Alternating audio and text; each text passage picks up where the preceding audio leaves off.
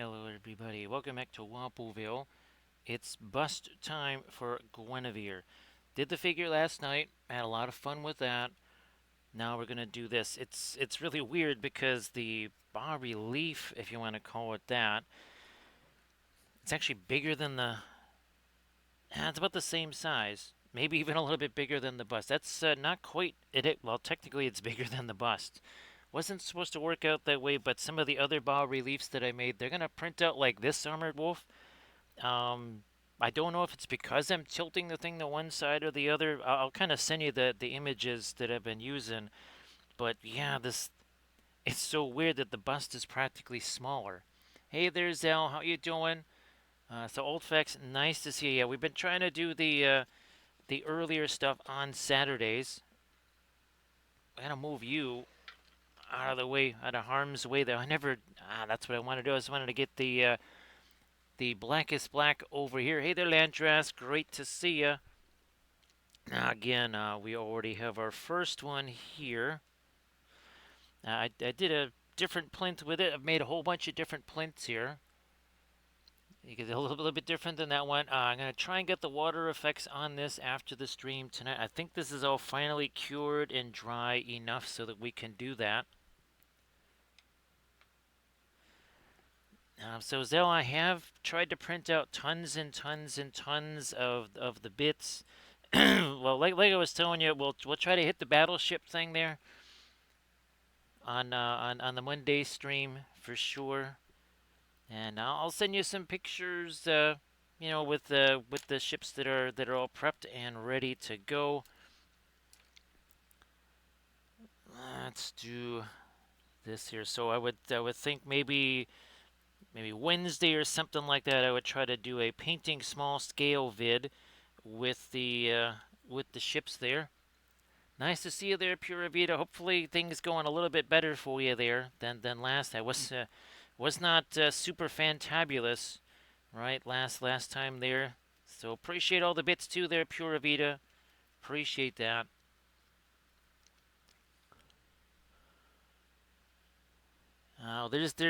We'll try to get to that as soon as we can. There's Zell.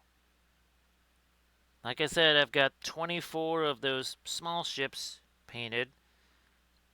And then we did, what, 5 of the cruisers and such there. And there's gonna be more. What I was gonna do, I'll be sending you a picture of the cruisers with the bits next to them there, Zell. Just, obviously we've got the PDFs.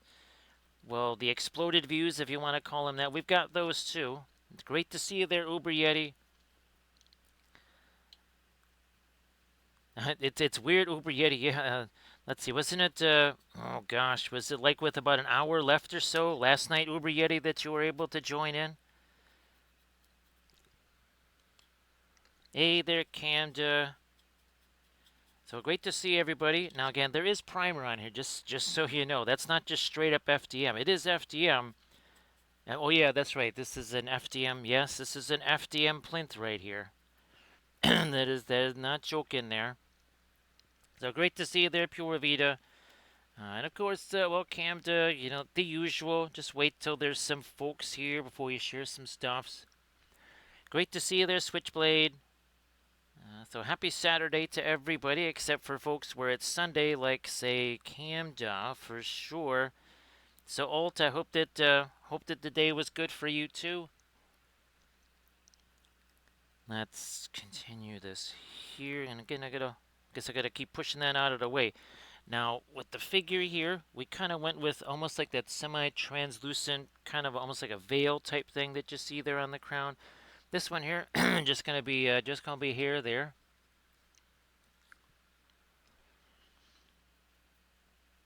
That's fantastic there, Zell. And now, Zell, just imagine, yeah. And I'm also trying to make a different version of this, one that's more like our other release, also one that's a little bit smaller than this. I mean, as much as I like this big giant one here. Old Facts, that sounds very good. Medicine, yeah, you don't like taking the medicine, right, Old Facts, but sometimes you just have to take the medicine. You just kind of grin and bear it, right? That's all.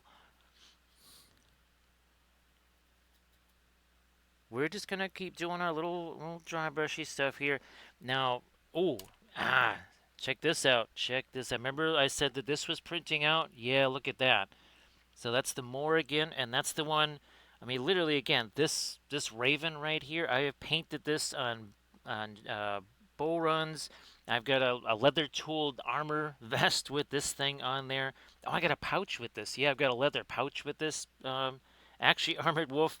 I might have to do one with this on there too, just to prove that. And then here's Ariadne here. This was another complex one to support. So this is Ariadne. Again, this is based on, and it's another one of my Celtic goddess ones. This was actually, Zell, you might remember this art too. I'm sure you had the Morrigan. I'm sure you remember the Morrigan there. But this was another one that I did back in the day. And that worked out reasonably well. Here's another one of those plinths I was talking about.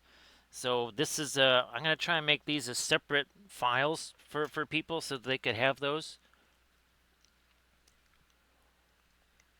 Camda, it's kind of like, well, let's see. Wasn't it the Necrons on Mars or something like that? And then the not the Vorlons, the Shadows. That's it, Camda. Yes, just like the Shadows. Just kind of got things set up on different planets and stuff like that. They just kind of wait to come out. Actually, I don't know what those are, Zell. Yeah, I have no. I'm pretty sure I haven't because I don't know what those are. So yes, it's all about the shadows. Oh, and Zell, last night there was a little contest. What was it, Camda? In one sentence, you have to describe in one sentence to prove that you are a Babylon 5 fan. Camda, you can put what you typed. I know I kind of remember what Recoil typed, but yeah, the that was something that had popped up there. Is you have one sentence to prove that you are a Babylon 5 fan, and I'll say what mine is after any other B5 fans put theirs out there. Uber Yeti, that hole in the ozone's not going to make itself, right? Uber Yeti, we have to assist that process. And the more chocolate covered raisins there are, the more of those delicious UV rays we allow in. More methane, more better. Let's get to this. Is kind of our final bit of our lighter, dry, brushy stuff on here. So again, we'll some of our other ones that we'll be painting over coming weeks on stream. They're gonna maybe have more of a little bit of that again, some pre-painting on there. So you see that's what you put in yesterday, Camda. So Camda, that's what Camda put in yesterday. I don't want to. I don't. I'll save mine for other folks. So, well, actually, I had two, right, Camda? I had two. My first one was "We Are All Zathras." That was my first one, and then my second one was "Two Little Fishies Under the Sea." Two little fishies, just Londo and me. So yeah, just in case the two little fishies thing didn't count as one sentence, that's why I went with the "We Are All Zathras."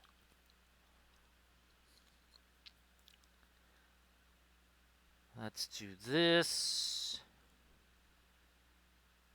Well, it was either that or they called me Jack. That was the other one, right? Because wasn't that how the episode ended with Sebastian? I think.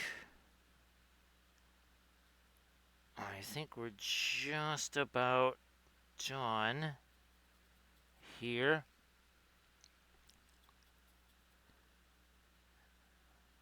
Yep, I think we can get to our glazy stuff now.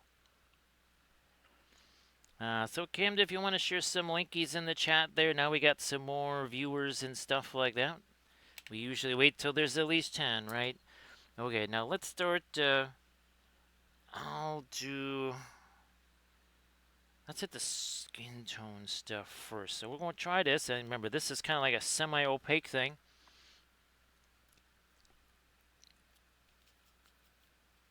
Let's do this here.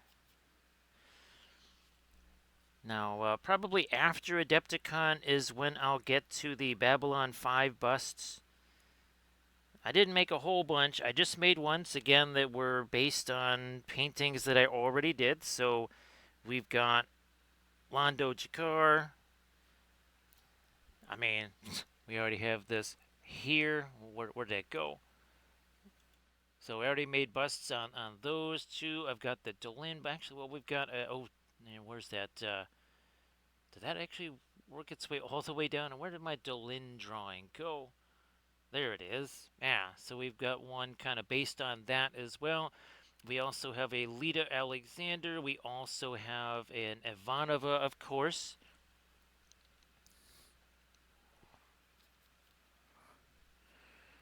The other one was, and again, I didn't count it as one sentence. It's technically two sentences, I would think, Camda. There's only one human that's ever survived a direct conflict with the Minbari. He's behind me. You're in front of me. Be somewhere else, I believe, is how that. I believe that's how that statement went.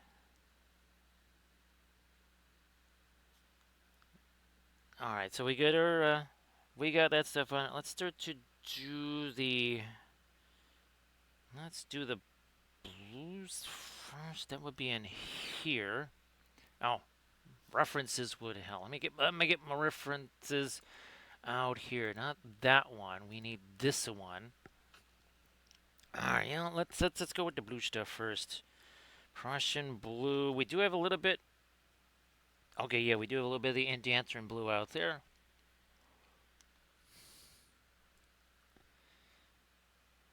That was another one I was thinking of, Camda, but I don't think it's, when he's talking to Morden, I don't think it really counts as one sentence. I think it's technically two, right? Where he says, I want to see your head up on a pike and I want to be able to wave at you like this. I'm not sure that that counts technically as one sentence. I guess it could.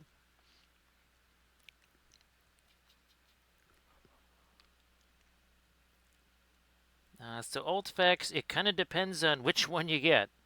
Now, I have the Gamlin and Richardson. Now, of course, Richardson, they always put extra safflower oil in everything. So this is going to take a long time to dry. Also, it's spelled differently. Do I have the Gamlin version here? No, that's the Ultramarine. Yeah, they spell it differently. This has no safflower oil in it. So my guess is that this would dry faster. It might actually cost less than the Richardson stuff, but I do not have the Williamsburg. Landrast has the Williamsburg stuff. So we rely on Landrast's report there on that Williamsburg and Danthrum Blow. Nice to see you there, Nitro. How you doing? And Camda, hey Camda, let folks know about the what you found there, Paul Rubens wise. Yeah, that's an interesting Paul Rubin find there. Yeah, Uber Yeti, and that's what gosh, what the heck is that stuff? AK Interact. Oh, the Abteilungs. That's right. Those things are chock full of safflower oil, which means that at some point, well, the shadows will have come and gone by the time your safflower oil is going to dry, that's for sure. This is, yeah, it's going to continue here. This is what I was saying. Sometimes the bas reliefs are a little bit easier because you have to do all this stuff right here. So everybody check out the link that that Camda just shared there.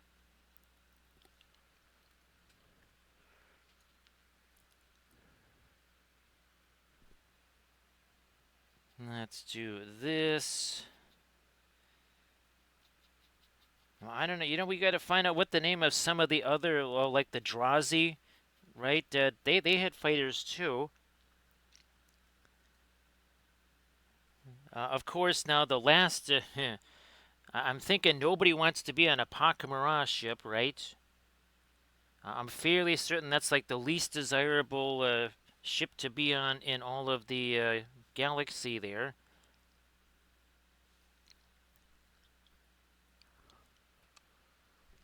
More of a Prussian blue than Danthran, and now then some of the dark. Okay, so that is it there. Let's get more of it here. So Pura Vida here is there's our Guinevere from last night.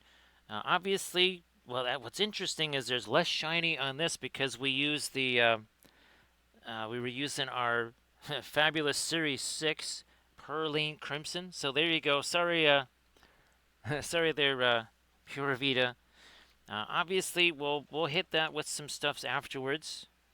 Uh, Again, I'll try to get the. I don't know if it'll be tomorrow, but I guess Monday is when I'll be posting the first Nimue stuff. Again, got to get the water effects on there first.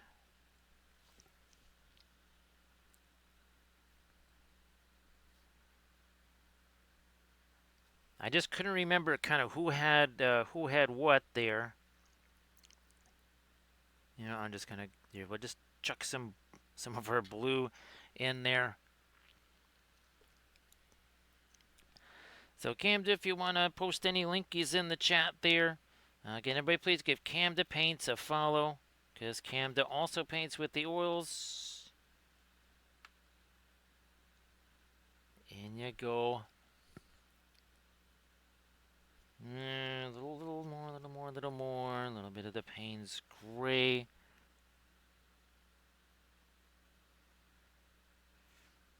Yep, I'll get some in there too, okay. So I think we're good there. How's about red? Yeah, because we'll have the... Well, speaking of Perline Crimson, there it is. Perline Crimson. All Series 6 of it. With some blue infused. So again, everybody please check out that link that Camda just shared. Everybody please give Camda Paints a follow. And again, of course, we want to be remembering Kathy's family here. That not another kind of a tough time for him here after yesterday. So thanks to everybody yesterday for hanging out in the stream, just in case Kathy's sister might be watching or something like that. We want him to know that we're thinking about him. Let's do... it gets a little bit of red right there too. Little bit of red right there. And he's nice. Now we got the red already on the brush. Guess what we're going to do? We're going to migrate on over to the hair. We will take some umber. We will take some of the coal black. We will mix these together. We will create ourselves a little bit of a semi-glazy thing here. Alright, well, Uber Yeti, hopefully we catch you later. And hey, Uber Yeti, before you do that, if you wanted to share some stuff, I don't know if you already have, but if you wanted to share some stuff too, YouTube channel, Instas, all that stuff, Uber Yeti. I know you just posted, right? Didn't you just posted some stuff on Instagram today, didn't you? Hey there, Valfera. Yeah, today was, well, obviously it was another one of them kind of days, right? So I was about 10 minutes late, so sorry about that, Valfera. But still, still better than midnight, right, Valfera? It should make it a little bit easier for you. Yeah, I mean, 10 minutes, okay. But yeah, should be a whole lot easier for you. Let me do this here. Nice to see you again, LV. And well, it's weird. I almost like reflexively said Happy Sunday here. But no, it's still Saturday here. How you doing there, LV? Everybody check out the Instagram link that Uber Yeti just shared. And everybody, please give Uber Yeti a follow too. So LV, very excited about the latest rounds of print. Now I got the miniature of Morgan printing out now. That actually just started right before. Literally, that's why I'm 10 minutes later too. So here's the bust version. We got the miniature version of this printing out now. And it's just so bizarre to see basically a painting turned into 3D, which is effectively what this is right here. And same thing here for Ariadne. Again, it's just bizarre to see a painting now all of a sudden, not just as a bas relief, but total 3D like that.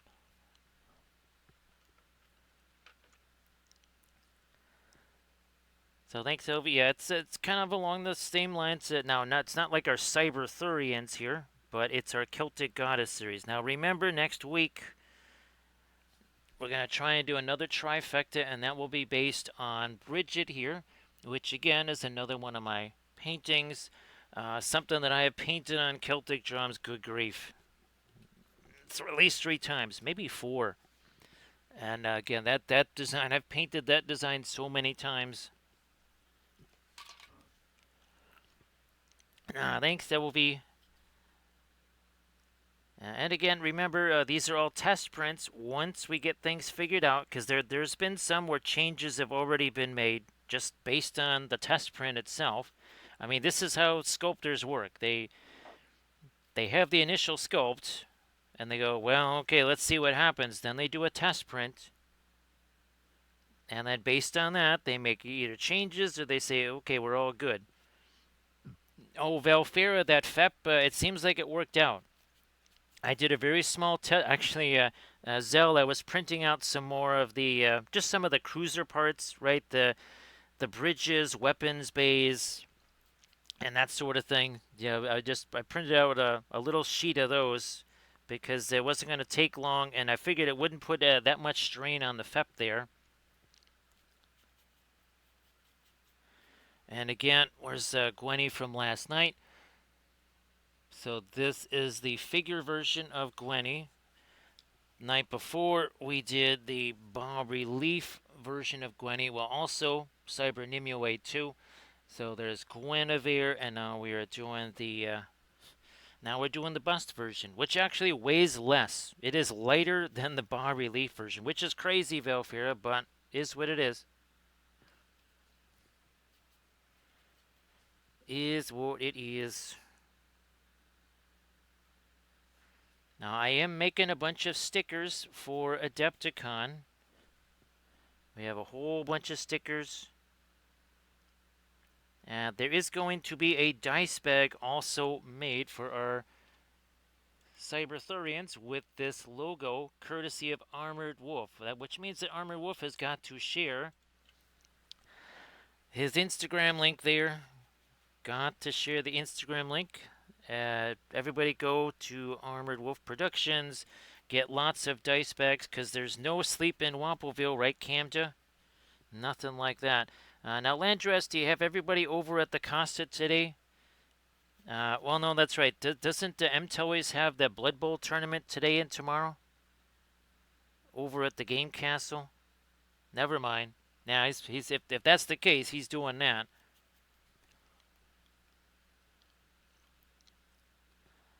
So Valfira, just like we were talking about, right? I'm gonna try. Now, I only have 2 sheets left, and I never got a chance to buy more because again, it's been kind of crazy here. So we'll try to get some more after the stream tonight. Get at least another set of 5. And I'll just try and change a few more of the vats. I'll try to do at least 2 more.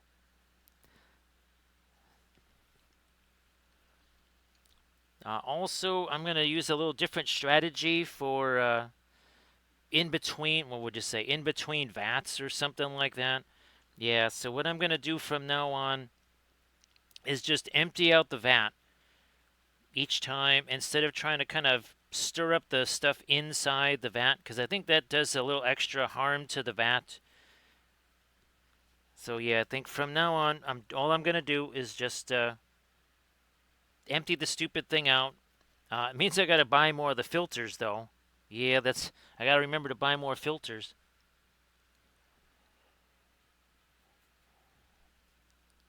I think for as far as longevity of the of those FEPs, I think that might be a little bit better. So again, this is eventually going to get some of the lighter circuitry and all that. I'm just doing this for right now. But we'll get to this stuff eventually here.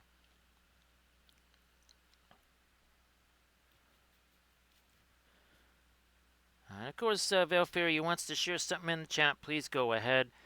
Now, Pura Vida. I mean, if you wanted to share stuff too, I know it's been super crazy, super busy for you there. Okay. Alrighty. Let's some of that down here. Now, again, this is not. Everything is changing so fast. This is actually the second plinth that's been glued to this. I've already taken this off of one other plinth. I had it on one. I said, "Oh, okay. Well, I got this different stuff here. Let's use these different ones." And then, well, I made more different ones. I'm like, "Nope, no more ripping this thing off. I'll reprint it.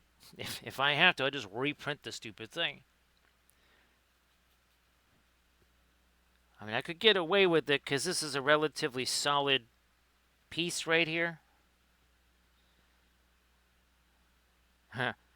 One that it wouldn't happen on would be this. And again, this is Our Lady of Shallots right here. This is the Onion Lady.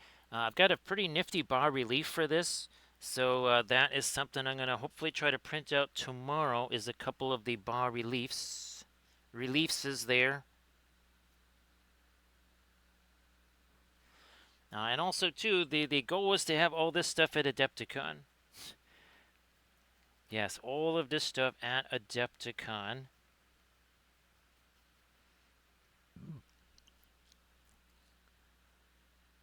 And Zell, I don't know if you're still around, but I was kind of hoping that I could just I could send off the diasporic stuff so that you would kind of have it ready to rock and roll to take to Adepticon. Not so much that okay, that's whatever, right? One of us is taking it to Adepticon. It's just if you take it there, it's going to be way easier for you to get it back. At least I think so. So that's why the goal is for the diasporics to send those off your way.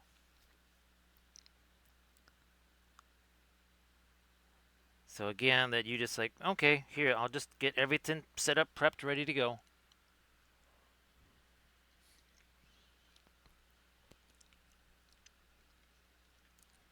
So Silver Tongue, believe now, I wish I had started doing the oil paints. What in 2001 when we first started painting miniatures would have been way faster, way easier. Oh gosh, was it about 2016 Armored Wolf when I started using the oil paints on miniatures? Silver Tongue, I just if I had known that I could have just used the oil paints on the miniatures, I just would have done that all along. The oil paints, massive advantages in every way, shape, and form over the acrylics. So hands down, I wish I could have been using them all along. I just didn't know Silver Tongue. Because when we first started painting miniatures, well, obviously Kathy was the first one to be painting miniatures, and well, she'd used a little bit of oil paints, but she mostly would just used acrylics. Because her and her brother's friends and stuff would be painting miniatures with D&D stuff and Warhammer Fantasy, whatever, right? Not Warhammer Fantasy the game, but the RPG. That'll kind of give you a little hint as to how long ago that was. Yeah, when Warhammer RPG was actually a thing.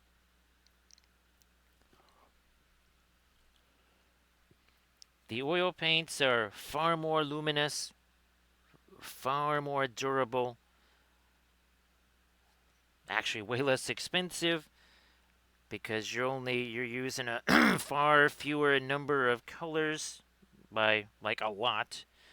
And the efficiency as far as getting through stuff quicker is off the charts. I mean, it is like exponentially faster to use the oil paints. There's stuff that, okay, like say in a 5 hour stream or whatever that I do here, that would be impossible to do in a 5 hour acrylic stream. Hey there, Monster Den. Everybody, please give Monster Den Minis a follow. Of course, Monster Den, you got Instagram pics of your resin beast, Birdie, right? Yeah, share that Monster Den. And again, Monster Den, did Blade share that with you? Because yeah, I'm trying to work on that thing for Black Skull there. So, all right, everybody, check out that Discord link that Monster Den Minis just shared. So Monster Den, I was hoping that maybe I don't know about tomorrow, but at least maybe by Monday I could be like sharing a Google Drive folder or something. Now, as I was telling Blades, glasses, as we learned with the Kathy miniature, right? Glasses on anything can be kind of weird, right? So we'll see how those work out. That's why I'm saying it might require a few iterations. And now Monster Den, I can try, and I've never actually exported something with supports on it. So I don't know if that's something that folks would need me to try and figure out for them also. And again, everybody, please give Monster Den Minis a follow. So Monster Den, did you do the usual stream today? Sorry that I couldn't be there if you did. There's that, well, unfortunately, been trying to help out Kathy's family because they have kind of a sort of a thing like that happening. Now, Kathy's grandma was going to be 105 in a matter of days, so that it's not like it was super unexpected, but it's not. It was also on Kathy's mom's birthday too, so that was not glorious. Now here, what we got again? We got a lot of glossy stuff going on here. That's just because it's the look at this. See how that's already. So what we could do is we could start working in there. We could start doing a little stuff in some of these areas that are less glossy, even on the skin tone here, right? And we kind of rotate around. It's the same deal like what we did here, right? And a lot of the same colors. Oh, and Monster, check this out, Monster Den.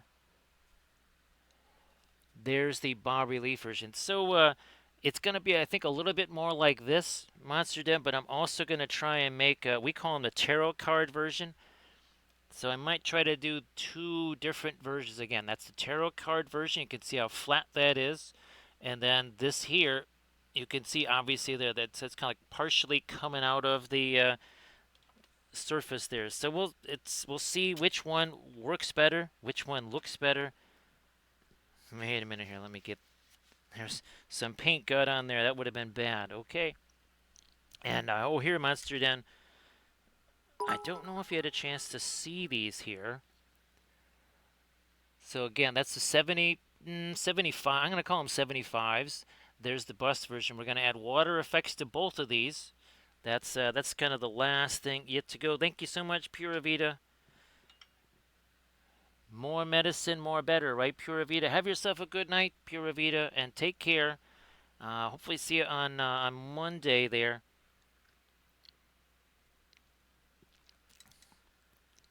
So yeah, Monster. Oh, and check these out, Monster Den. These just came off the printer. So these are all of these are based on paintings that I did back in the 90s. It's freaky. I keep telling people I've seen these in 2D for well decades. I've painted and I've literally sculpted this out of Sculpey. I made a business card holder out of this raven right here out of Sculpey. It got kind of broke a year or two ago. It fell. I'm going to see if I can find that and try and piece it back together or sculpt a new one. And then this is Ariadne. So we have the Celtic goddess of war. We have Ariadne. And then this coming week, we've got the trifecta we're going to do on Bridget here.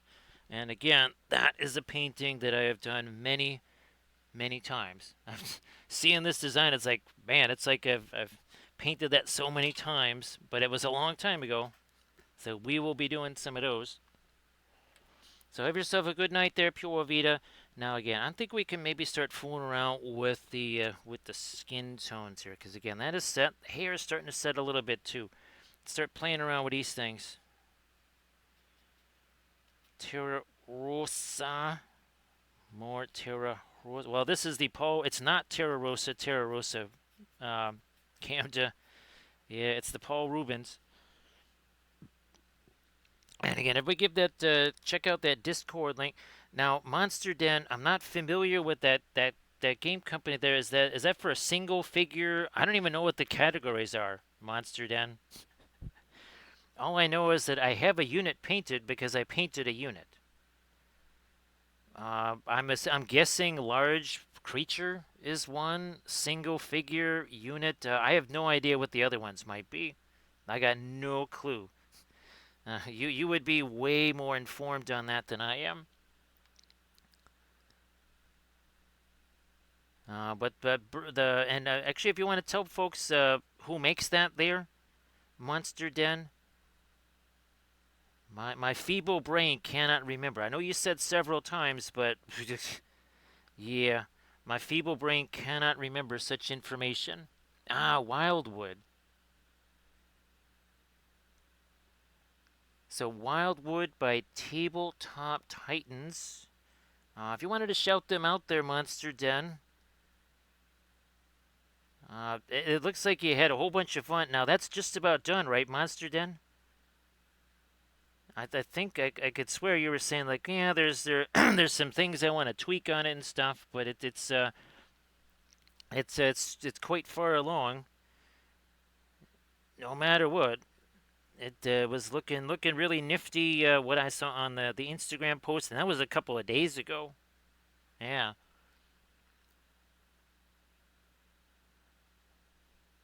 And well, yeah, there was so much. How big was that box, Monster Den? The blades and because there was a dog blanket in there too, wasn't there? There was dog toys, dog blankets, miniatures. That box must have been 6 feet long. I mean, it's like holy smokes! She just kept pulling stuff out of that box. I'm like, holy smokes, what's in there? Or how big is this box? Now I'm not. It's okay, fine. Maybe I'll throw a little something on the eyes. Is there? Just to get this going. Let's try this first. Try this first. Again, with the lips, if you want something that's a little bit more natural, it's more towards the violet.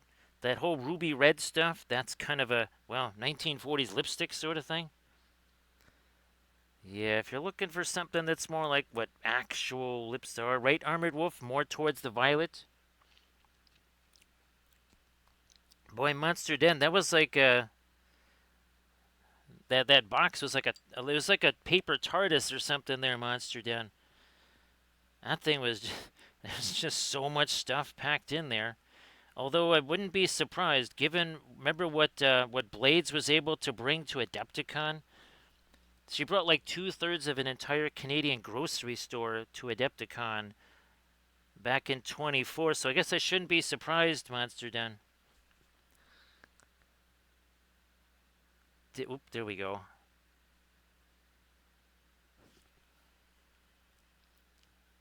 Yes, it's well, I'm sure.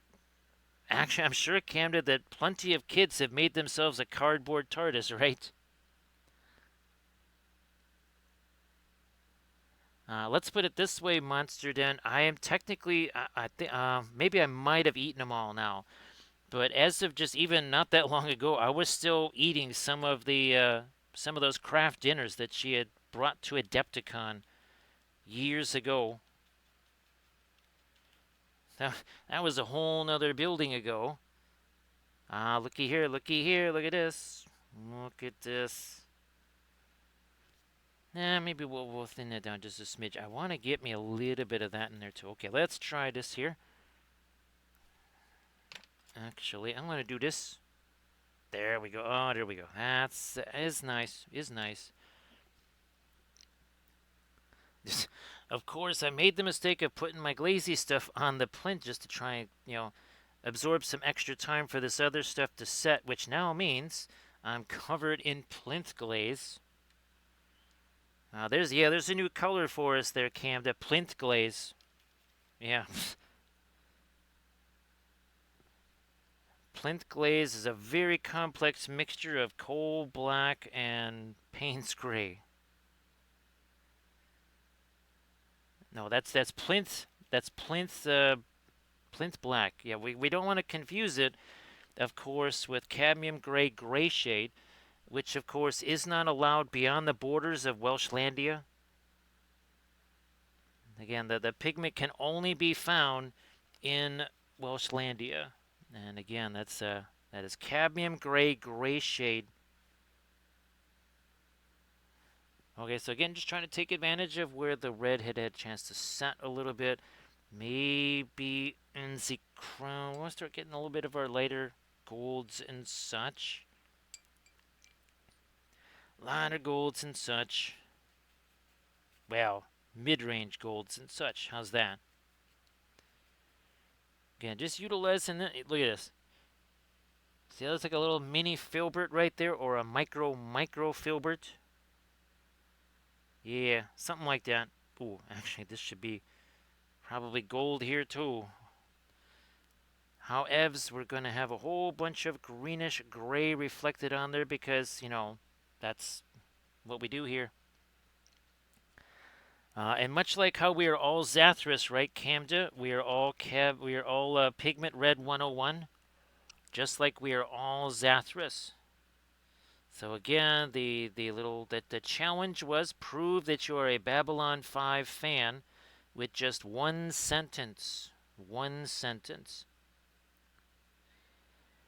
Monster Den, I'm pretty sure. Well, let's see. I don't know how many people do you think on the Sunday Council of Miniature Painters, if that was the question of the day, how many people do you think could actively participate in that? You have one sentence to prove that you are a Babylon 5 fan.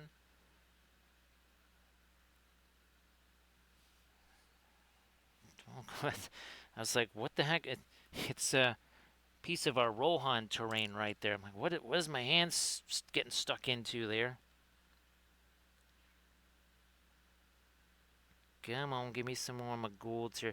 Now, of course, this crown is a little bit more like the miniature version right here.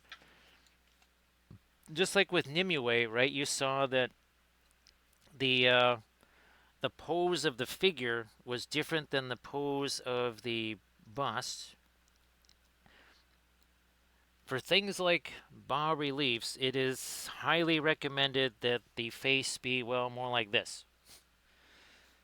I mean, that is generally, you'd prefer to have that rather than this. But when you have this much of that much of a relief, you can kind of get away with it a bit more, again, than when you've got the tarot card version like this here.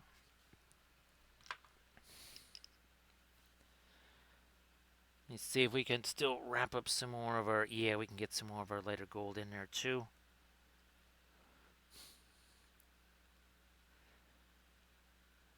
And, well, technically there's Pigment Red 101 in this Camda because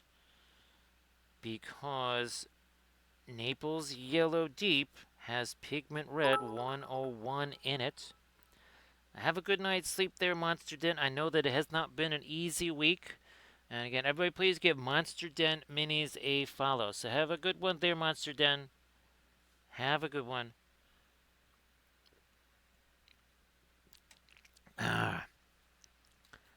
And take it. Well, of course, we'll see you at Adepticon there, Monster Den.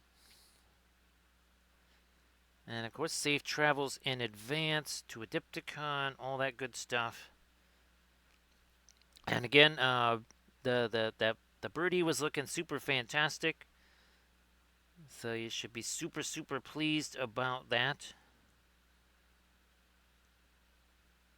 But actually, let folks know when you might be streaming again too. I know that everything is kind of in flux at the moment, but if you want to let folks know when next stream might be, that can't hurt. That can't hurt. Hey there, Conrads.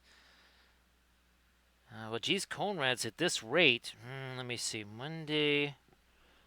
This is 77 or is this 76 or 77? So next year. Oh, tomorrow at 6 Central. So Sunday 6 Central. Monster Den Minis. Be there or be square. Again, everybody please give Monster Den Minis a follow. So Conrad's, was it the last stream was 75 or the one before? So if that, let's say if this is 77 maybe, then maybe by the okay, so this is 77, so by the Monday, Thursday, so by the Friday stream you should be on 80. And again, we let's see, I think we have Arid, Camda, Velfira, are you at 77 there, Velfira? Now, Camda, you must be there too. If you're not already there, you gotta be pretty darn close. Now I'm still waiting for. See, that's still too shiny there. Waiting for that to set up. Next stream will be 80. So that means that Valfira, Camda, and Arid should be in the 80 club. Well, obviously we'll get the hype trainy thing going for that too. Let me. Yeah. We'll use this here.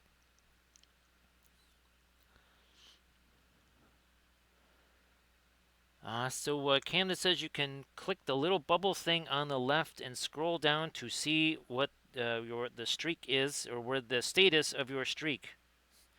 Which, again, if you're at a football stadium, I highly recommend maybe not doing that.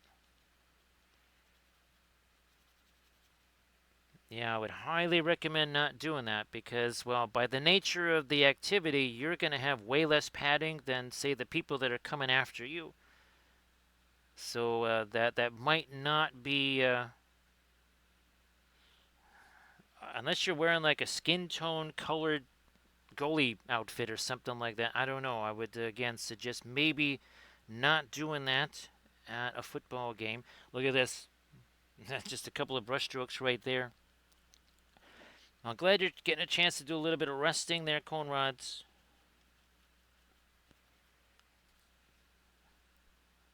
Little bit of rest. Little bit is better than zero.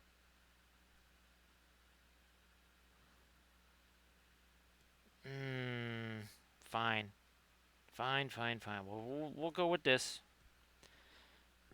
Again, look at see what we've turned this into. Look at that, a micro filbert brush there.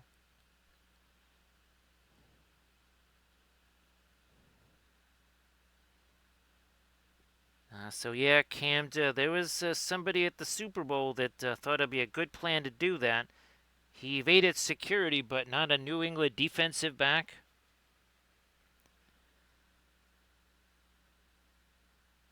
And again, just to kind of a little bit of a size comparison. Take the largest, heaviest footy player, triple his size. You've got like the average NFL player. And the average NFL player probably bench presses like 5 Aussie rules football players. So yeah, again, that's not advised. It's probably going to end up not in your favor.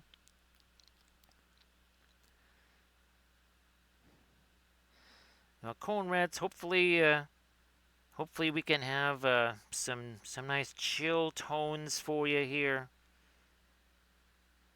And who knows, maybe you catch a few little extra Z's there.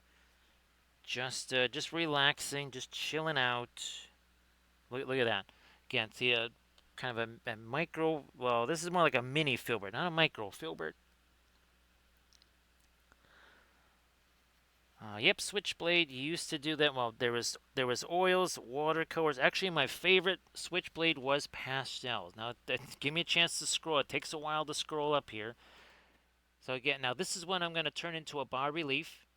Now that's watercolors right there. But there you go. So that was actually my favorite thing to work with. Switchblade was pastels. I really loved those. There's another one right there. That was my favorite, but I had to give up on those for a variety of reasons. Now that's an acrylic painting, but we have done that in oils there. Actually, here's a painting I did when I was 13. That is oils right there. Actually on masonite. And then these are some, again, some more watercolors right here. That is actually that's a painting that I did on. Is that a piece of masonite too? Might have been a piece of masonite there as well. Let's just say that it was a lot easier and a lot cheaper just buying pieces of masonite. And my dad and I would be cutting up pieces of masonite, and then we would then we would make the frames.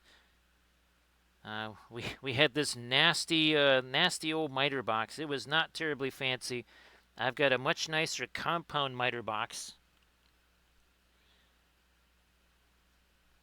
So Switchblade, if you check out the blog, there's a whole bunch of the 2D art there. And again, all of these things, Switchblade, these are all based on 2D, all of my paintings from the past. They did a whole series of Arthurian and Celtic goddess paintings back in the day. And that's what all of this stuff is based on. Again, we were just showing this. Yeah, this is something I painted many times. That raven design in particular, painted it, sculpted it, whatever, and we'll be also painting up this. I actually have a like a what 9 inch tall version of this Valfera that I printed out in FDM. Thanks, Armored Wolf. So there you go, Switchblade. If you check out the blog there, and again, that's just a tiny portion. Yeah, that's just a tiny portion of the stuff that we did back in the day. Oh, there's a little more thinner in this than I thought there was. Oh my goodness. Well, here, look. We'll get some violet in there. What does violet and green make there, Camda? It makes gray. It makes a very nifty gray. Actually, Valfera, it was one of my favorite things to do. Was to either go to, obviously the art store and get the frame stuff, or even, grab different types of molding at, they didn't really have Home Depot so much back in the day, but that was something that I really enjoyed doing. It would be really funky, right, Valfera, to be making frames again by hand.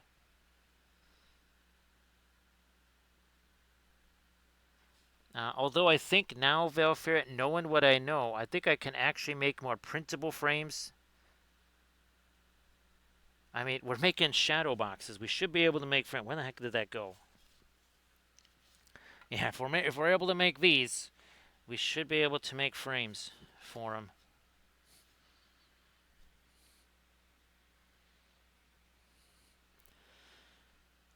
Yeah, Valfera, these it was well, again, I apologize for being a little bit later, but I needed to get that print going.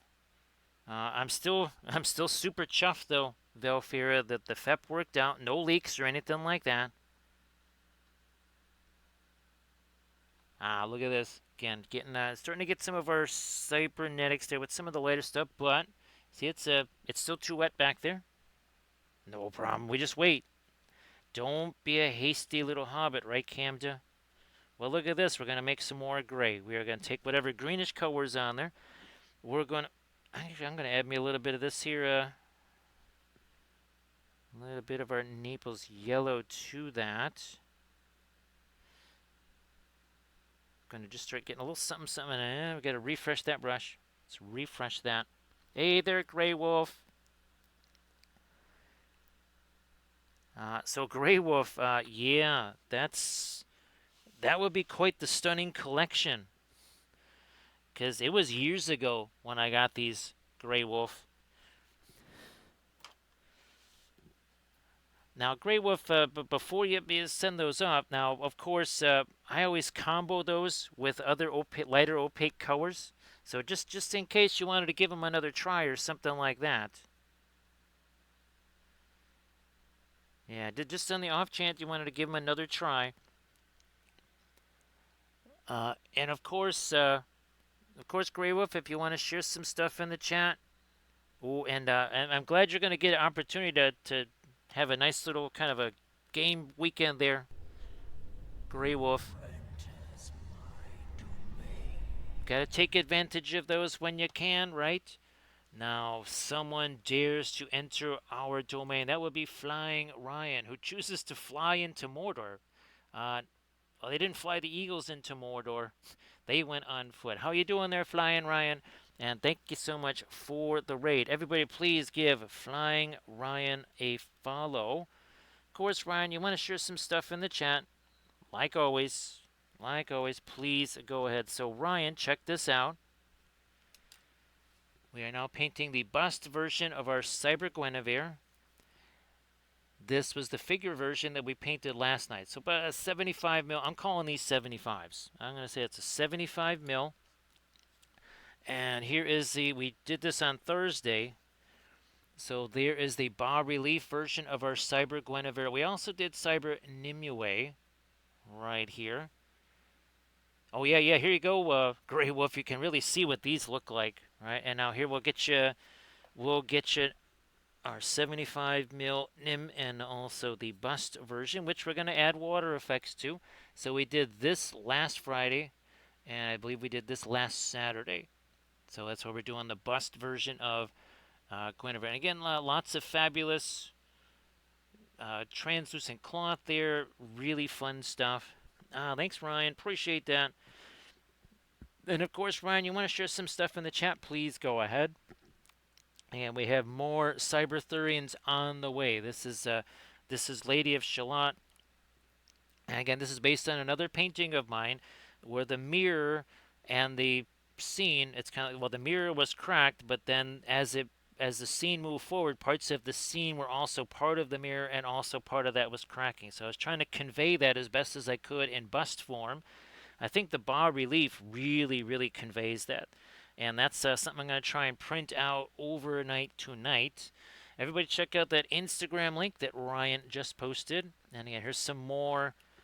This is, again, more paintings that I did back in the day. These just came off the printer earlier today. So that's the Morrigan, Celtic goddess of war. That is Ariadne, Celtic goddess of the celestial bodies right there. We also have, and this will be painting next week in our trifecta, is Bridget, Celtic goddess of the harvest. We have the figure, we got the bust all ready to go, and well, technically we have one bas relief right here. I actually have a different design I'm going to do. It's a little bit smaller, but again, this is all based on, literally this is the painting. This is just my painting extruded, let's put it that way. I guess that's the easiest way to say it, right, Valfera? Is it just my painting that's been extruded? So everybody, again, check out that Instagram link that Flying Ryan just posted. So Ryan, well, what were you actually working on stream? Sorry, I forgot to ask you that. I should ask you that right away. Yeah, this is all with the oil paints here. This is all 100% oil paints, all oils all the time. On the streams here, all oils all the time. And again, everybody please give Flying Ryan a follow. That's gonna be fantastic. That's gonna be fantastic. So well, hopefully you got everything done there, Ryan. Hopefully everything got done. You're good to rock and roll for the tourney. Let's have a little bit more mixy going on there. Little bit more mixy. Actually, Velfira, well, could you use the plinths too? Again, I've got technically I've got 4 different types of designs. Again, if they're the ones with, they got the magnet holes in the bottom. Let me see if we can get, here we go.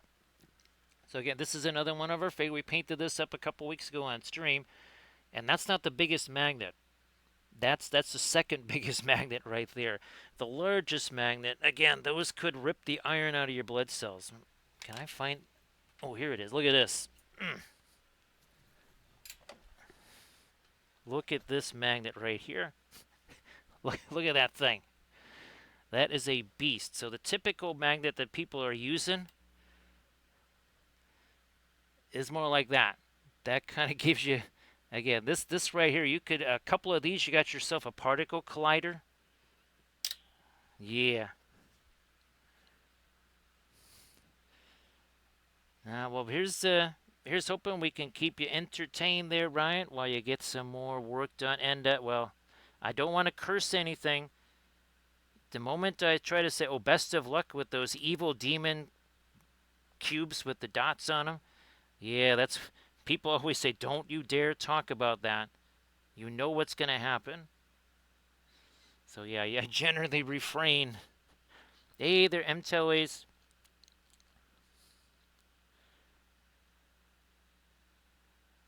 Here you go. Then let's get a little bit of our violet here. Everybody, please give MTLAs a follow. Now, MTLAs, that the Blood Bowl tournament is this weekend, right? Because I asked Landress, if you were over at Casa Landress, I'm like, no, MTLAs is at the Blood Bowl tournament. And then I was like, maybe that's next weekend. Okay, so the tournament did it. All right. I wasn't sure if that was still going there, MTLAs. Yeah, Flying Ryan. Let's put it this way. Even if you have a dice that has no 1 on there, if I roll it, it will still come up a 1 100% of the time. If you don't believe me, just ask Armored Wolf. Ask anybody who has seen me roll those demon cubes.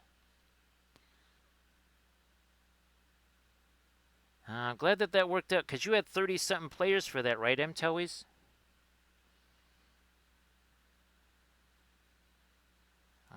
That again, hopefully everything was, I'm sure people had a blast and everything. I'm sure.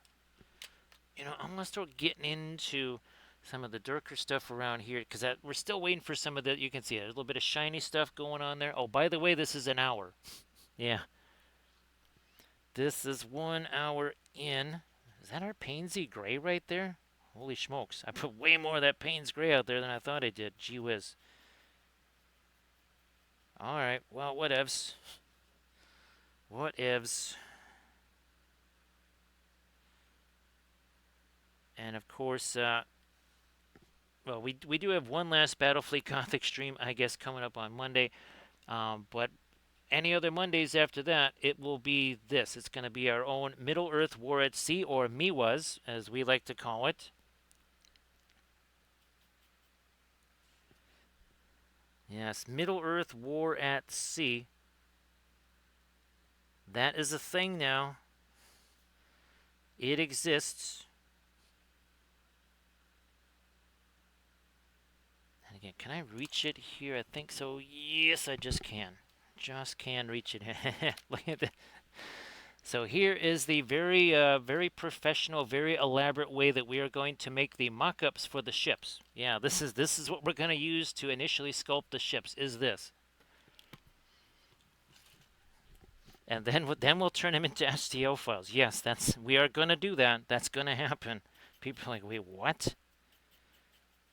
That is the same modeling clay, yes, that I had as a kid.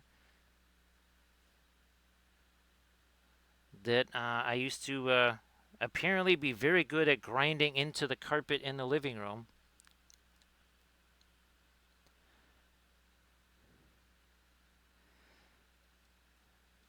So Camda was just challenged by a bunch of angry orcs. Or are they hangry at this point, Camda?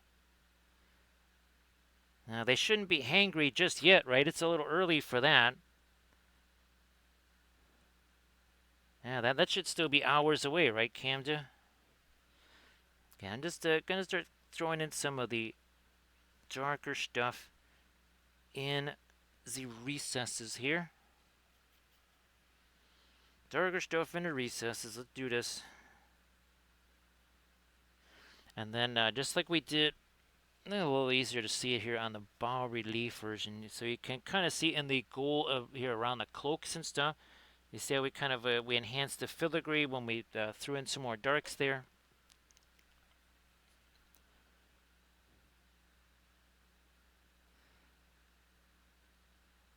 Hamda the hasty hobbit, right, Valfera? Hamda the very hasty hobbit. Let me get some of my. You know what? I think I might need to do that too. I'm gonna get me a little. I'm gonna do that on the Prussians too. Yeah, Prussian blue. Gonna get some of that. Start Well, I guess we'll have to wait on our phthalo green there because, yeah, that is not quite what we're looking for there. Let me get this clump of paint off of here. Yeah, that's gonna end up on me for sure, without a doubt. We got some of the Payne's Gray. We got some of the phthalo green mixed together. Actually, this is I really like this much darker phthalo green shade here. Might have to mix up a color of that for ourselves, Camda, and then just call it phthalo green midnight shade. Oh, what's up? Midnight green. Yes, Camda. Camda's like, you're seriously gonna give me homework, aren't you? You're gonna give me homework on a Sunday. Yes, I am. Midnight green, Camda. There's probably is such a thing, but that's what I'm gonna call it. It's gonna be called midnight green from now on. Indigo and phthalo green mixed together makes midnight green. Well, I mean, how many times have we used indigo, right, when we're doing any kind of moonlit type of stuff? Lots of indigo.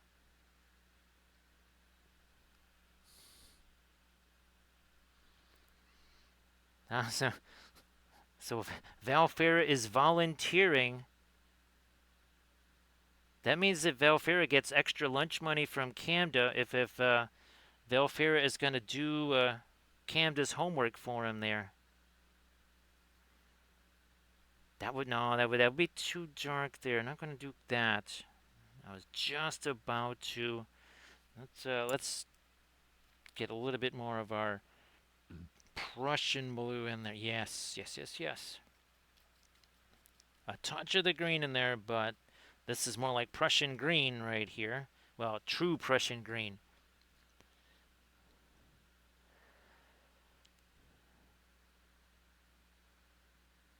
And I think we're going to stick with that same expression here.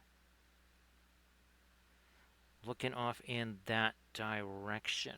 Now we also need to get more of our green around that.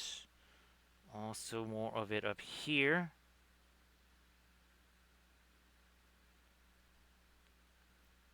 There we go.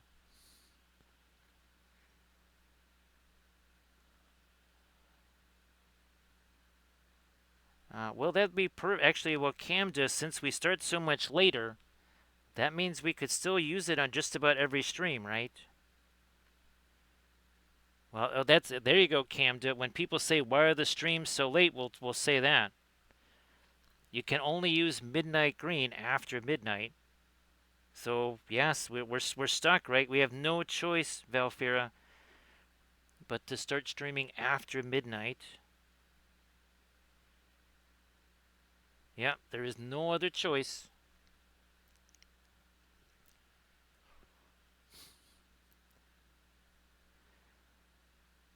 Well, let's see. Oh yeah, if it's 5 o'clock somewhere, it's got to be midnight somewhere. Technically, I know where it's already midnight. I don't think we have Blades in the audience with us, but Blades would say, "Hey, it's midnight here already. What you talking about?"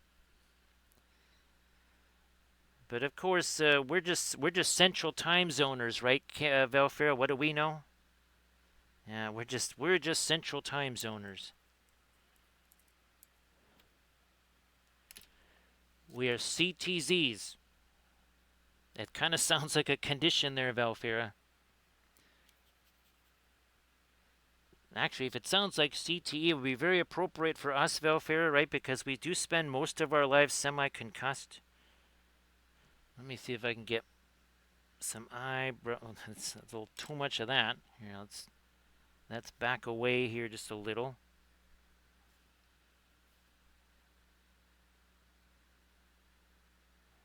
Let's try some of that. Let's get rid of some of this. There's a little too much stuffs on there. Now, yeah, there we go. Okay, we're getting there.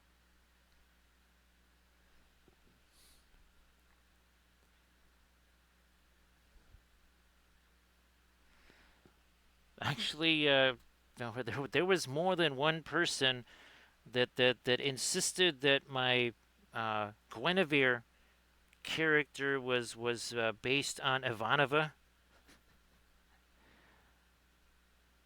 I mean, I was doing these literally at the time, Babylon 5 was kind of in its prime there.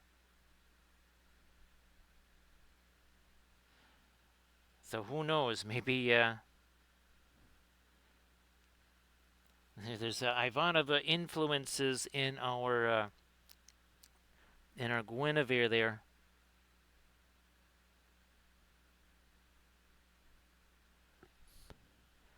Anything else with the darker stuff? Maybe not too much.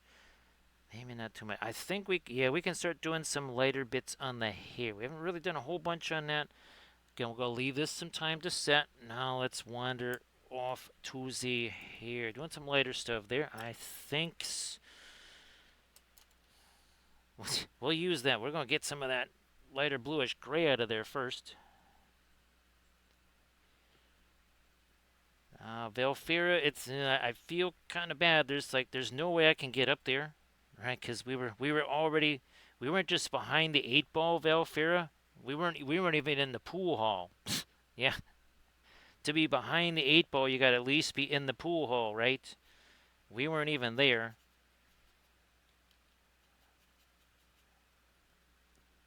I will try to give him some calls. Obviously, they pretty much, well, huge surprise, Velfira. They were kind of doing an all kind of doing an all nighter, right?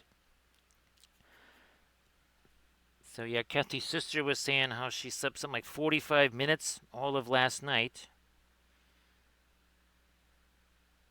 Now, of course, who knows? It could be like today or tomorrow, right, Velfira? The inevitably things just kind of take over and you just sort of just conk out there. So there could be something like that that happens.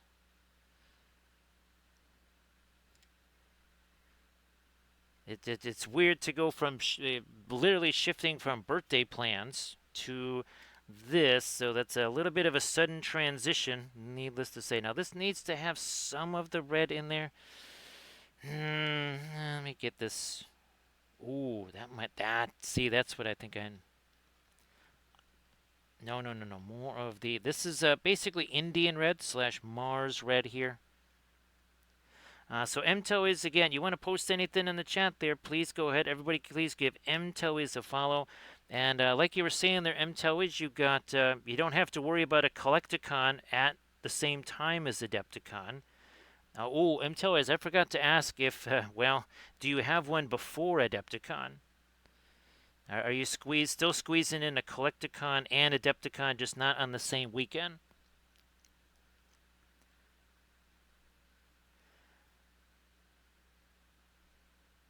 Let me do this here.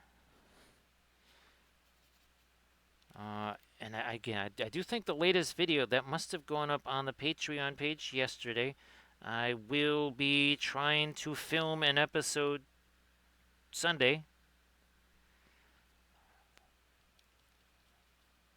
which will be the first of the not Road to Resume. Well, Road to Adepticon. I might just have to call it Road to Adepticon.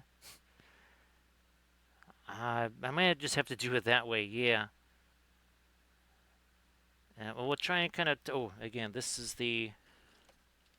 We have the start of the base. This is the start. We're going to be adding all kinds of veggies and snakes to this. This is our Carnosaur base right here. And then when it's all done, going to add, well, obviously lots of flock and foliage, but then essentially like a blood waterfall. Well, think of it like, okay, here, where's, oh, geez, it's going to take me a while to scroll back to the, oh, wait, here we go. So you can kind of see here on some of the lizard man bases, right? You sense that same kind of theme. Well, here you'll be able to. You can kind of. There you go. Again, that we try to carry that same kind of basing. I'm going to sculpt some vines on there too. All right, and now here, this. So it's kind of also too. There you go. See that red there around the out? That was basically a moat of blood. So this was called the Temple of Blood here. And I'm hoping that I can gather up some of my old pictures here. What I would like to do, Valfera, I don't know if it's possible, but I want to actually turn that into not necessarily a full-size piece of terrain, but I might try to make that a full-size piece of printable terrain, Valfera. Don't put it past me. Let me see. I'm just trying to get back to my scene here. I scroll way too far. One sec. There we go. Now we're back.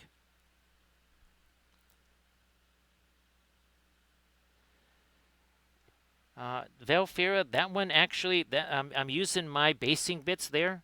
So actually, Valfera, of all of them, that would be the one to see. Yeah, that would be the one to see is the one with my basing bits on it.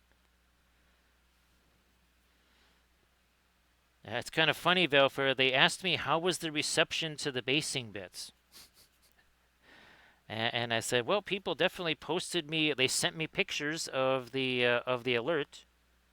I didn't give them the context. Well, I did give when Grey Wolf said, "Hey, looks like they misspelled your name." So thanks for spotting that, Grey Wolf. If you're still able to listen there, don't want that to be too close to the skin tone. Don't want it to be too close to the crown. So we're going to shift a little towards the green here, almost like a semi-greenish gray. Okay. Yeah, again, Grey Wolf. I sent him your picture and I said, well, do you notice a discrepancy here? So thanks for sending that and spotting that there, Grey Wolf. And again, Grey Wolf, if you want to post any of the Journeys in Middle Earth stuff, you know the deal. You know the deal. Please go ahead.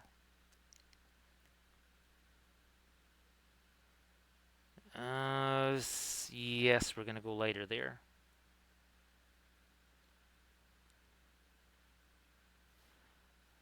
So again, you can kind of see how this is starting to build, little by little here.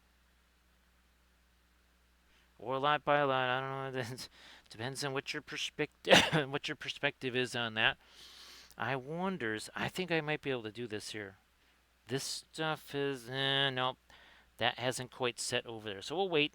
We'll wait.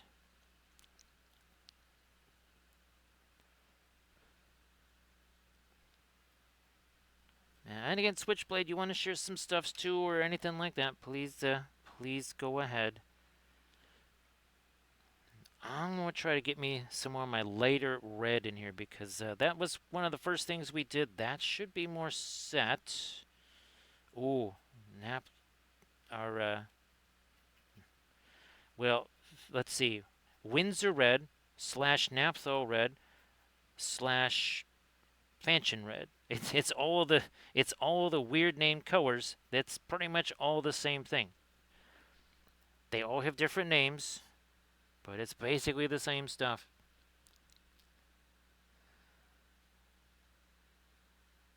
So yeah, Grey Wolf, I really hope that you have some fun there.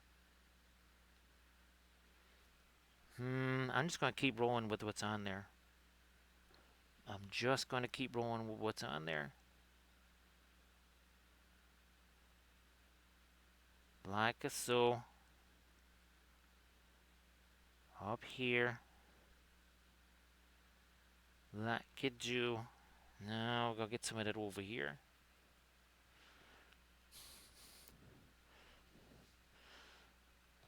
It's funny, Velfira, because I was thinking about a double dose because, well, yeah, we've painted Gwenny twice in the last 48 hours.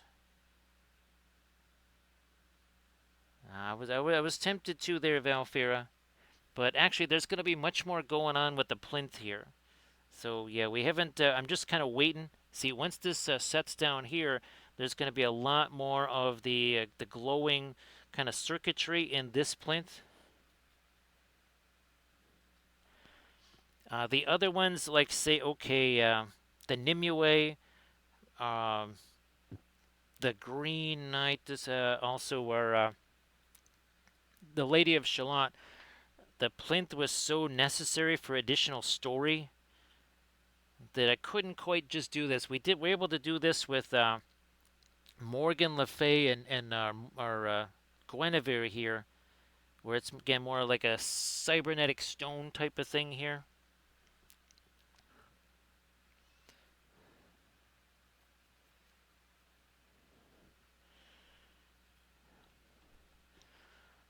Grey Wolf, it does sound, it sounds a little bit like the Battlestar Galactica game. It's cooperative, also competitive at the same time. An interesting kind of combination, and a lot of times you say, man, we just could not, or what those zombie side, that's the other one that folks do. It's like Middle Earth zombie side, right, Grey Wolf?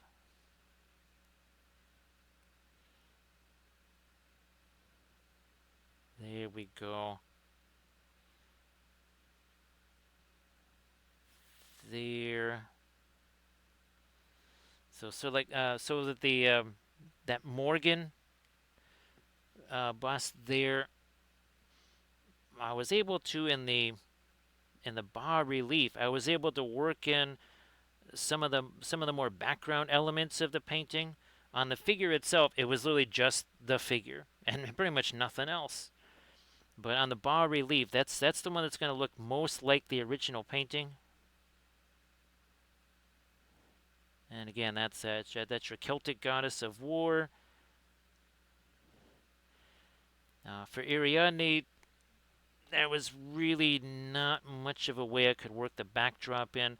What I will try to do is I'm going to try to sculpt up the individual Celtic zoomorphs, well, basically zodiac signs in Celtic fashion. I'll try to work those up in Blender and then add those in Blender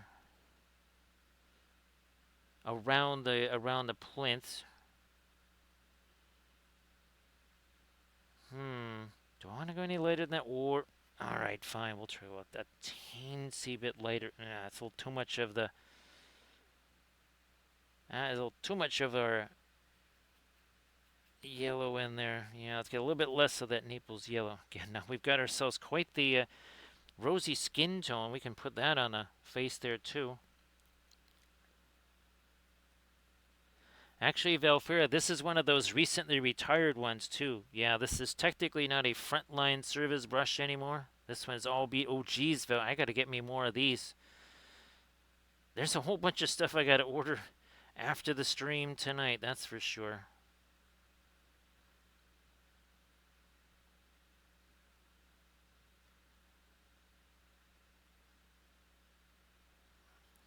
Let me do this here.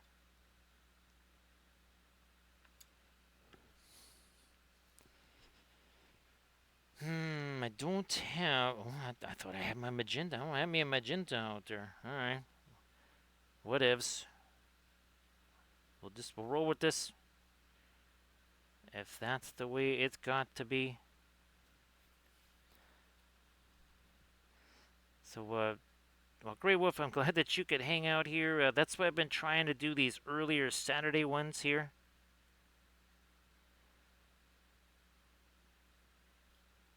And again, unless something really, really weird is going on, I'm going to try to. And of course, we had some really, really weird, right, Valfera? But we'll try to keep these earlier Saturday times because I think it's a little bit easier, right, Grey Wolf, to be able to hang out if that's if this is the time.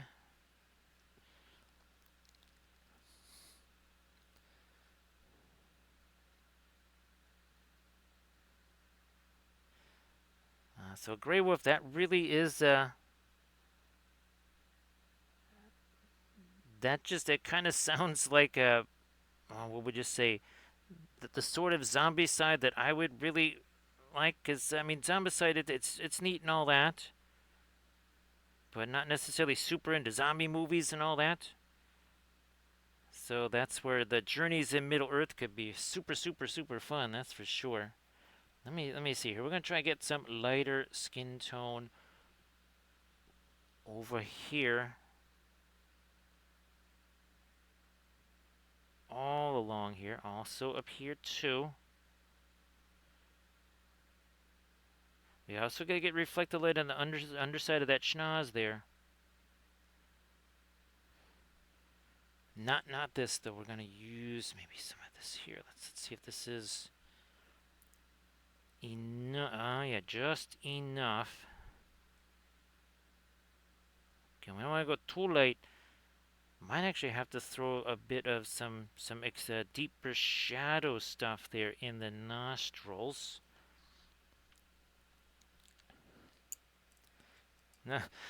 So Grey Wolf, is there like a scouring of the Shire also in the Journeys in Middle Earth?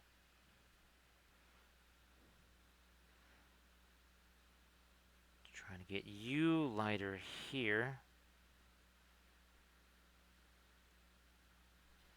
And then a little smidge lighter on the eyelashes too. Over there.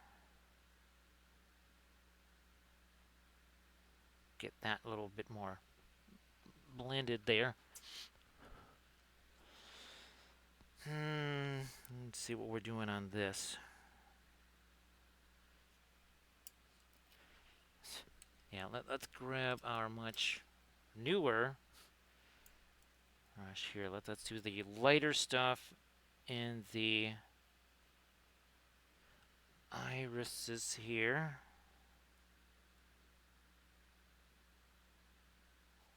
More thinner, I guess.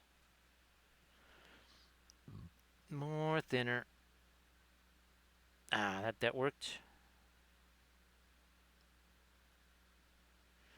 That worked. We might even. You know what? I'm gonna do it. And have a little bit of the radiant green there. Ooh, there we go. Yeah.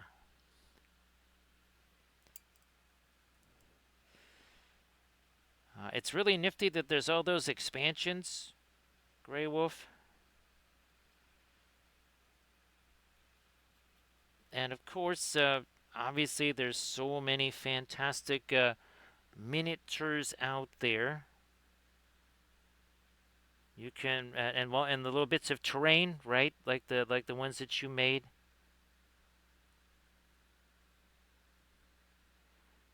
I mean, it doesn't necessarily have to be super, super elaborate, right?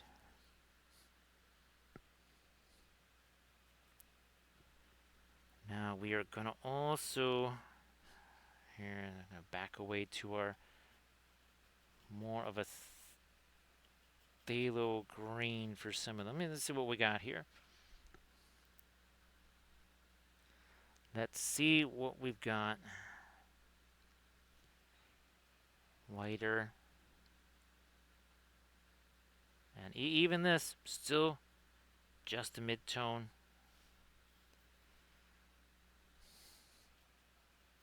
Not by no means a highlight in any way, shape, or form.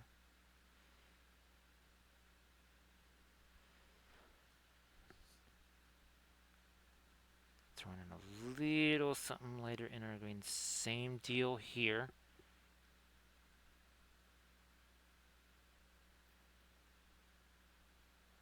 Like so. I mean, the tokens aren't terrible, right? But, oh gosh, what was the game? Memoir 44. Now, I don't know if you've ever played that. Actually, Velfred, I don't know if you've ever played Memoir 44. But remember, that was the game we did all those terrain bits for.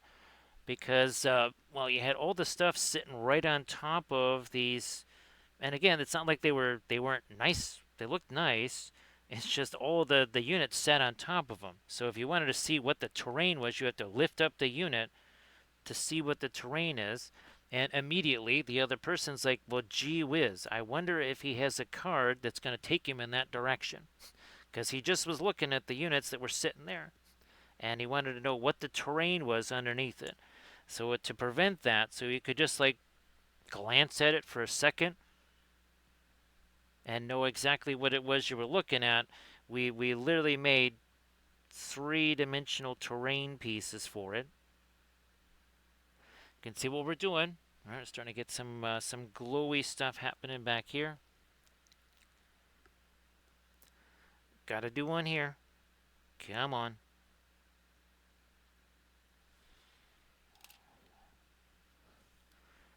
And then, if we got too much around the outside of that, we can just then take some of that away.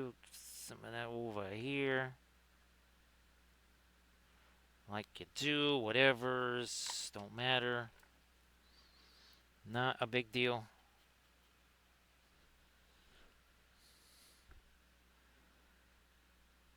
Get you another lighter bit there.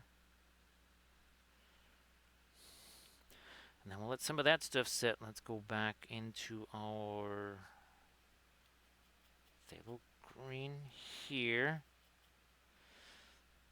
This stuff is set enough to where I can start to think about, okay, let's get some lighter stuff on these gemstones here. Again, trying to keep the gemstone and the cybernetic glow of circuitry and all that kind of stuff that same kind of, again, tealish, bluish green. Trying to keep that same motif going. Now, I think this has also sufficiently... Oh, actually, here, let me see if I cannot find... I'm going to look for one of my references here.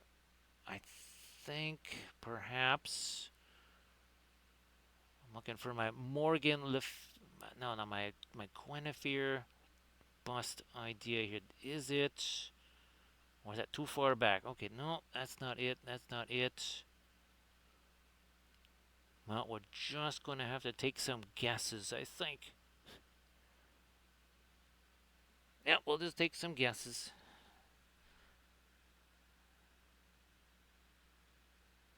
That is going to again go in the recesses here.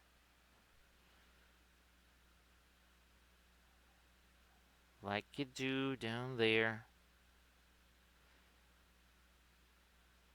There's some of them up here too. There's one right there. No, I gotta refresh that brush. There's another one over there, another one over here. So I think you can kind of see how this is starting to work out here. Same deal on this side.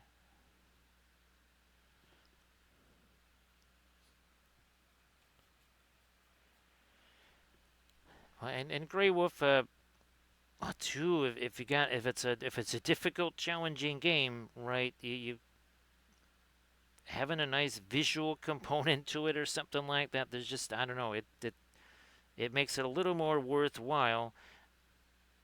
Kind of going through something that's kind of challenging, but if you get that kind of visual experience from it too. Now here we're going to try to do some cybery type elements in it. I'm just going to throw a little something on there just to indicate that, because I'm going to be hitting that with my hand an awful lot. No point in trying to do anything final on that. It'll all just get wiped away anyhow.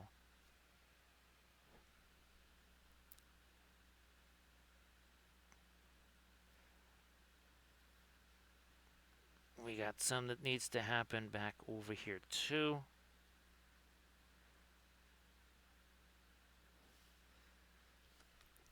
Like you do.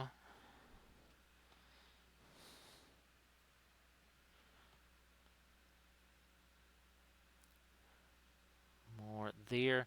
And we'll look at this. We're 94 minutes in.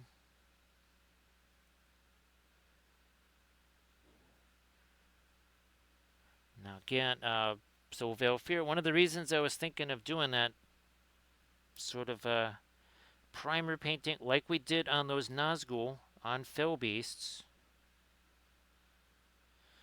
is Then, like, if we had that, we could maybe do a couple of busts again on a Saturday challenge, which we kind of need to do to get caught up on stuff. Yes, we need to go just like we did those 2 Trench Crusade busts at a time. Now, a little different story with them is, well, there was an awful lot of mud and dust and blood effects on those because, well, Jim Dark, right, right, Valfira? Yeah, we don't quite have that moving forward on these. There's a little more freehand and all this other kind of stuff. What we would kind of be moving to is direct to lighter mid-tone stuff, basically. Or no, direct to the darker glazed, then the lighter mid-tone right after that, yeah. We need to get this a whole bunch lighter down here. Not the blue there. Just wipe that away.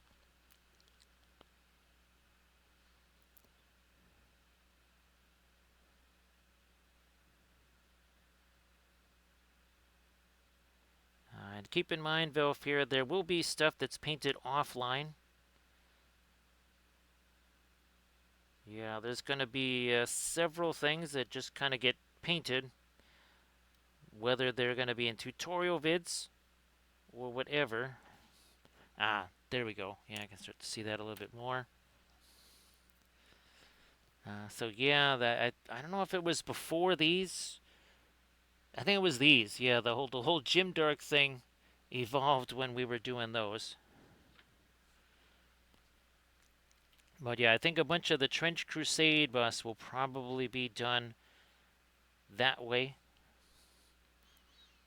Obviously, I mean, we'll try to at least do one more set of them on stream. Now, I'm trying to keep some of our cybernetic stuff here at least to a darker middle tone so that the glowy stuff, well, it looks glowy. Because if that's all super light, glowy stuff ain't going to be glowy. Newsflash. I think, I don't know if it was Camden or Recoil or who was it first coined the Jim Dark phrase. Mostly because that's not usually what I'm doing here. So it was noteworthy that it happened.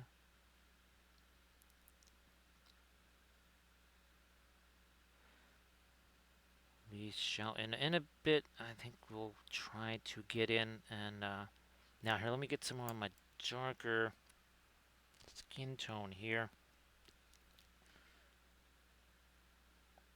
No, not quite dark enough. That's more like it.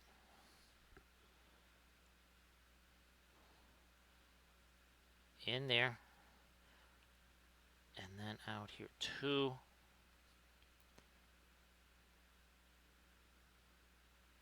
Yeah, Grey Wolf, that was when that first steamer, that was pretty hilarious.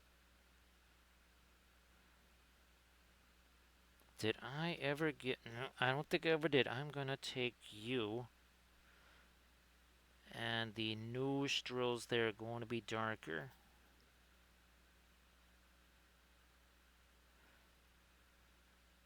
No frills, nostrils, darker. Good enough.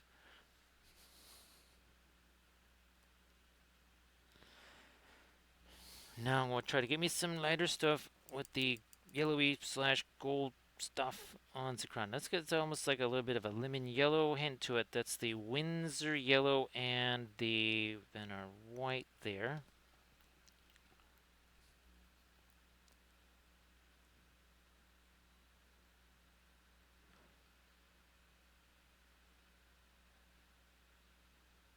So Armored Wolf has a better idea, but there had to have been hundreds of, well, I don't know about hundreds of people, but there were, it seemed like there was hundreds of people painting there at one point.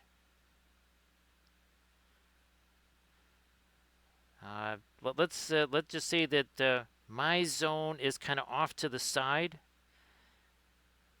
because we were trying to find a quieter zone, right, Grey Wolf? That worked out pretty well. It was definitely way quieter over in that area for me, which meant I didn't have to quite struggle so much for people to hear me. But there's dozens and dozens of lights that are set up.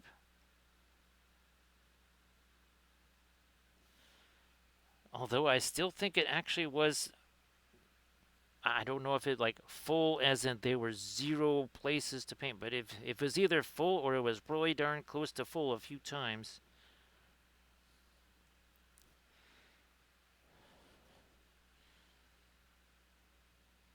It is far, far, far larger than previous iterations.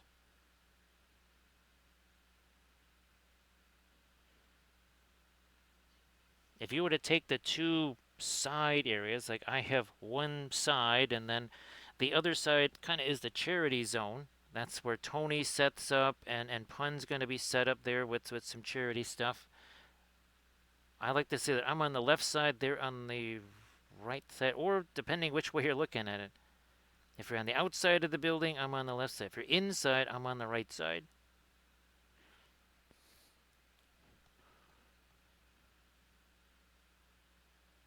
Let me get this going here, more there.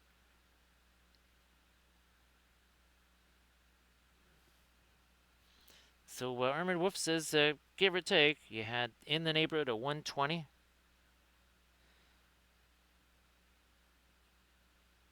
That is most definitely more than stuff that you might have seen in previous iterations. Just a bit more.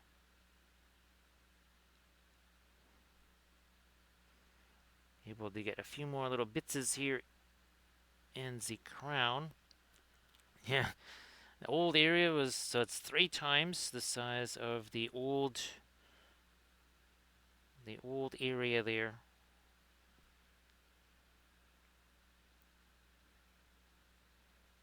And by tightly packed, it was vertical. Yeah, we just put people on top of each other. So yeah, there would be 2 people sitting in the same chair painting or something like that. They got to know each other real well.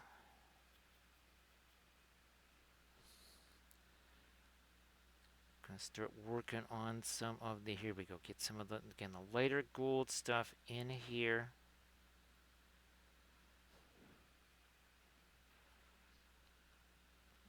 Also here, also over here. And kind of start separating that from the grayish and the silver stuff around it here.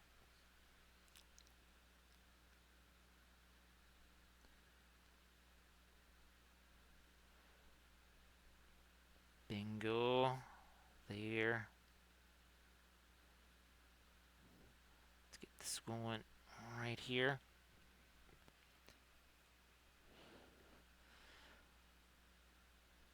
Get more and more of our lighter golds and yellows, what have you.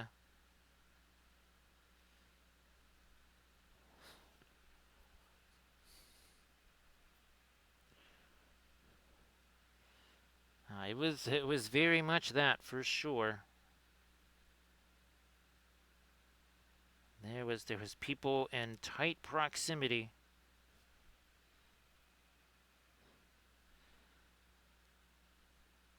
Let me do this here in Armored Wolf. If you wanted to share, the dice bag stuff in the chat again, that would be fabulous.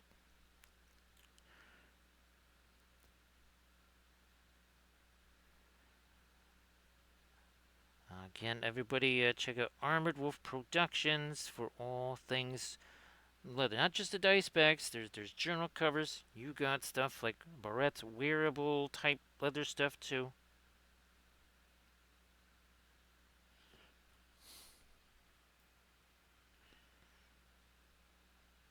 Let's work that into here. there, and now we've got some stuff right in here, a little bit right there.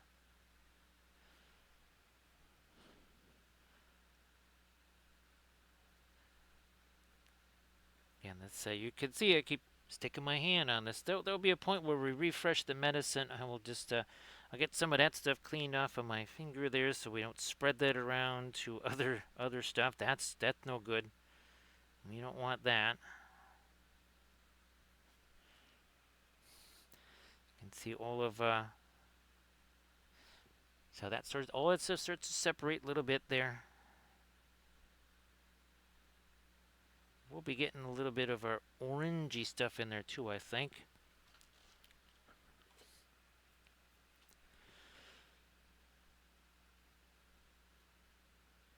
Lighter here, and at least one step later. We definitely have at least one step later. Even the skin tone, we can still go light. We will be going lighter on the skin tone. It's just again we kind of rotate around, right? After we do this, then we'll get to the blue. We haven't done that in a while. The red was pretty much the first surface that we attacked with our lighter midtones, because well, that was the first surface that we attacked with the darks. By the time that has a chance to set, that means another area is set. We work in that area. Then we leave that area alone. Move on to the next one.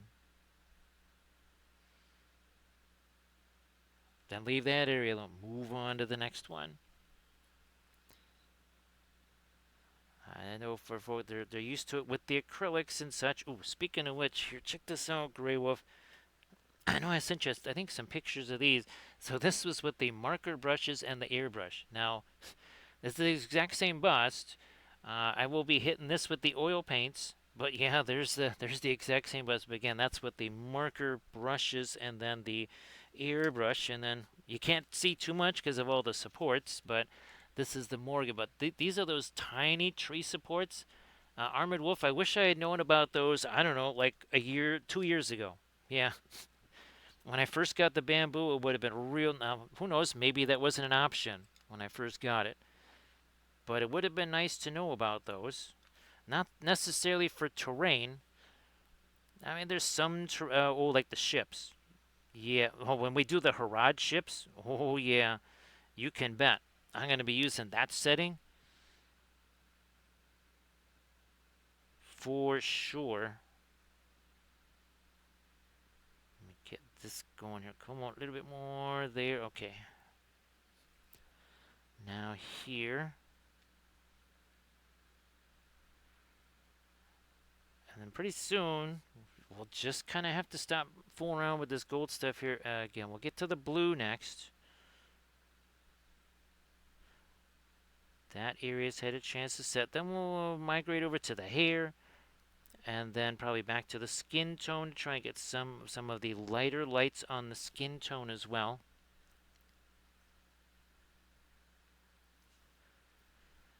This is kind of starting to set well too. And this is kind of just how we do this. We work our way around the figure, around the bust, the bas relief, the terrain piece, whatever it is we're doing. We're not just going to hammer away at one part. I know that what would you say your kind of standard logic or something like that for miniatures is like you take one part of it and you keep blasting away at that one part till that one tiny part is done. Then you do another part, and by the time you've done 3-4 other parts, you go, wait a minute, something ain't right here. Then you realize, yeah, that, when I first painted that thing, I don't know, it was black primer, and I painted only one part of the miniature and nothing else. Once I got everything else on there, which wasn't black primer, that thing I did first, well, it looks awful. It looks awful pasty. Or no, it looks awful dark. Yeah, that's it. It'll be the opposite if it's white, because everything looks too dark next to white. Next to black, everything looks too light. So, again, the brownish primer that we use, it seems like it's dark. The primer is lighter than the hair color. It looks darker. Once we genuinely put some dark stuff on there, you're like, wow, that primer's not all that dark. And the white primer equally too stark, just way too bright. You don't want it quite that light.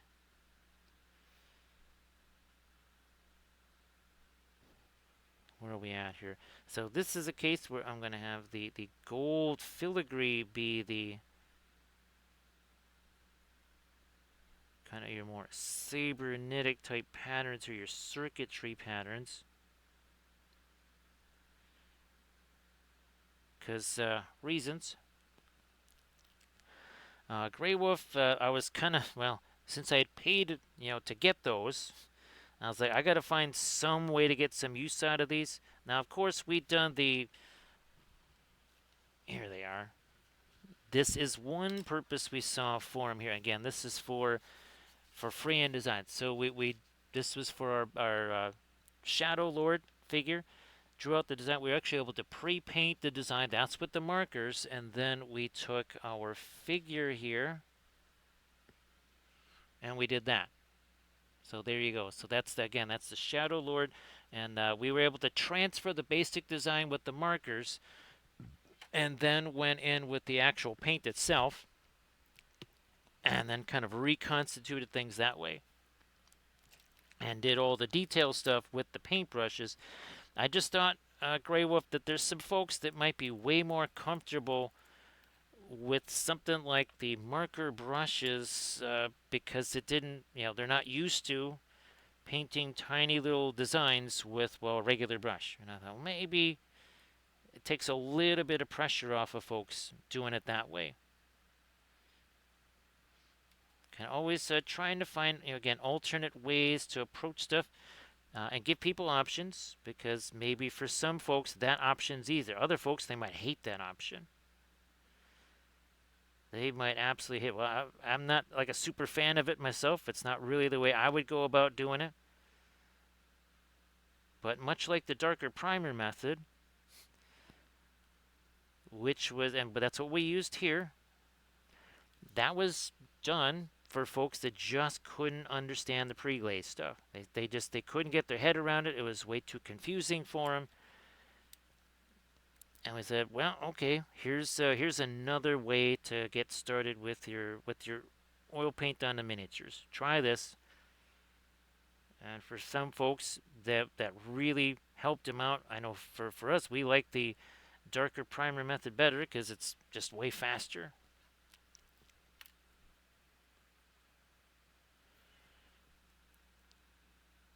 Yeah, there was so many folks, Grey Wolf, that just kept asking, okay, what's staining? What's the staining color? What are the staining colors? It's like there's 10 of them. It hasn't changed.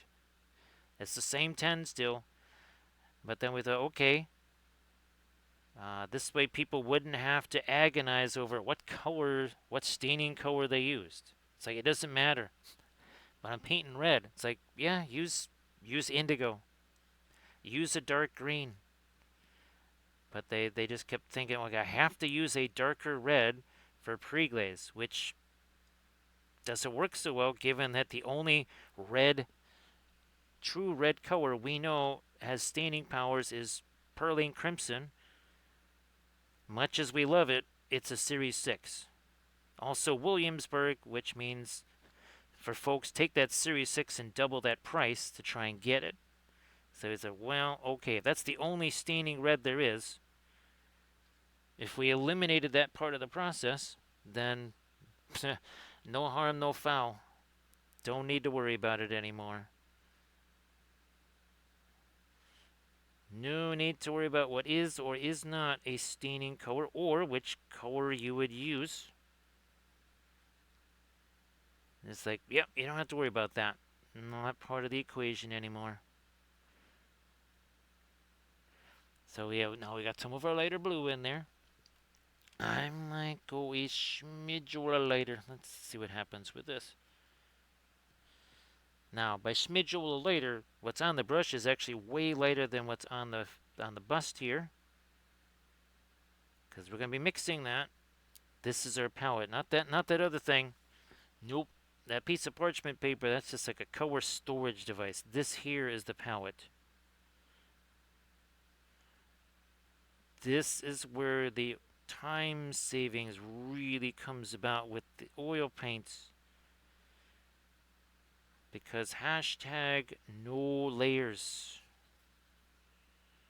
There have been no layers on any of this. That's not a layer. This, not a layer. That is significantly later than what's there. Oh, I'm just going to take that and I'll blend it, and okay. That was like putting 3.5 layers of paint on there. Except we didn't take the time to put 3.5 layers of paint, and also as far as drying time goes, there's not 3.5 layers of paint. Big deal there. Alright, hair time. Hair time, then back to the skin tones and such. Now, with the hair, we kind of were wanting to avoid anything that was too much like the skin. So, yeah, we're actually using, we're using green to highlight reddish brown hair. It's natural. Yes, it's totally natural to highlight brown hair with a seafoam green. Yep. That's what we're going to do here, and then we'll get later in this too, for sure. Why don't this kind of stand out from the stone color too? There.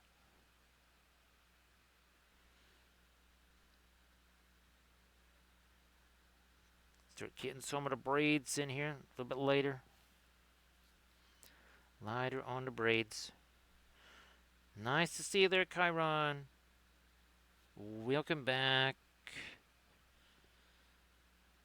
It is Guinevere Bust time, Chiron. About to finish the trifecta. We'll have the figure. We'll have the, well, bas relief. Not really so much a flat.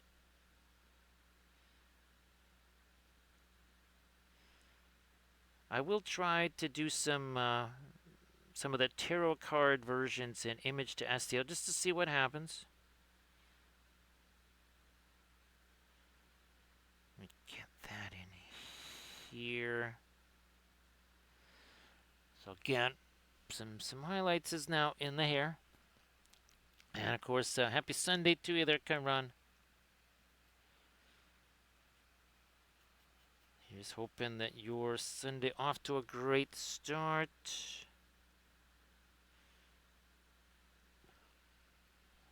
Well, look at this. We're getting towards the 2-hour mark here.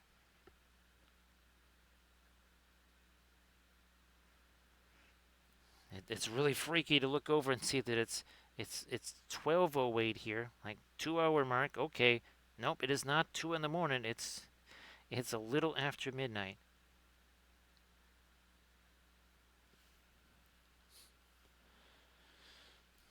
Grey Wolf, it wasn't just me. Ryan also gave it a shot. A couple other folks gave the darker primer a shot. Just again, this is when we were first doing it.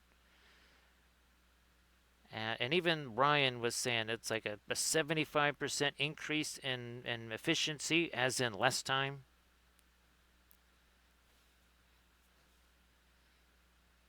And I think it also does take less time for things to dry, like even less time, Grey Wolf. So yeah, the darker primer, that is definitely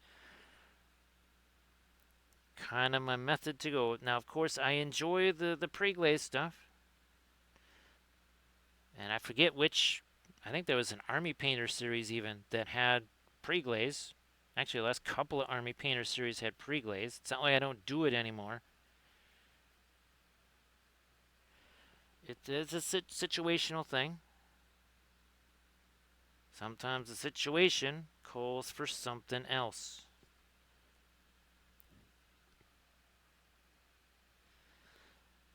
Thanks, Chiron. This it's super fun to see each of these in basically 3 different forms.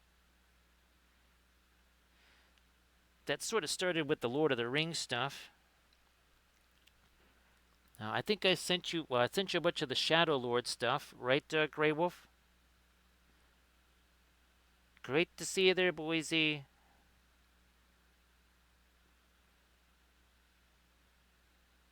Yeah, definitely Grey Wolf. Definitely send me some pics too. As you're working on those. So Boise, some of the most common colors. I mean, it's no mystery what the most common colors are that tend to be used here. So things like Van Dyke Brown, Mars Black, Indigo, Prussian Blue, Phthalo Green. I mean, they're pretty standard names. There's maybe a few that are either specialty things or maybe a little more unique to what we're doing here. Things like Naples Yellow, Hansa Yellow,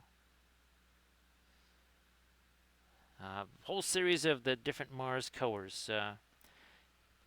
Now, Terra Rosa, Venetian Red, Mars Orange, those are all pretty much the same thing. If you have one of those, you're at least in the neighborhood.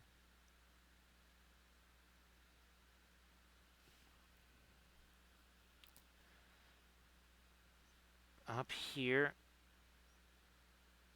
and then we'll do some blending brush action here as well. Yeah, see, this is where the Ivanova. Again, there were a few folks that said, "Hey, that's your Guinevere. Looks quite a bit like Ivanova." It's really supposed to be more, say, of a Dolin type of thing, but it almost kind of had an Ivanova type of look to it. Not too much of that lighter grayish brown there. A little bit there. Little bit there. Alright, what we got here? A little lighter in there. Then we'll leave that set. Onto some skin tone. Well, let's do that here. Let's get paint out of there. Is this the brush we want? Yeah. Let's roll with this. Lighter, well, really light skin tones now, I think. Really light stuff. Oh, yeah, that's lighter.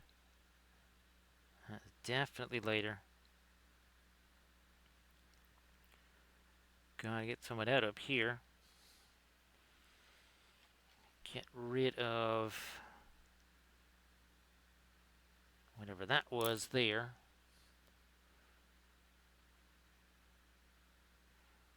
Try to unify this too a little bit.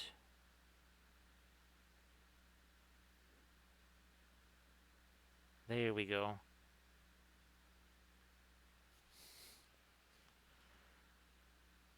Then a little bit lighter in there. Something on the nostril on that side. We need to get chin definitely lighter.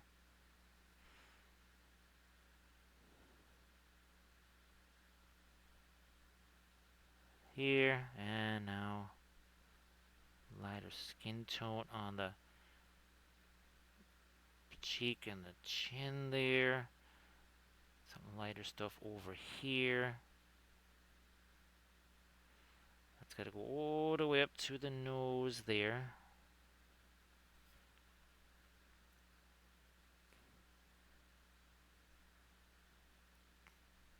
This key little bit of light that happens right over there, corners of the mouth, big key, getting those lighter.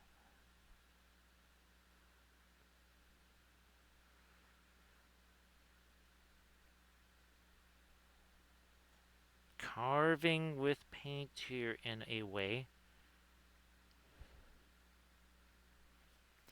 First the darker, let's get the pupil in here, then try to do the iris.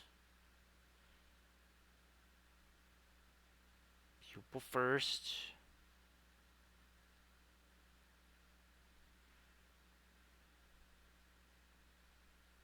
Nah, that was too much around that edge, so we're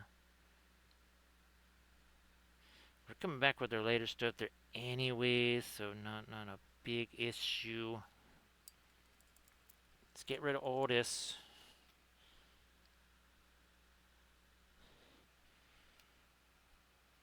Lighter green.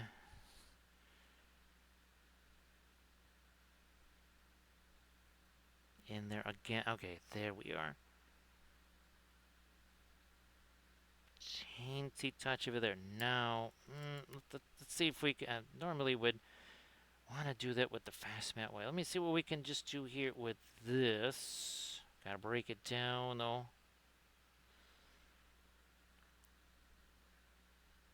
Just gonna kind of condition that paint on the brush a little bit. Hopefully not too much.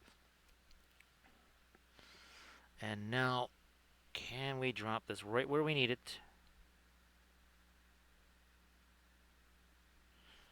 Gotta get a little more paint on that brush. Try it again. Just got it there. Nope. Try it again. Refresh that brush.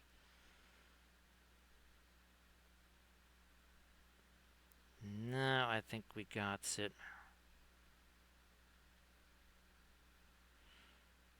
Nope, nope, nope. Refresh that brush again. Let's do it.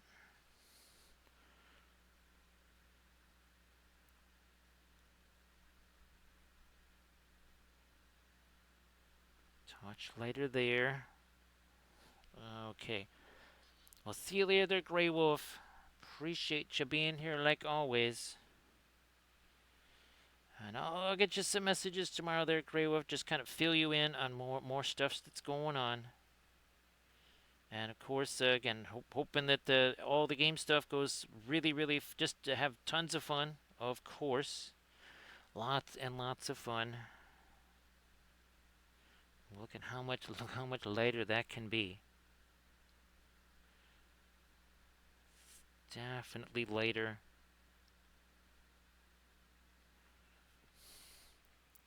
And this is still not our lightest light. Light as this is, not the lightest light yet. Thanks, Grey Wolf. Appreciate that. And again, have all kinds of fun there. I wonder. Okay, I'm gonna roll with that. Yeah. Let's do that. Another. That was like, did I just get me a whole blob of phthalo green on my wrist right there? I just had to do a quick little double check. There wasn't. I think I must have bumped into like maybe one of the pins that's holding down the palette or something. I'm like, that was a cooler thing that I just touched. Was that a blob of paint? Nope, it wasn't. Again, thought it might have been, so we had to double check because then how we get all over the place.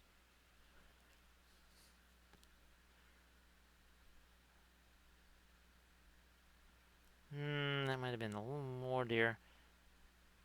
She somehow got to get. Oh, nope, still not enough there. Let's try this again. There we go. Got it. Just took a second try.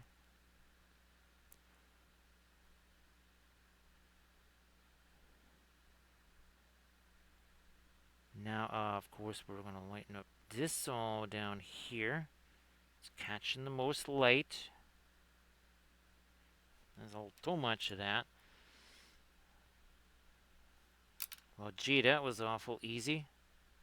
It's getting like we got an eraser or something.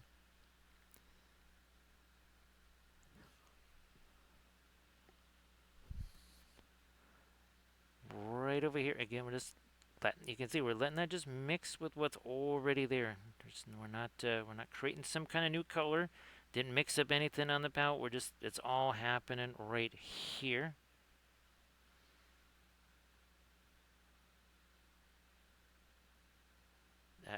We got the oil paints for doing wet into wet stuff, and we're not going to do any wet into wet. I mean, then what's the point? Not much point. So let's make it worth our while for sure here.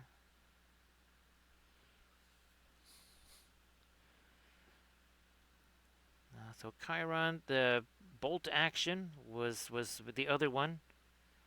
I have played Battlefleet Gothic in the past. That was quite a while though. That was a long time ago, so I don't really remember how to play BFG anymore.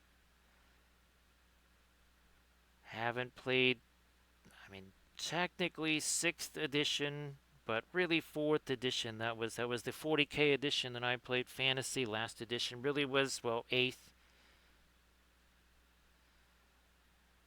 So it's been a while on those, and well, it's gonna stay that way. Let me try to get me some of my light green down in here now. Did play a couple games of Flames of War. We ended up moving to the bolt action side of things. I haven't played. What's Mantic? Oh, Armada. That's Mantic's game. Haven't played that. Have painted a bunch of ships for it. Let me get some of that lighter, and then also in here a little bit lighter. So you can see that's starting to have a little bit of a glow to it. And then we were talking about Memoir 44, which is not necessarily a miniatures game per se. It's I guess more board game than miniatures game, but we kind of played it like it was a miniatures game. Like I said, we made full-on terrain for it and everything.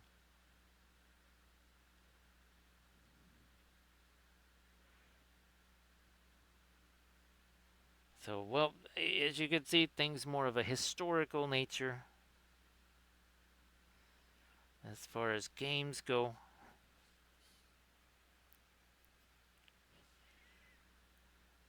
Drop you in the here. Some light, come on, in there.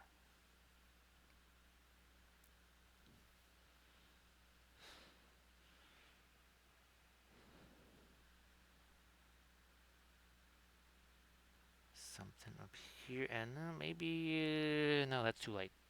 Let's back off a little bit to this maybe here.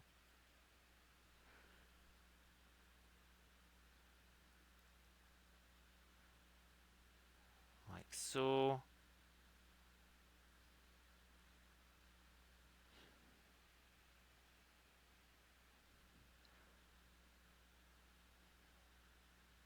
There. There. And then the latest green would go up on top, obviously your kind of gemstone highlight sort of thing. Up towards the top.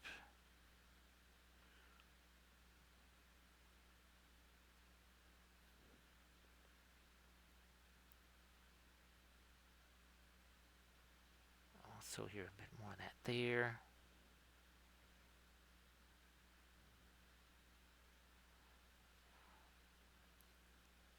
Wonder about this. It's a little too much dark here. Let's lighten some of this stuff up over here.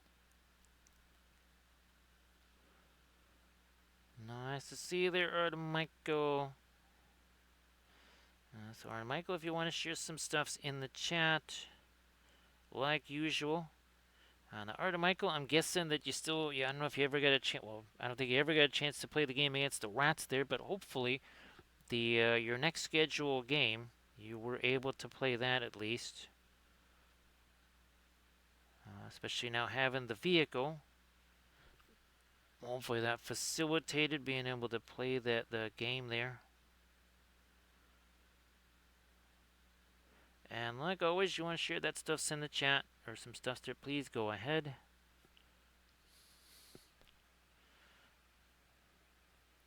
I'm going to try here something a little bit, not quite as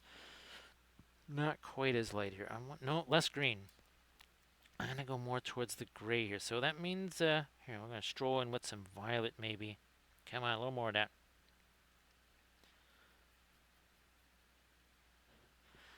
Let's see what we got. Even that might be a little, I'm just going to, okay, fine. We'll just grab some actual violet here then.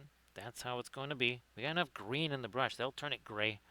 I would check out the Instagram link that Michael just shared.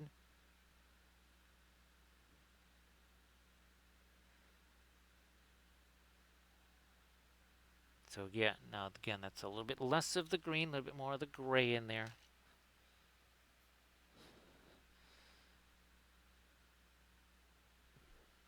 Trying to, again, break this up into some smaller bits of circuitry and such now. Also, again, some of your cybernetic pieces here.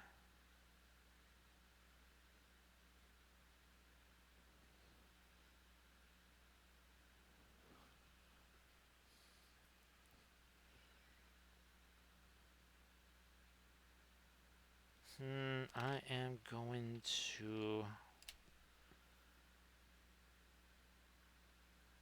do that. There we go.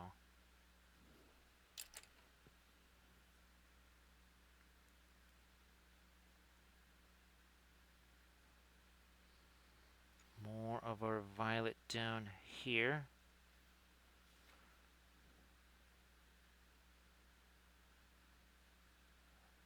There we go. That's still going to get later, by the way. Still going to get more light down there.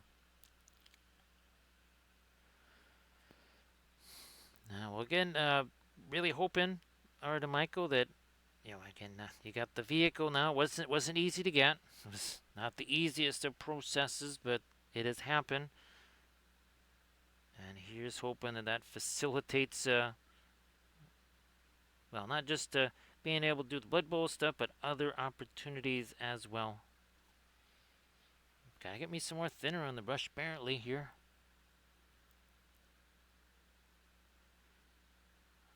We can do that. And again, this you can see. We got the bust version and the miniature version there.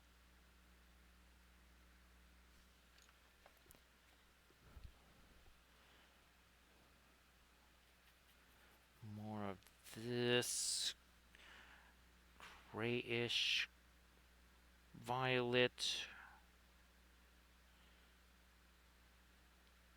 Boom, and we need some reflectivity down here, something there.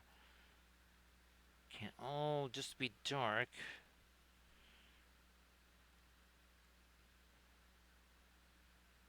Not terribly metal if it's all just dark and no reflection at all. Let's see if I can't fish a little bit more of this. No, here, let's refresh. Nope, too much stuff on there. Let's get some of that off of there.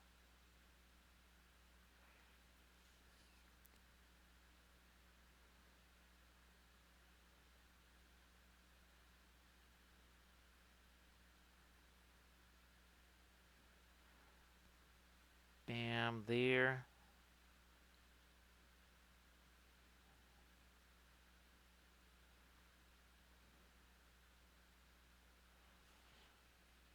You know what, you know what, I think I can chuck a little bit of something later down here on the plinth itself. Yeah, not a bunch, just a little something here. Again, trying to let the paint in the other areas have a chance to set. Are we only a little over 2 hours in, that's it. We don't want to, again, rush into piling out a bunch of paint somewhere. I mean, should that happen, you could just take a makeup sponge or something, whatever, and just basically wipe the excess paint off of there and just kind of go back to it again. And there's more than one time where I've said to folks that, well, maybe just wipe that paint off of there. Certainly no reason to, that whole thing of people, yeah, that's right, they strip the miniatures and stuff and start over again. It's like, the only time I've ever done that is on eBay rescues, where there wasn't just piles of like enamel paint or something, but there was like super glue piled up on the figure. So I said, nope, we're gonna be stripping all that stuff away. But yeah, never just stripped away a figure and restarted or something like that. It's like, nope, there's no time for that. Might as well just use whatever's on there already as an underpainting. Work with it. You'd be surprised at how interesting that can actually be. Using something that you would kind of consider, again, a mistake or something that didn't work out.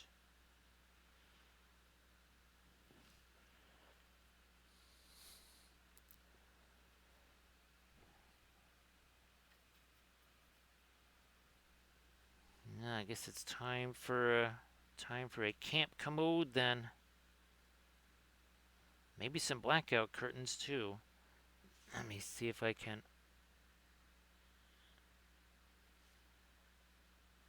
do this. See a little bit more of our grays there, and then also here.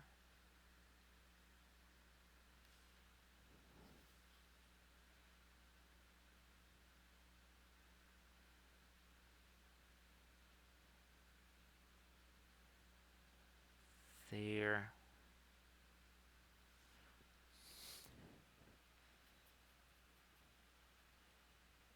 Do I want to go with the lighter? Okay, fine. We will take this lighter green now. Well, I will mix it with the gray. So we got kind of the best of both worlds maybe happening there. You know what? I'm actually going to move this over here and then move this over here. 1 second. Give me a chance to just move a few items here. I'm going to try this.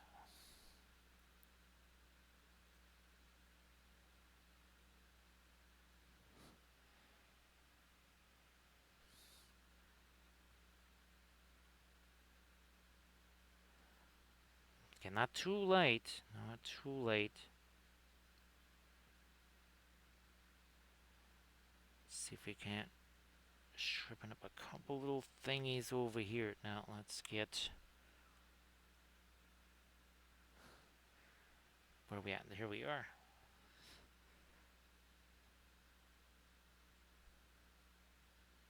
Couple of angled bits there.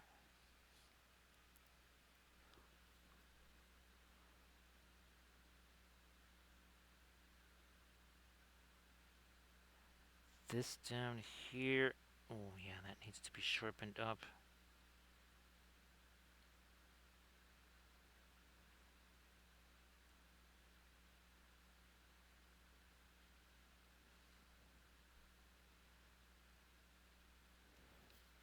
Also, I don't know, that might be a little too grayish there and there, but we'll leave it there for now. Can always come back, make change on that. Highlights on the metal bits. Yeah, I need to see what that's gonna look like before we do anything else here. We're gonna. Oh well. Also gonna do this. I'm gonna chuck me a little bit of the thinner in there. Now, breaking some of this stuff down here just in a couple places so I have me some really, really, really, really light stuff to work with again for some of the edges on the metal here. See if we can do this, make this happen.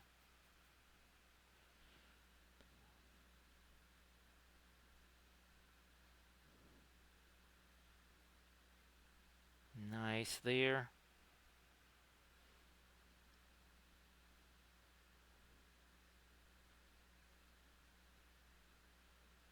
Also here.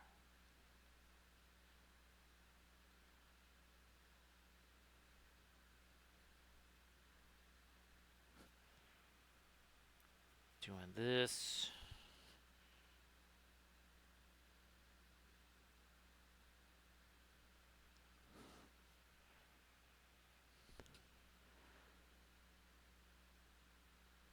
I'll be coming back with not just some more mid-tones here in all this, but also a bit more of a kind of bit of a reddish orange. Yeah, we'll be doing that too.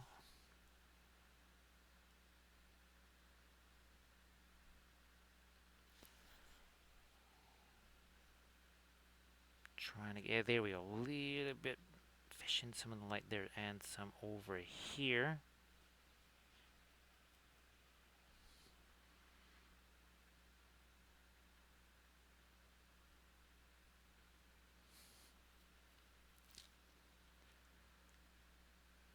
trying to get this more this edge up here, and then here we gotta get some more separations in here. We'll be coming back with a couple of darker things too. You know what? That really should be lighter. Same on that side. Don't want to come back with their phthalo green though for a couple of these things here.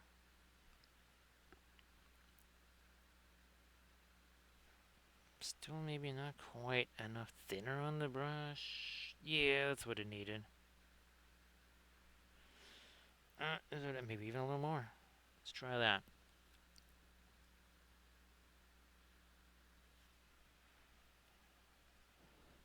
Try that again. There, okay.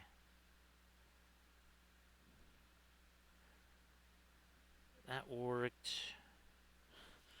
I'll try to make you a little lighter here.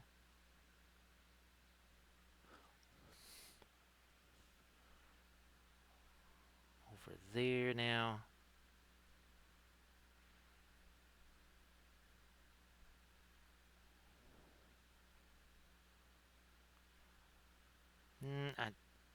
Maybe we shouldn't quite do the lightest. Oh, we never did do the. There's some turquoise over, well, darker turquoise anyway. Oh, look at this. We still have some of our midnight green over here that we fashioned up. Completely forgot about you. I mean, that's fine because we're gonna put this in a few other spots over here too. Like there. We also need this in maybe a little more of the Payne's gray, I think. It might just be time to start playing around with some of these.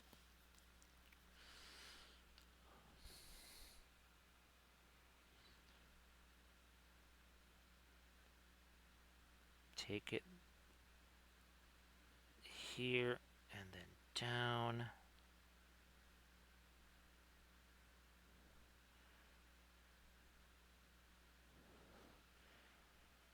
This is where we really start to get some of the kind of the digital elements here in the face. Like that. And now another one that's going to come down and at an angle here. Way too much. I saw a big old glob of paint there. We're going to get rid of some of that. I think we got it now. Yep, yeah. That was a glob of paint incoming there. It's like, nope, we don't want that. No globs.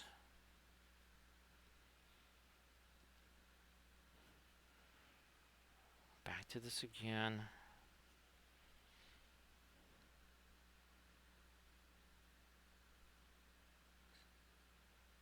And even in our metals here, we might do again some darker stuff in that metal.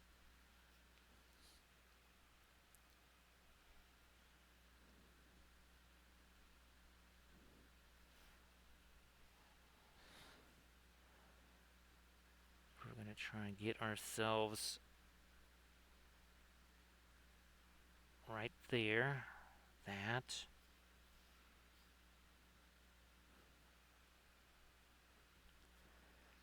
Thanks, Camda. Well, congratulations there, Camda. Again, sometimes they need to be taught who is the boss, right, Camda?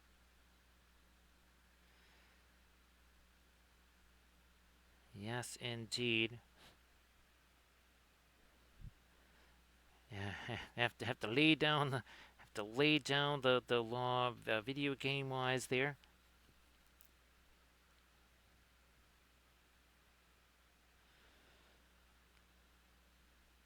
It's the old glob and glaze, right, Michael? Yeah, you glob it on there, then you gotta glaze it away. 'Cause you done globbed it on there.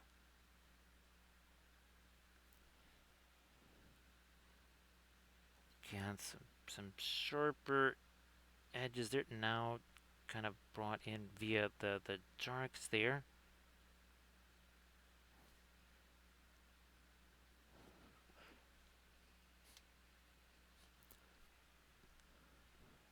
Thanks, Armored Wolf, for posting a link to the Linseed Fellowship YouTube channel. That's yet another of all the things we're going to be doing after the stream. We're going to be getting more stuff on the Linseed Fellowship YouTube channel, some more of our previous episodes. There's a bunch of those to do.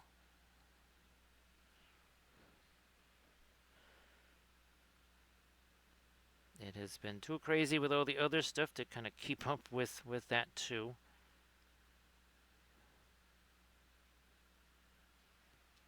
I wonder, I'm going to try this line here. Let's trying to get this. There we go.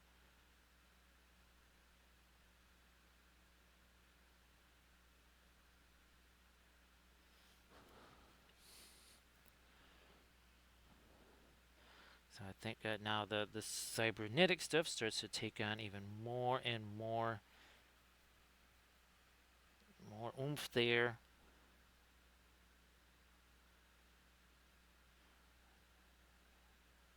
A little bit more of some of the darker stuff here.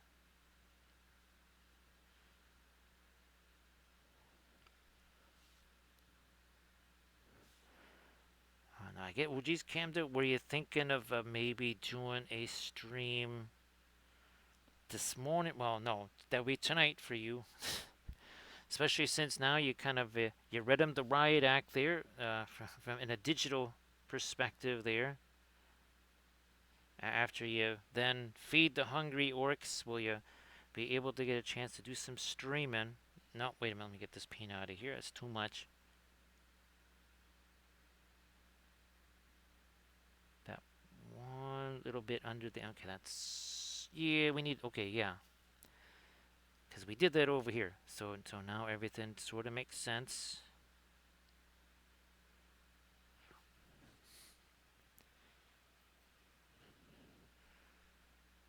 I'll try to expand on that. Also darken that a little.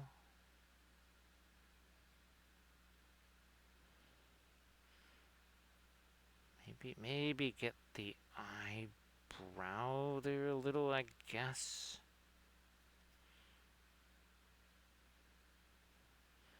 Probably gonna widen up that. We'll actually get some lighter, even lighter skin tone. There's just a few places that we'll get lighter skin tones, but now we have to get some of the darkest stuff into the filigree here. Let's do that. Again, in a little bit here, I'm just gonna try to refresh the medicine super quick. We'll do that.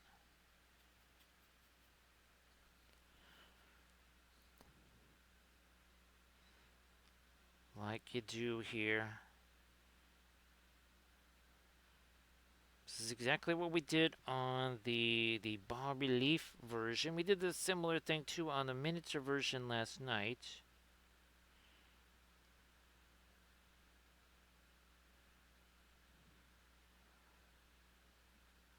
Taking a little more. There we are.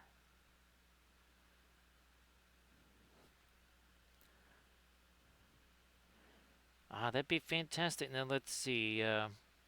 So 4 hours, so about 5-ish in the morning my time. Well, yeah, Camden, that's let's put it this way. I projected, well, if it's anything like yesterday, I think it was 11:05 or something like that in the morning when I got to sleep. I wouldn't be filming if I'm not doing resin stuff or whatever. I will try to be there. Everybody again, give Camda Paints a follow because Camda also streams the oil paints. And of course, Camden, obviously, it should be real interesting to see what happens with the metal. Now, those are not alkyds, right? They're just regular oils. The Paul Rubens that you got there. Still convinced that that's one of the reasons why the Gamlin silver was contents under pressure because it was Alkid's.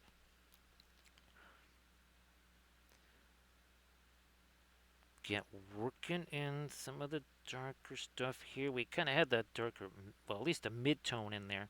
Now we're really setting up some of the hefty, strong darks there.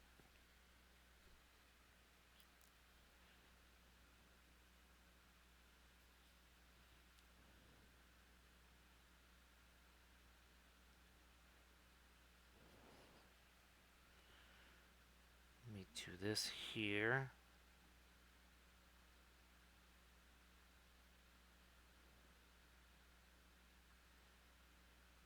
Doing that.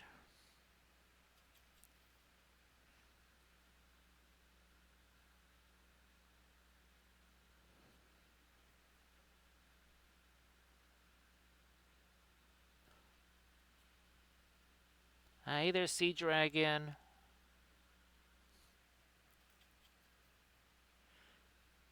Now, Landrasta, I know it's kind of weird to do, and it also creates its own issues. But that whole thing where you kind of take the tube of paint and you just sort of smush it at the top and the bottom, and you're basically kind of smushing the paint back and forth across this top and bottom.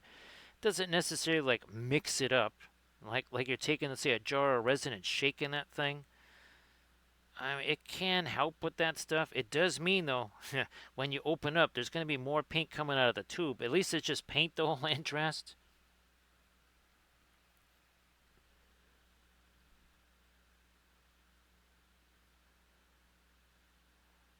Oh, this one. It's like, wait a minute, we've done a bunch of these. Which one haven't we done? It was that one there. So happy. Oh, geez. I had to look at. I had to do a little second glance there, Sea Dragon. But happy Sunday, because it is Sunday for us now. Must mean that we. Oh, okay, so 2.5 hours. I was thinking, geez, are we getting close to hour 3 here or what? I was hoping, Sea Dragon, that the earlier start time today would make it a little bit easier for you.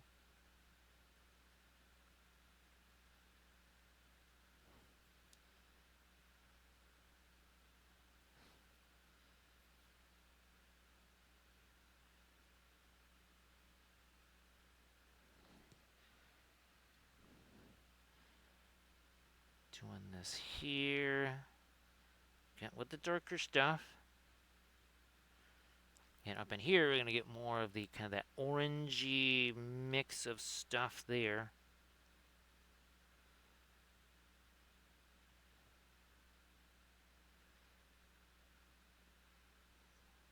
Yep, here I'm just trying to get, again, some little edges here and such.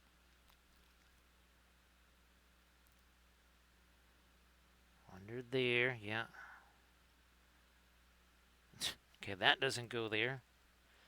We'll, well, we have to do some stuff there anyhow. I would take some of that. Maybe we make ourselves a little bit of a magenta or something here.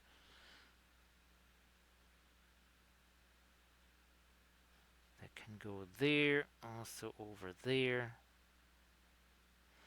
We needed to get a lighter thing in here. We need that sort of reflected light a little bit. Here, let's try some of that. Is this gonna be too much? No, actually, I don't think so.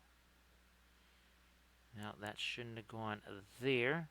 And that doesn't work out too bad. Actually, that works out okay over there, too. All right. We'll just kind of roll with how it's going here. Sometimes that's all you can do. You just roll with how it's going with the miniature.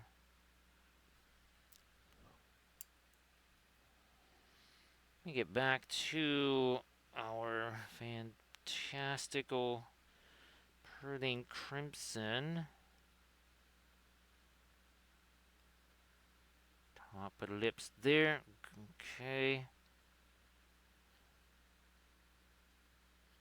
I think we're pretty. We managed to get some nice hefty darks there with our Perling Crimson earlier. I'm gonna get me some lighter skin tones out here. Let me get this here. 1 second.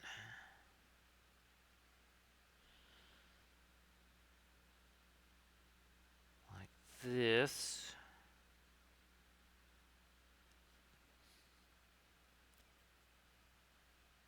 Bit more there. Okay.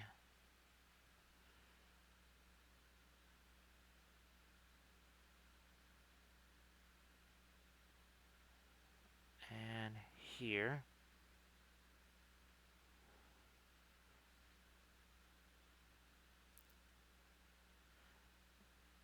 No, I wanna see if I can't get some even lighter stuff down in the corners of the mouth here.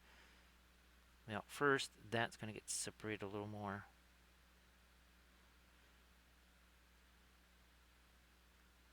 A little more separation there.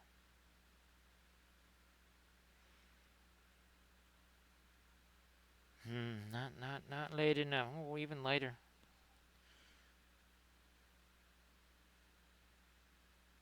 A little lighter right in here. Nose. Bridge of the nose. No, not that light. This light. Better.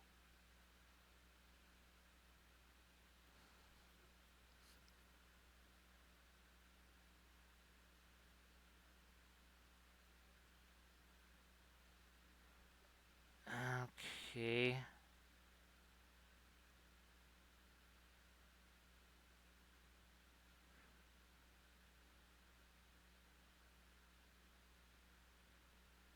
There. Now to no. I'm gonna go back to this. A little refresh. A little refresh on that brush.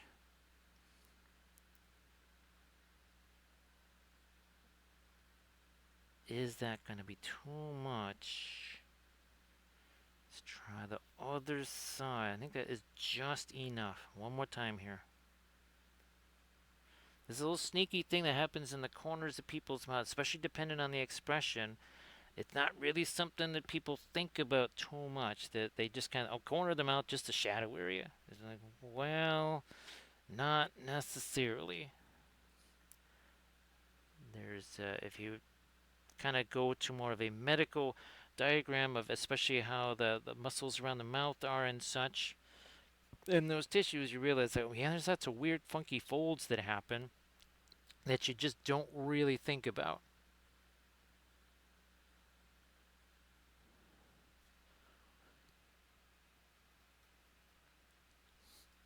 Touch. There we go. There we go. Now, I want that to be not quite so grayish green. Let me see what this does here. It still works. It still kind of works there. This side. Come on.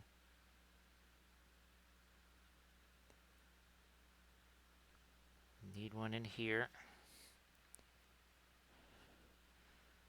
Right there. I wonder. No. Let's wander over to this stuff.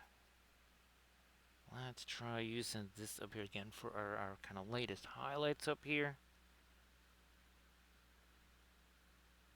On our gemstones.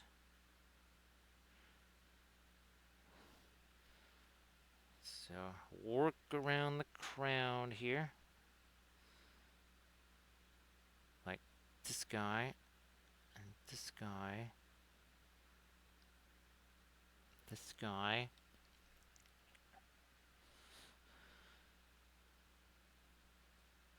Nope, didn't get one there. Now we got it. Maybe a couple little lights on the gold areas there. And we'll be doing some of that same kind of reddish, orangey gold stuff back here on this part of the crown too.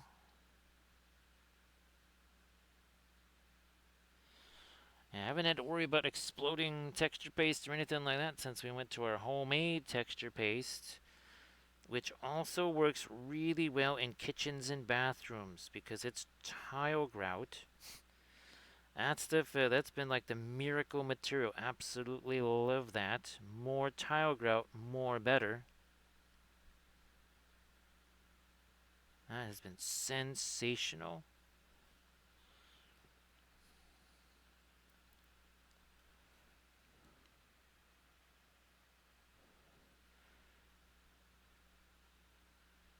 Maybe even start to sneak in some of the lights on the really light stuff on a couple of the gold surfaces up here. But again, the next thing we're going to be doing is, yeah, going in a lot of these different areas of, well, golds and getting Indian yellow mixed up with probably Terra Rosa. Yeah, something like that little combo. Try that combo platter.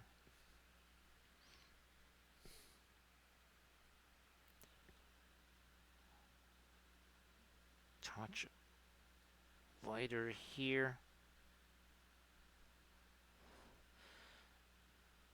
What's Wild Armored Wolf with the whole, doing the. Oh, I still haven't done the stupid fan supports yet. Maybe that is something. Well, I have a whole bunch of things to support, so might as well try and learn that. If I learned something dramatically new, I'll maybe even try to at least just film a clip or two of it, just to have the film clips.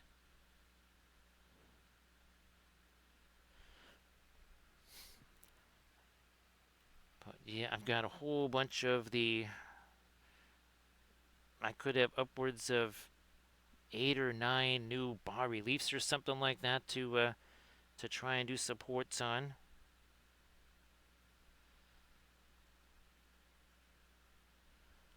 I know I had the kind of the multi views already, so I tried to crank away at a bunch of those while I was prepping for the stream. Just kind of like had that task going in the background. I think I did about 7 of them.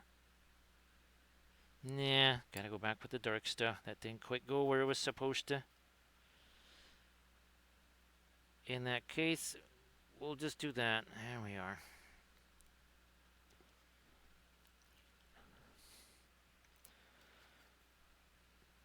Camden, all kidding aside, if in 1961 or whatever it is when they built this house, if they had just used only those 2 materials, I would not have to do like a single repair on this place.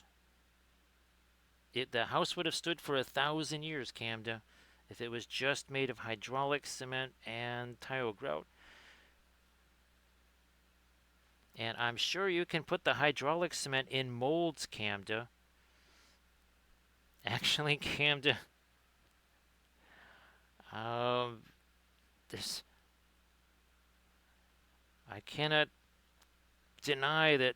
I don't think I could make a 3D printable mold, but there's a part of me that's like, make some kind of decorative mold like this, Camden. Just stick the hydraulic cement in there, and then like add it to parts of the house, so all of a sudden the entire house kind of looks like it might look like a Roman building or something like that after a while. With all of oh, there we go. We'll take these, right? We'll make molds of our bas reliefs, Camden. We'll cast them in hydraulic cement, and I'll just decorate the entire facade of the house in bas reliefs made of hydraulic cement. It would be the Parthenon of Wappleville, Camden. Just think of it from a tourist's perspective alone, Camden, the tourist dollars that would come in. Now, of course, it does mean that the rest of the neighborhood would have to probably be torn down for the visitor center and some parking or whatever. We do have a Midway Airport that's only 9 blocks away, so international visitors can just land right there. Again, we might have to tear down some more homes to make room for the monorail that would run directly from the airport to the Wappleville Parthenon.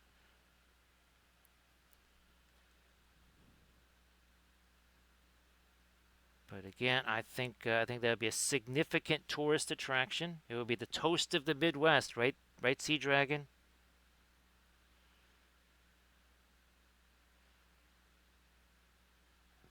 I mean, why bother going to Greece when you can see the Parthenon here? And it'll actually last longer than marble. Let's get that. Well, this is really, that is doing quite the trick right there.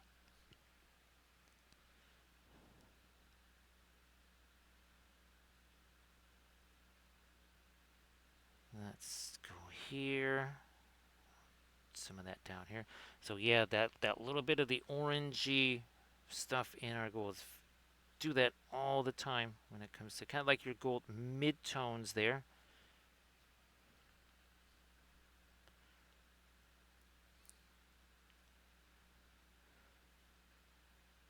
See, and for folks that are going to Adepticon, they can do a little side trip. A little side trip to see the Wampoville Parthenon.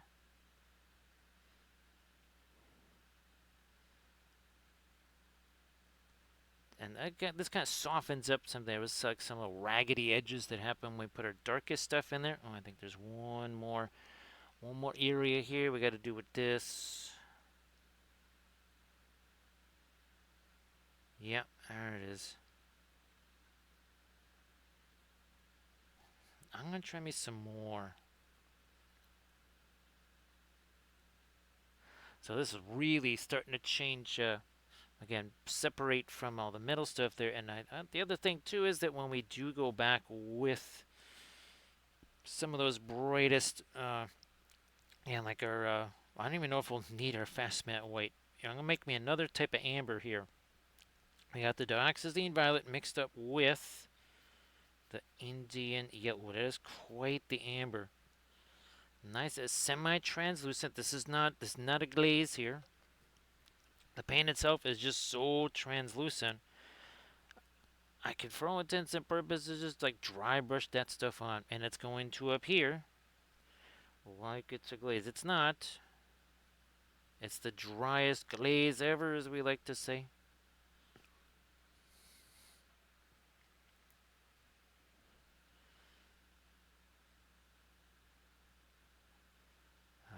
It could be the Angkor Wat of the Midwest, as opposed to the Angry Vats, which, and again, Ken, I was pretty pleased that that worked. Now that is one thing I'm also going to check on this. When I go refresh the medicine, I am going to walk down there, and we'll see. Is now again, the vat worked once. I can't imagine that all of a sudden we go down there, there'd be resin all over the place.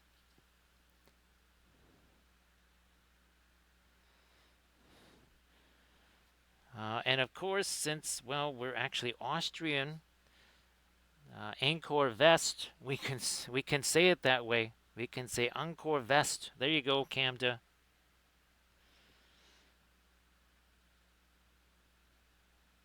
I'm just imagining some kind of demented sticker design for that promo.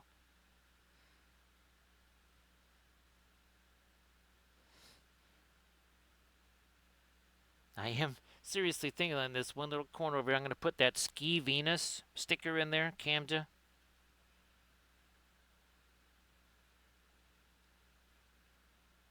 Just another one of our inside jokes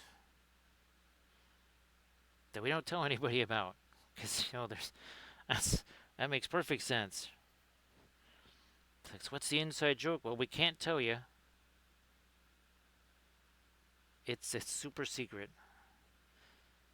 Oh, did I ever? Nope, I did not get the darker stuff under there. Also, you know what? We're going to do some of that here, too. I will take... Yeah. We need to do some of there. And then we're going to get... I think we'll start doing some plinth type stuff here soon. Yeah, then we're going to start doing some stuff down here.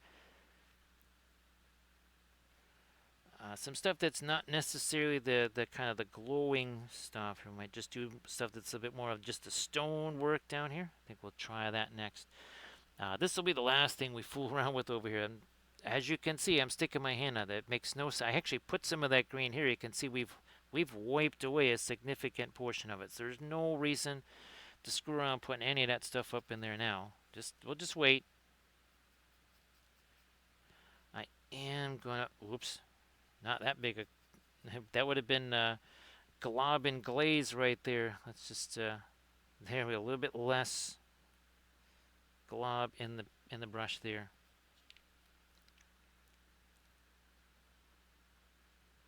No, we did that already. We're still gonna get a little bit later in the blues here, I think too. Especially like up at the top of the robe and a little more there. I think we get just a hint more of our light there.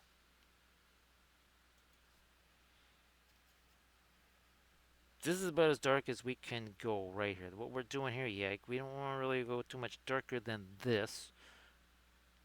It is not black. There is no black in there. It's essentially indigo and some of the indanthrine blue.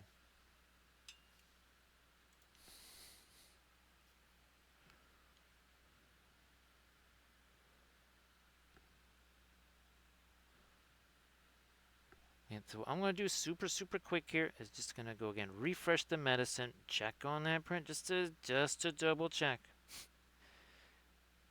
If I go down there and check on it, it'll be fine. If I don't, then that's the one time that mischief will be afoot. All right, Camda.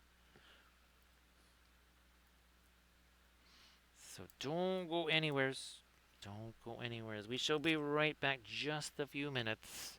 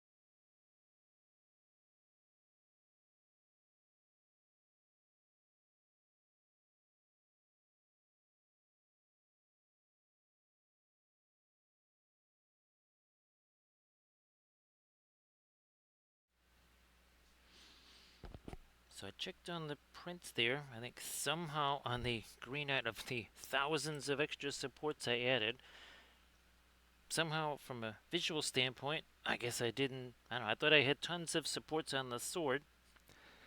Maybe there just wasn't as many as I thought there. So the base looks like it worked out right.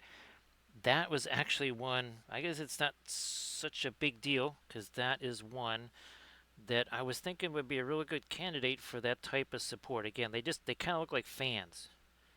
They're not just the individual, more like erector set lattice work type supports. I'm gonna try and push this. No, that's too late to push that far down. Also, too, where did? Oh, okay, it is over there. Yeah, cammed. That's now it's being held vertically, but I'm trying to think of some of the other surfaces besides swords where I saw that the kind of the fan supports being employed. But I guess, well, I guess I'm going to be trying that out after. Well, again, we have one or two things we're doing after the stream, right, Camden? That I guess it's going to be added to those one or two things.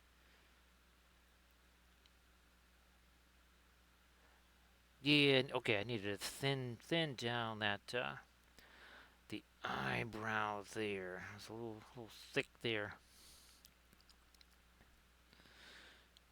Also, too, here, let me. Well, I know I got to get to this other one here.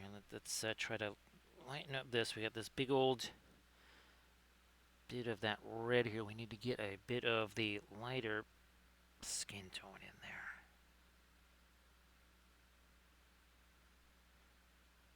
There we are. That, I think, makes more sense now. Might even go here a little later. Let's try this.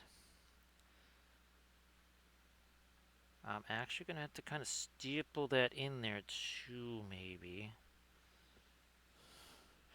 Yeah, that's the separation we needed from all the discs. That's good.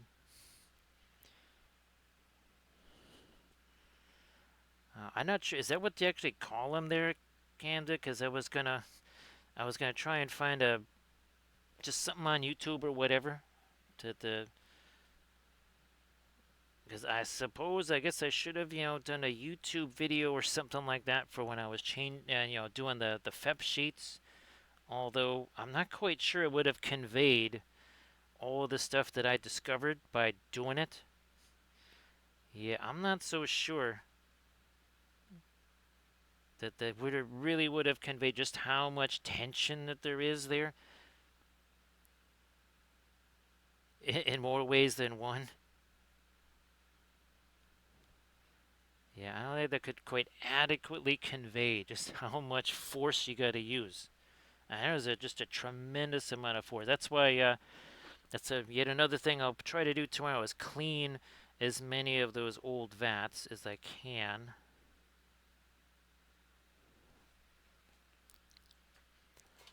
Thanks, Armored Wolf, for posting a link to the Patreon page.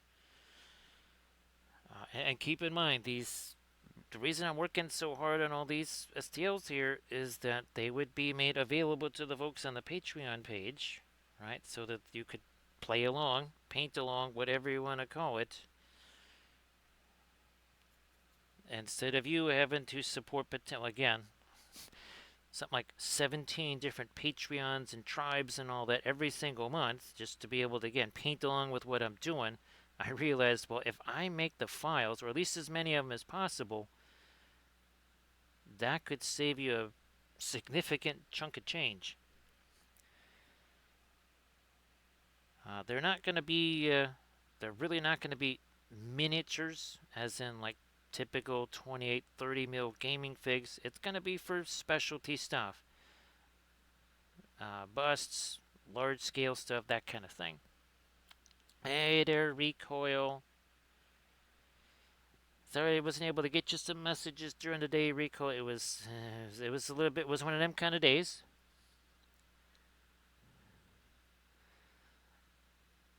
So, well, I think we can confirm that the new VAT works there, Rico. Well, the new FEP sheet works. I was able to do a successful small print with it, and I was just checking on the larger print. There didn't seem to be resin all over the place. So you change the type of support you're doing, then you double click, and then and then it just spreads out like a fan, right?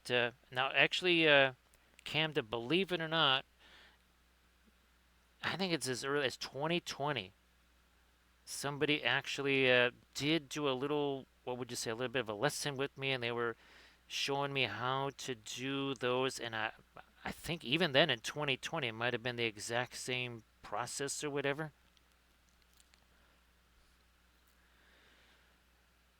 You just kind of sweep across, right? Yeah. So I'm gonna give that a shot there, Camden. Now, I would guess it also kind of depends on how the thing is rotated or oriented, because that's the other thing I've definitely learned a lot about with doing the supports is that the orientation of it really makes it sometimes impossible. You have to like, okay, now I need to go to like this other view to be able to do supports. Now, what I'm trying to do here, see, that's starting to get softened up now a little bit there. Yeah. Nice to see this surface tension. Surface tension, why don't you share some stuffs in the chat? Some fabulous oil painted miniatures. Now, recoil. Have you gotten any sort of early indications that it's possible or possible with modifications? I know that is really something that you want to explore. Here's hoping that the exploration is successful. Everybody check out that link that Surface Tension just shared. Thanks, Surface Tension. We could certainly use a wee spot of that. Thank you so much.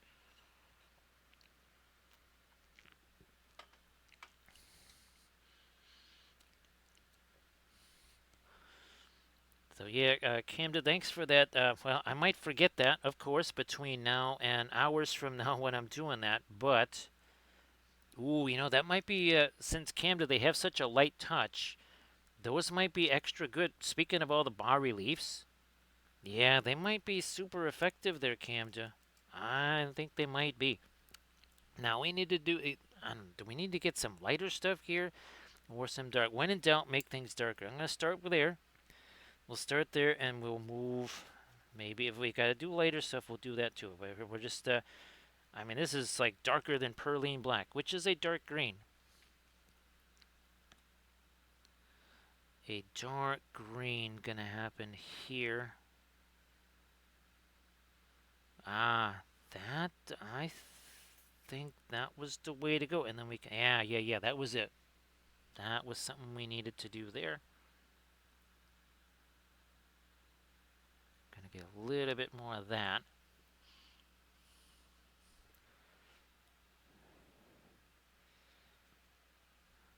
But great to see you there, Surface Tension.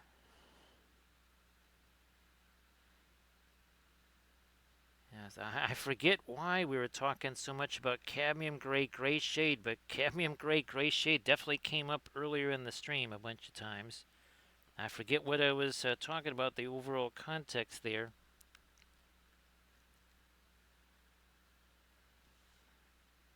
You know what? Oh, wait. Here first. And then we're going to do a couple thingy-doos here. Let me get this.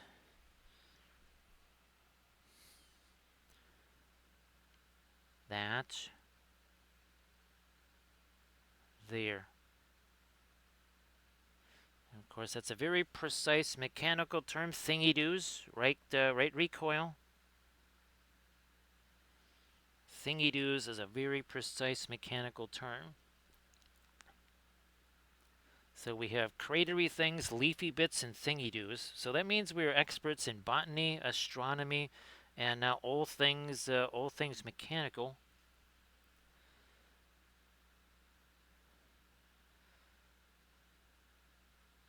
And that clearly displays knowledge of the subject matter, right? When we refer to stuff as thingy-doos.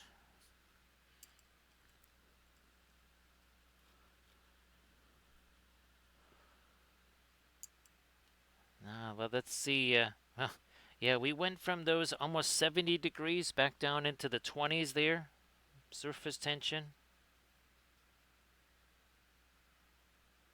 I'm guessing you don't quite have that going on over there.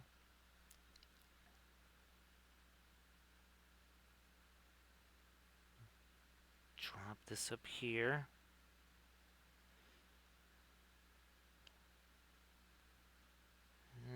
That might be. I think we're going to come back and cut some of that away. That got a little too strong there. No big deal. Oh, we'll get that solved.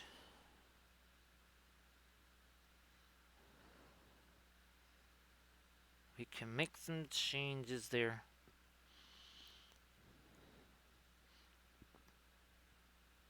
What is that? Maybe get rid of the skin tone color out of that. Try to lighten you up there a little.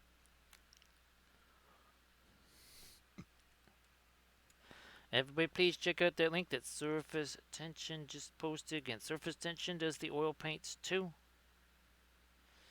I guess Camden, you're getting closer and closer to possibly stream time there for yourself today. Yeah, there we go. I've been, and can you imagine? Because again, the gigantic bust that I did in that airbrush vid, that is this exact same file. So I'm looking forward to being able to do all of this machinery here in that gigantic form. That's going to be super fun.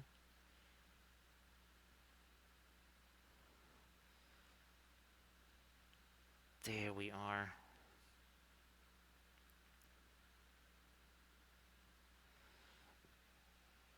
Yeah. Let's get back to some of our latest light. We'll start putting some of this into our gold here like we were talking about. Then we got, again, the plinth stuff. I haven't been messing around with this at all. We're going to be doing a lot of the circuitry stuff. I'm going to try and get that into the stone here.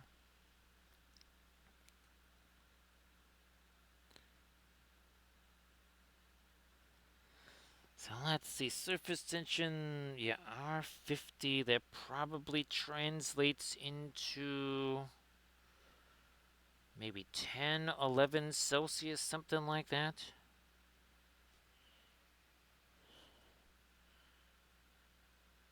Because, yeah, was that 22 Celsius is 70 degrees, I think, or 72 or something. Okay.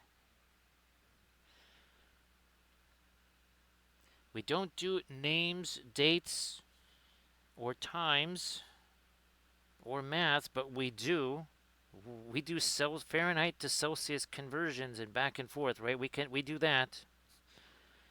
The other stuff, not so much.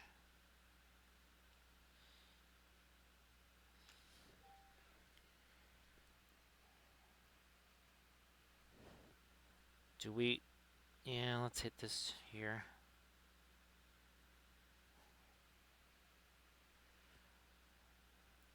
Again, right along some of our not work stuff here. You can see we got a little bit of over under happening. Sneaky over and unders. Ooh, actually, recoil and surface tension. Here we go. More of our Celtic goddesses here. We have the Morrigan and we have Ariadne. And again, this is another plinth that I'm going to also try to turn this into a circular form. So, because we did that with the Cyberthurian plinths. We did it with the regular one. So here, this is our... Now, I wish I had this for our Morgan, our Guinevere there, but yeah, you can see we've got all the cyber stuff going on. I'm just going to be painting that one on that, but yeah, I'm on like my fourth different type of plinth, and I've got square and round of each one.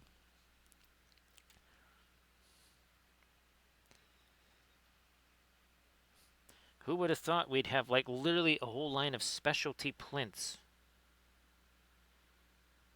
Because it's not enough to just develop, okay, we've got bust, figure, and bas relief of every single character. Now we have a plinth to go with them. Yeah.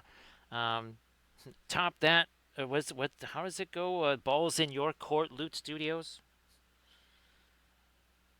Yeah, that's ball is in their court now because they were the first ones to kind of have the miniature, large scale, and bust of each.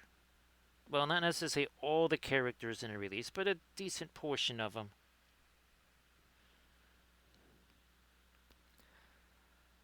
Yeah, surface tension. I'll send you some pictures of the. Let me just get this and get this. There. I'll send you some pictures of the bas relief. I actually got two different versions of the bas relief. So the one is more very much like the painting, and then there's another one that I did where it's kind of a triptych of Morrigan. Basically, like three aspects of Morrigan. Ah, there we go. Now I think we finally got our, yes, we finally got our final edge on the lips there. That is good.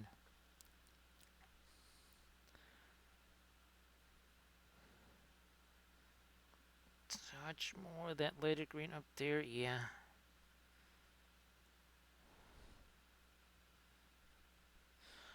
So all of this, that really is starting to develop again into our cybernetics and such.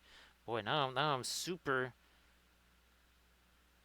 enthused about going back into the one that again we did in the airbrush demo, the really giant one, and seeing what could be done with that. Now, of course, with the FDM stuff, you're not going to have quite the detail like we have here. So there's keep that in mind, I guess. Now here I'm going to try to sharpen this up again, like this. Same with that. That's sort of getting a little complex there. We need to simplify that a little. Actually, I'm going to simplify that as well. I'm going to try this again here with a different design. I think that'll be better. We got a whole bunch more thinner in that. That was real dicey there.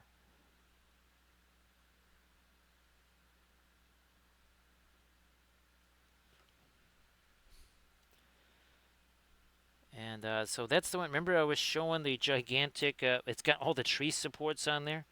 That's that Morrigan. So that's the same one that you saw in the little resin. Well, it's kind of funny. Little resin. That thing is that's fairly large.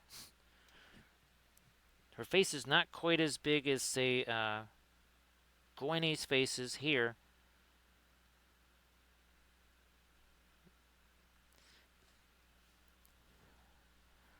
Let's see. Yeah,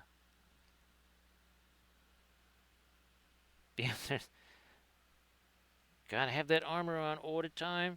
Right now, here, this was the essential thing was this part here. So again, we're talking about the integrated plinths, right?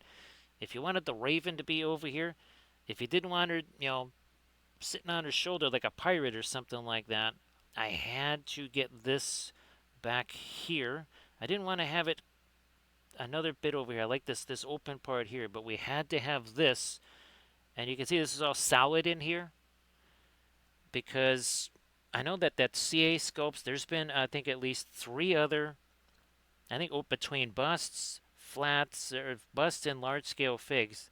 There's been three other situations where the birds just snapped off every single time, and the only way you're snapping off that raven is with a hammer. Yeah, if you separate that raven from that particular plinth, then the whole thing is gone. So if you're wondering why, the feathers, all that stuff is kind of really in one giant mass right there, that's just for stability. And that's why I felt like I was able to print that out in FDM. because there wasn't just going to be that raven on his two little stinky legs.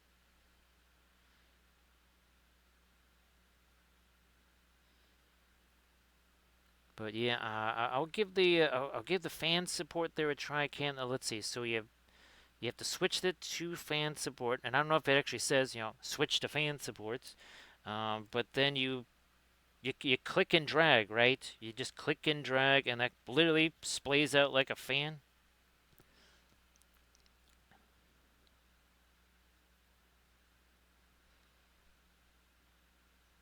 Trying to do a little bit here. This is a okay, fine. I'm gonna do a little bit of that here with the phthalo green right on that part. Also these a little tone down. Because I think we kind of have the lightest lights in place. Nah, see that'll give them a little bit more of a glow doing that. Well, at least hopefully that's what it should do. Anyways.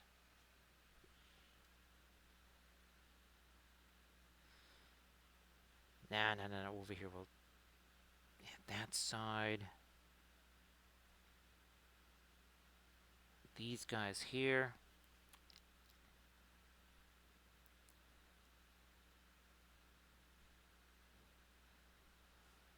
I'm gonna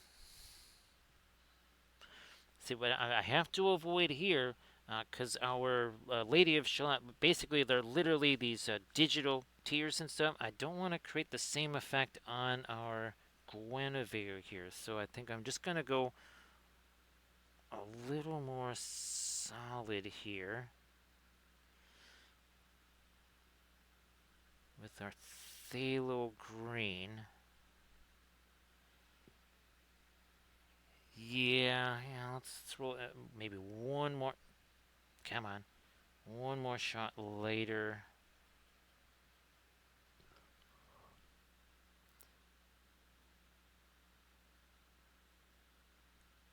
Up in here a little.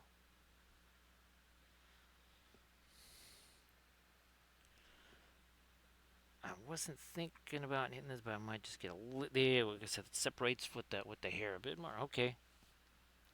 Alrighty, that works. Hey there, Pascal. Now, Pascal, hopefully, now I think you got the approval on the, what were they? Oh, the shadow boxes. That's right. Everybody, please give Pascal rules a follow. So, Pascal, why don't you share some stuff in the chat? Everybody loved what you shared last night on stream. Yes, indeed, Pascal. Definitely share some stuff there in the chat. Everybody, please give Pascal rules a follow, because Pascal does really tremendous miniatures. You need to certainly follow Pascal there. And Pascal, I will try to get you again the plinth. So look at this. Ooh, here, Pascal. These were the ones I was printing out last night during the stream. Again, that's the Morrigan, and there's Ariadne. But this plinth right here, now obviously I've got the square version of it. I'm going to see if I can't make a circular version of this. And I'm kind of developing an entire panoply of plinths. That's that what the store should be called? Recoil, the panoply of plinths. Yeah, say that 3 times fast. I can't say it once slow. But everybody check out that Instagram link that Pascal just shared. And again, everybody please give Pascal rules a follow. That would be sensational. Again, really fantastic work that Pascal does. And Pascal, there's many more of those to come. Those were the first test ones there.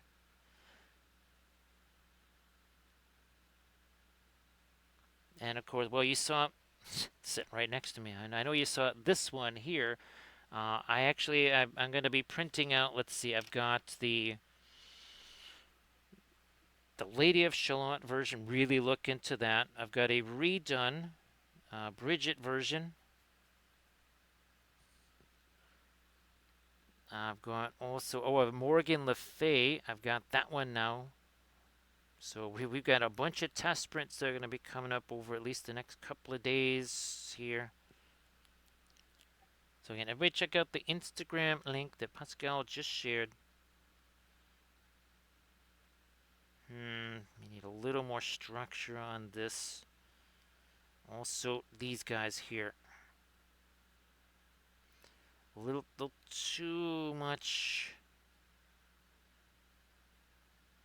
Yeah, it's a little raggedy there. We gotta have that be less ragged. Uh, we were kind of working against all the, we had a lot of the glazy stuff going in there earlier. That now is fully set. We also have to remember to get our latest blue in there too.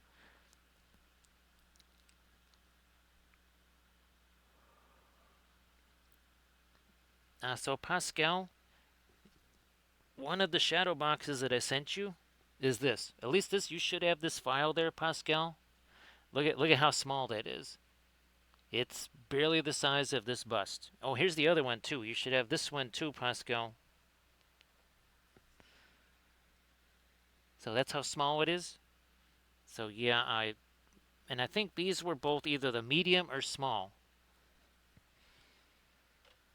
So yeah, those reduced out really well and printed out just nice. And again, that was done on the Anycubic Mono X.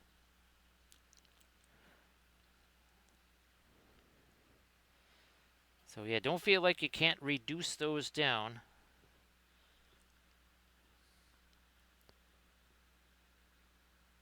I'm gonna go lighter.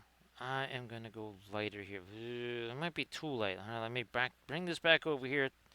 Take just a smidge off of that.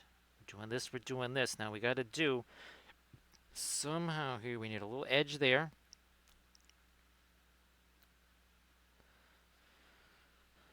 So yeah, some of those again were. Now this one here, if you have this one, I haven't printed this one out small yet. But yeah, this one I will try to print that out maybe about 5.5 inches or so wide. See how it works out in resin.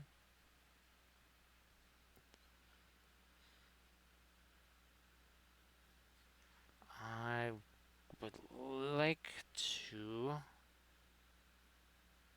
sharpen up this line right here. Let me see if I can't. There we go. At the top of that, we're doing the same thing here. Nope, gotta go back to the brush over here.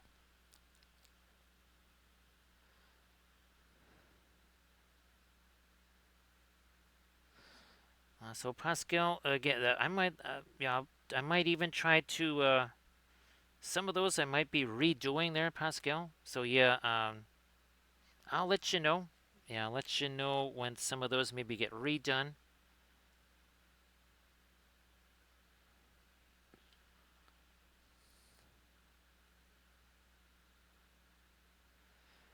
Actually, there's another scene. Remember the one scene, Recoil, where Galadriel's got her hand in the water?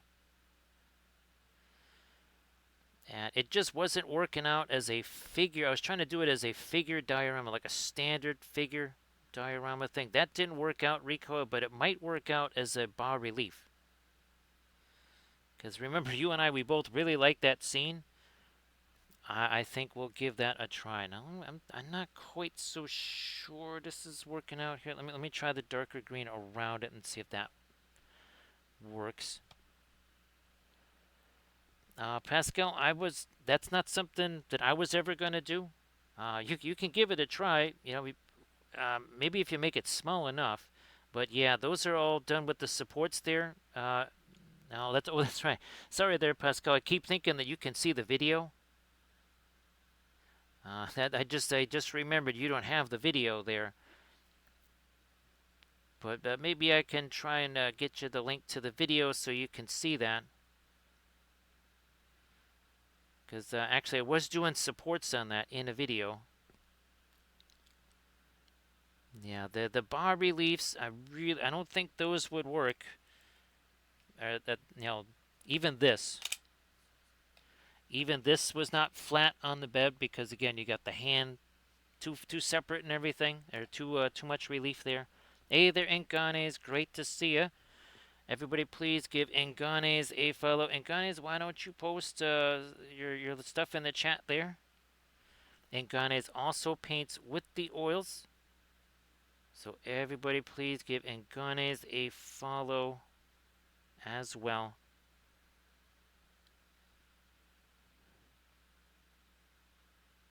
Trying to, no, not there, but maybe here. Maybe there.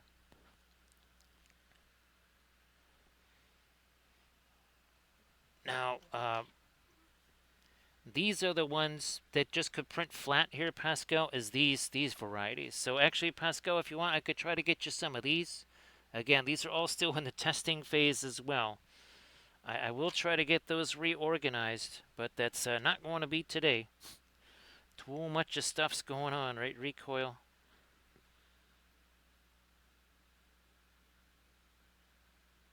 Another little light there.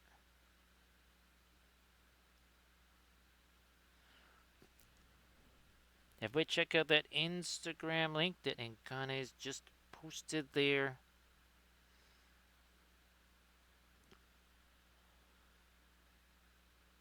Yeah, Recoil, it is all the stuffs, right?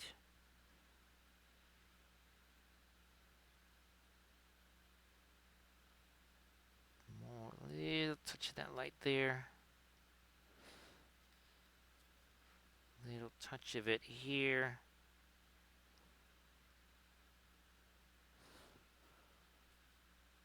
Going round the crown here. I think we'll do some of the latest lights on the hair and such because again we don't want to fool around with this stuff out here. That would be like the last thing that we're gonna fool around with there. Because as you can see, I'm still sticking my hand all over that. So yeah, no point in messing around with that just yet. Now in here, a little different story. Shouldn't be sticking my hand on this stuff. Or if I am, something weird's going on.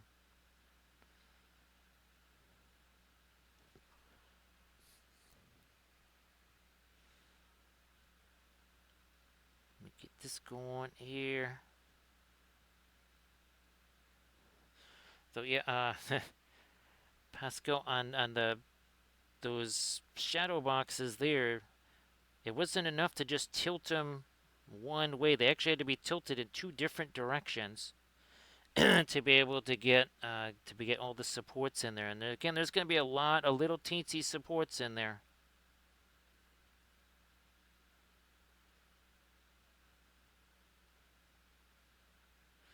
And the other thing too, actually, why don't you wait, Pascal? Because I think I could be able to send you the supported files. That way, you wouldn't necessarily have to deal with it. So yeah, give me a little some days there to try and again create supported versions.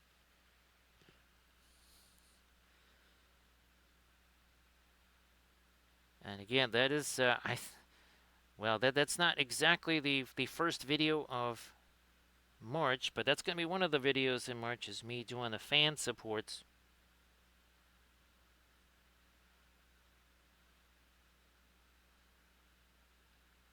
In fact, well, I have all those things I have to support. I might just film that, but even if it's well, the video that I want to have out there is the well, it's our Road to Adepticon / Road to Golden Demon / Road to what's the other thing? Resin Beast. Yeah, those two things. Now here again, I don't feel bad about doing some of the stuff here because, well, again, if my hand gets in there and messes with that, that's just like what's it doing in there?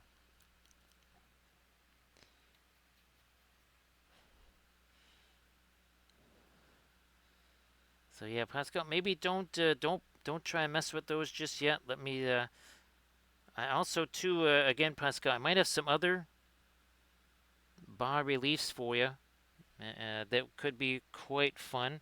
Again, like the Bridget one, the Morrigan one,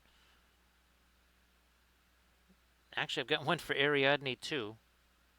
So yeah, there. I think maybe that's a smart plan.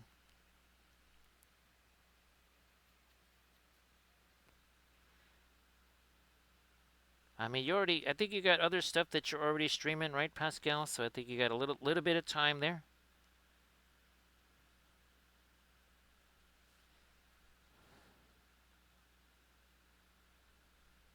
Try to work. Yeah, there we go. Okay, all right. So we're getting there now on our interior plinth anyway.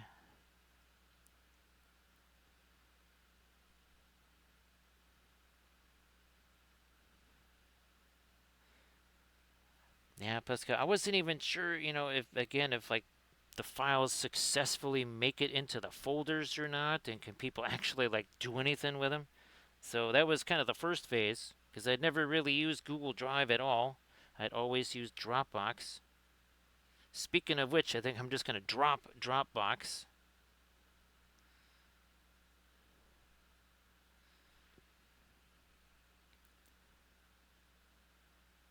because that just doesn't really seem to be worth it anymore.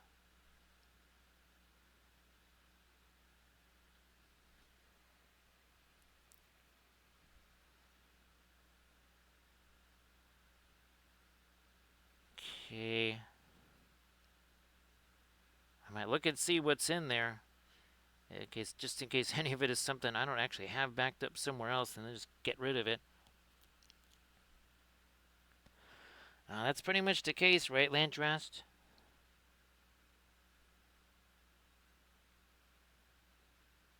Let me do this here. Again, I don't want to get too late on that.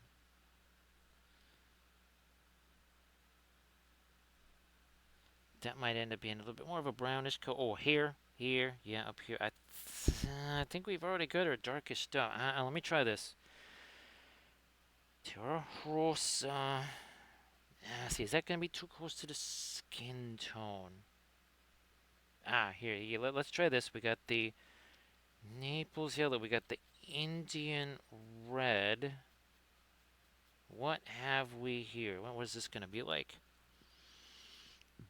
Braids. Start the braids. I mean, it is a little lighter. Geez, do I just have to go super dark in there? Might have to do that. Might just have to do that. I mean, here. Okay, fine. All right, let's do that. We're gonna chuck a little bit of the white in there. Let's see what we got. And again, everybody check out the Insta links that Ngane's posted, the Insta links that Pascal posted. Give those folks some follows there. Again, Pascal does really fantastic minis. Well, all kind of flats, large scale figs, busts, all kinds of great stuff. And Ngane's also paints with the oils. It's real important to catch other folks doing the oils, like Camda's gonna be doing. Let's see, what is it? 150 here. You were fixing the stream in the 5-ish range or so you get 3-4 hours or so maybe. Camda's going to be streaming. Rico, again, I hope that that experiment works out. Like you say, kind of changing the game a little bit doesn't hurt, right, Recoil?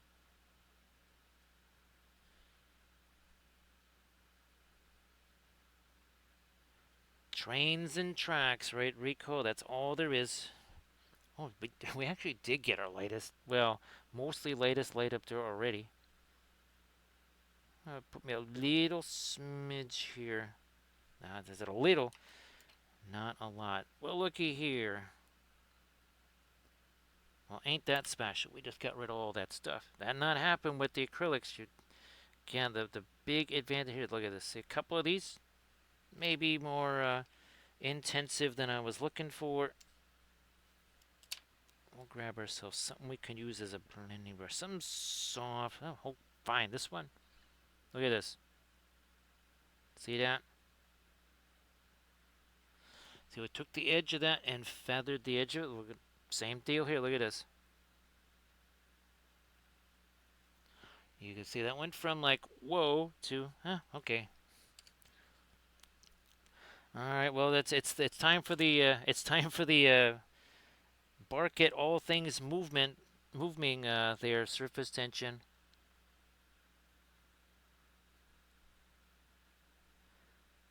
So have a good stroll there, surface tension. I know, of course, beware the death orb. Apparently, the Welshlandic death orb shield is once again down for maintenance. Now, granted, it is many thousands of years old, but still,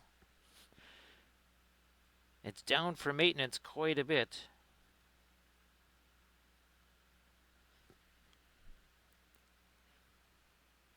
Try that again. Yep, is nice. There we go.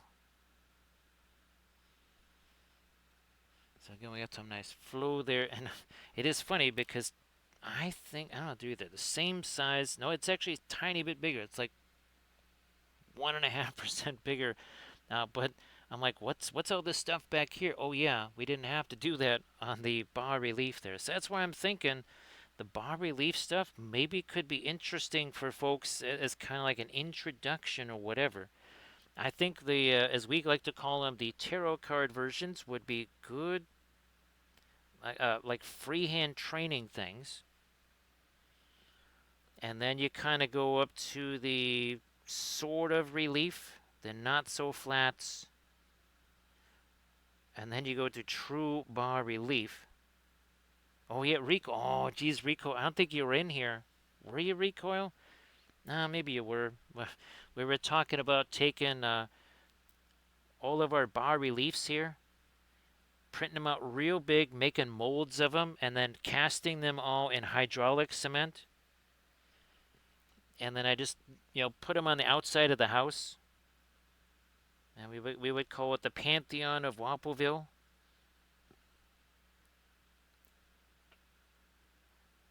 Again, it would be such a major tourist attraction that we would probably have to knock down the other houses in the neighborhood, again, to make room for the visitor center, the parking lot. Again, anything in between here and the airport, which is about 9 blocks away, we would have to have a special monorail that just services, our tourist attraction here.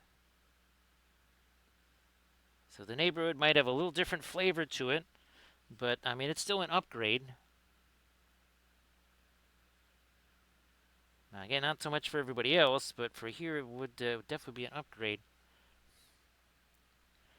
So again, trying to avoid too much of a skin tone there, trying to make sure it's not quite too much of a skin tone.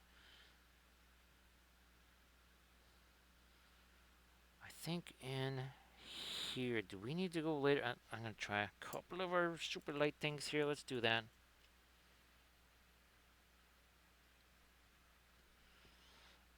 And of course, as we all know, hydraulic cement it lasts an eternity.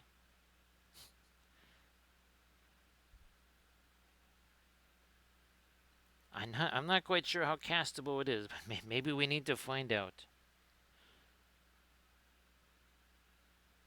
It's not the cheapest method of casting, but it's also maybe not the most expensive either. You know what? I am going to run on the edge of this here. Hey there, Doji. How you doing? So, Doji, why don't you share some links in the chat there to some fabulous oil-painted stuffs? So great to see you, Doji.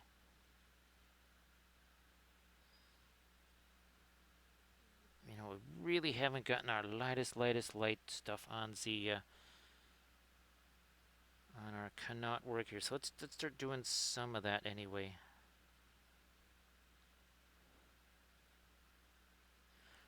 Doji, well, in a little, maybe I'll just send you some pictures of them. But Morrigan and Ariadne both seem to have printed out just fine.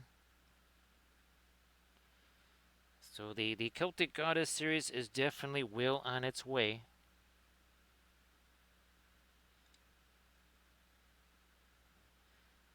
Try you now.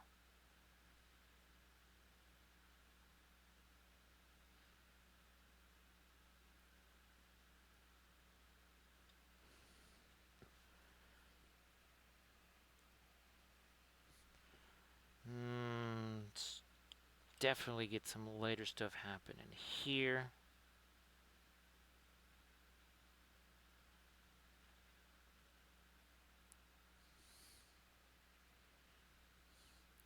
Oh yeah, yeah, whole bunch of lighter stuff up in there. Okay, that was not quite where we wanted that to go. We'll have to cut some of that away. That's way too light there. Not exactly a problem. We can do that. Not a problem. But check out the Instagram link that Doji just shared.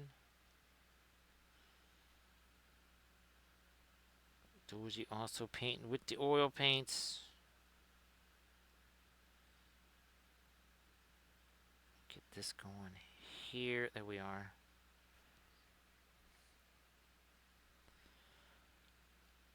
And up in here.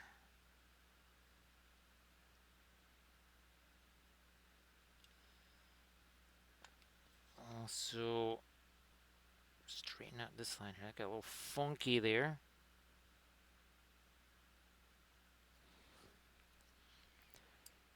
Back to our really light stuff. Right along this edge here.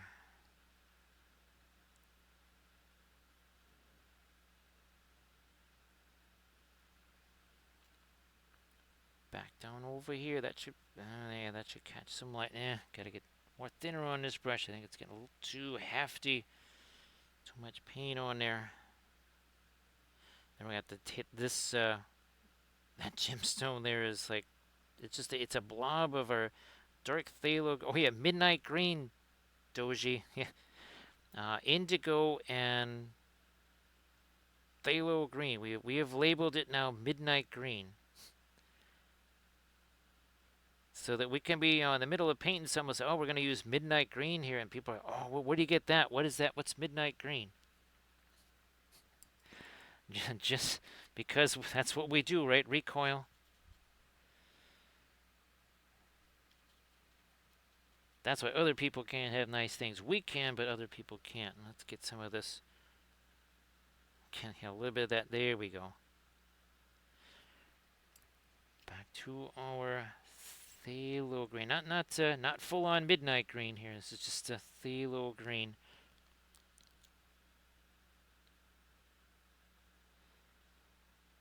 I just kind of thought of the name there, Doji, because we use whenever we're doing moonlight stuff, well, we use a heck of a lot of indigo, right? So if we're using all that indigo for moonlight scenes, and we're taking indigo and phthalo green and mixing those together, well, I like the idea of a phthalo green combo that's called midnight green. Get rid of that yellow there. That doesn't belong there.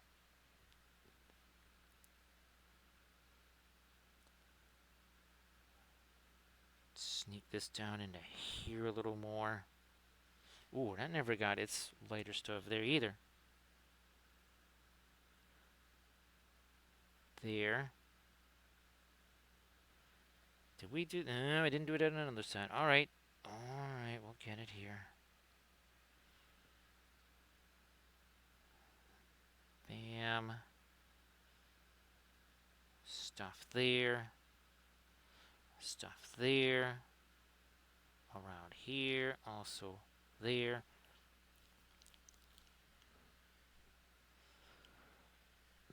Doji on a 40. We got some folks that think they're going to hit 80, right? Little mini hype train there. Doji on a 40. Freak. I wonder what a hype train bas relief. Wow, talk about the train coming out down the tracks right at your recoil. Yeah, a hype train bas relief. Ooh, you know what? I'm not sure if it'll work. Ah, it did. Okay. Here we need some of our lighter green in there too.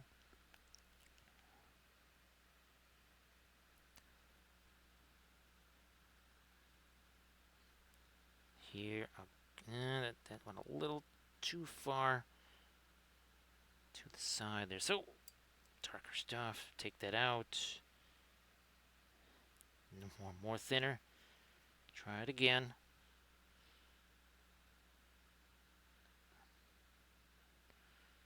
Good enough. Good enough.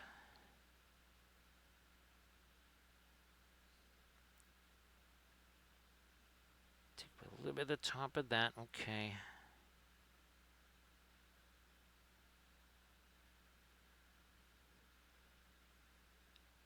Maybe start thinking about some darks in here too while we're at it.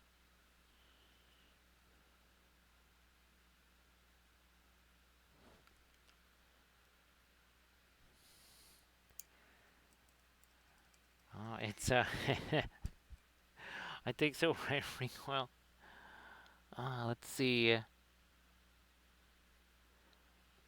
Yeah, Doji. Now, I think. What is it?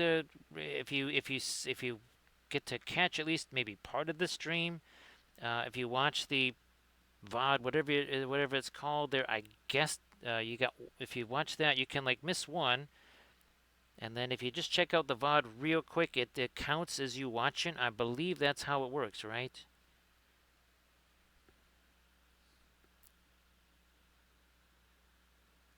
So I think that is a way around that. A little more light there on the edge of that. Same deal here.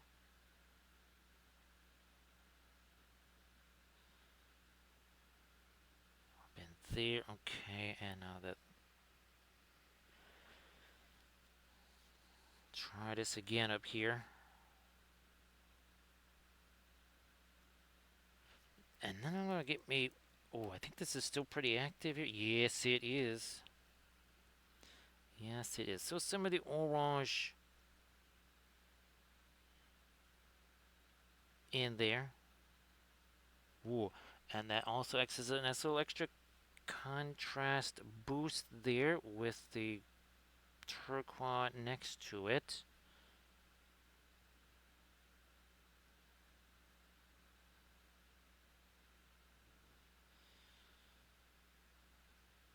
There we are. Okay, do that.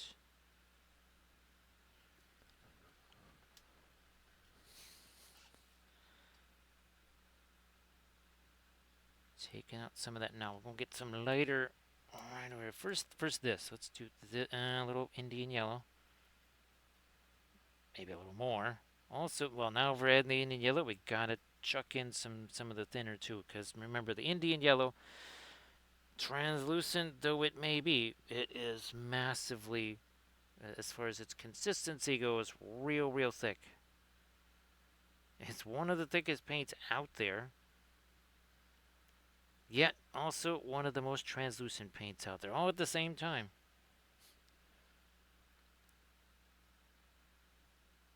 Not everything can be cobalt teal bluish, right, Doji, and just be all things at all at all times.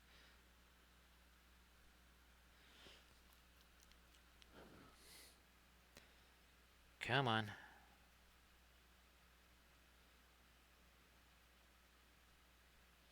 Doing this now.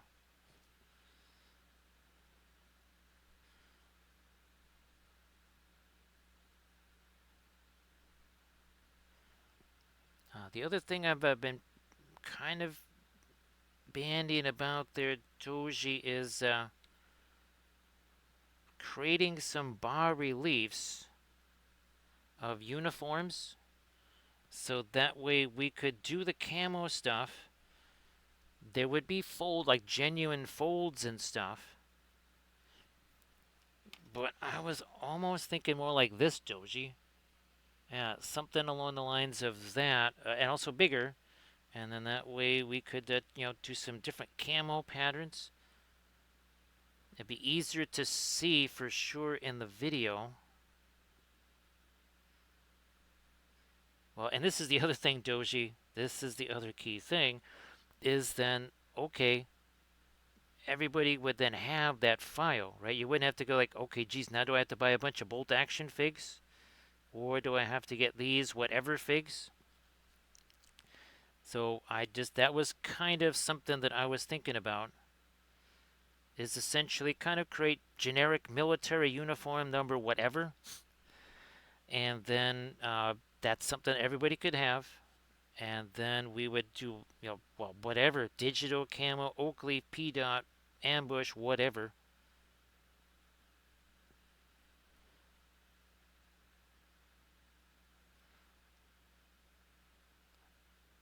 Because again, I was like, okay, and I would have to get the miniatures first. Like, I don't really have spare change to buy more miniatures or more files, but I could maybe make some files.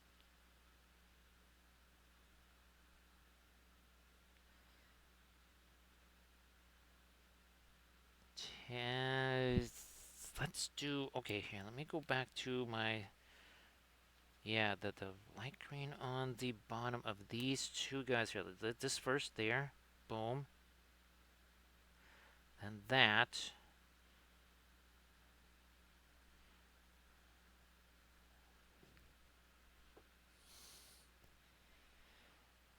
Um, I'm pretty sure I would create a Twitch violation reading it once super slow, right, Doji?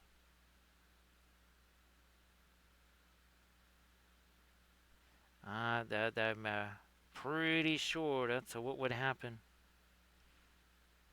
There would be some kind of full partner here. Let's get that really, really light blue. So we still got some of the yellow in the brush. All right, let's try this again. I think now. Well, this is definitely super light blue here. Just kind of breaking this down, reconstituting the paint. That is about as light as I think I want to go.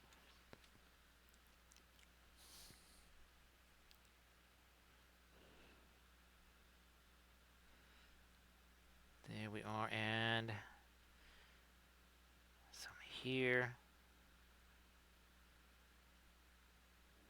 Come on.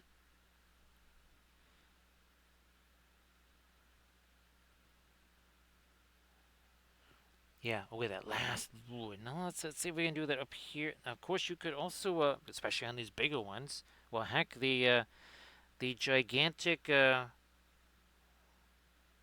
bus version that I printed out of this and did an FDM. I wonder. Well, there, maybe we do some texture. Maybe we do some texture on the cloak and the robe and such.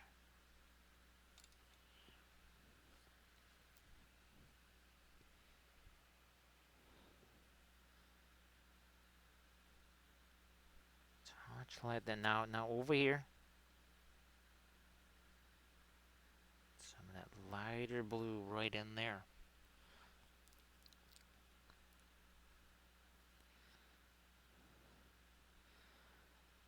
Now right here, that's right at a critical juncture there. We gotta get ourselves some harder edges. I'm gonna try the darker stuff first. Let's try that first. Let's see if it's gonna give us the harder edges that we seek. Oh yeah.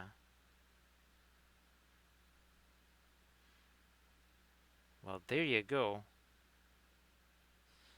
Ooh, yeah, that definitely sharpened up everything over there. That was a good play. Not everything necessarily works out as you hope. Oh, the hair, yeah, I will get. That is some of our fabulous Perling Crimp Zone. And some of our coal black. Could be Mars black again if you don't have the Paul Rubens stuff. Yep, that's what we needed. And some of these braids here, we just needed really dark stuff there. Hey there, Critical Paint Studios, how you doing?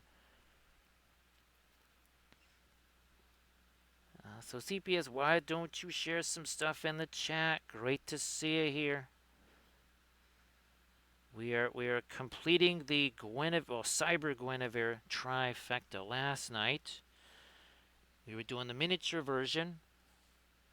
Yeah, that was super fun there. And the night before, we did, well, along with our Cyber Nimue, we did, again, that's the bas relief version right there. And again, there's our Cyber Nimue 2. And of course, well, last weekend we did the Cyber Nimue 75 mil fig and also the bust. We're having a lot of fun here with our Cyberthurians. We're just getting underway with them. We also have our Celtic Goddess series that we've started. Yeah, okay, now we really got some nice sharp stuff going on there.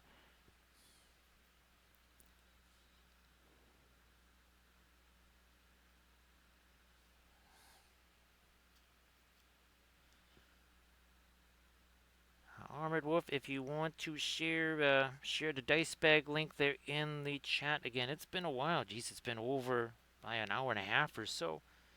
Yeah, why don't you share the fabulous dice bag link there in the chat again? Whoop, that got a little too dark right there. So I've been making these myself there. Critical Paint Studios. Again, kind of like, well, this was made for, well, it was also here. Let's start at the beginning with this at least, anyways. GW a long time ago, they did some not so fantastic versions of the named ring rates. Well, I wanted better ones, and then I also wanted to make them before they were rates. And well, there was so much fun with the freehand there. I thought, well, gee whiz, what if we made our own miniatures for, I don't know, a freehand tutorial? This is actually a three-part series on that Patreon page. Because, well, I started to realize Critical Paint Studios that if people wanted to paint along with all these, they'd have to literally be part of 17 different Patreons and tribes, and nobody has the cash for that. So that's why I just started making my own stuff. Again, we have our own shadow boxes that we made. Oh, thanks, appreciate that. Critical Paint. This is last weekend's activity here. That's the 75 mil version of Cyber Nimue and the bust version right there. We painted those up. So again, the idea is that the files would be made available to the Patreons, and that way, yeah, they don't have to support 18 Patreons critical. They just need to do one. I was saying that might be a little bit more financially doable for folks. Uh, it never occurred to me before Critical Paint. It wasn't until I started making, well, the flats that I had the ability to do something like that. And then there was the Lord of the Rings gummy bears, of course. You know, once these came along, the idea with these is, again, we've got 33 characters created now. That's something that folks could paint along during our late October sort of CathyCon style events, where folks hopefully get a chance to paint up some of the Lord of the Rings gummy bears.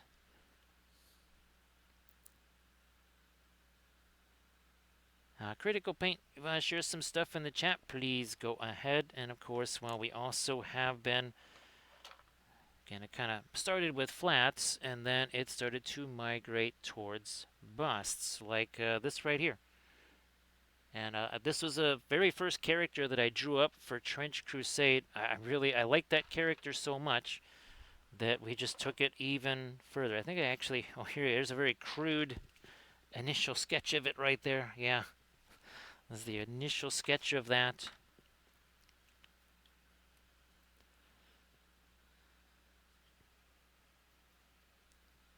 Yeah, and well, it's constantly changing, and there are times where I just like go in. It's like, okay, what's that feature? That wasn't there yesterday. And then of course, well, you have things like Eldritch Foundry. That's where's some of our Foundry? Do I still have some of that sitting here? Easy to reach, easy. No, they're all downstairs. That's why. But what we made our new fellowship. Actually, here we go. Yeah, that was part of our new fellowship that we sculpted. All 9 characters of the fellowship in Eldritch Foundry. So everybody check out the Instagram link that Critical Paint Studios just shared. And everybody please give Critical Paint Studios a follow. This is what we need in here. Some of the darkest darks. Yes, indeed. There we go. And of course, here's again some more of our fabulous Trench Crusade bust that we did. There's a bunch of these up on the Instagrams. So the same red, the same basically burgundy that's in the robe, it was the same red. We used it for our blood effects here.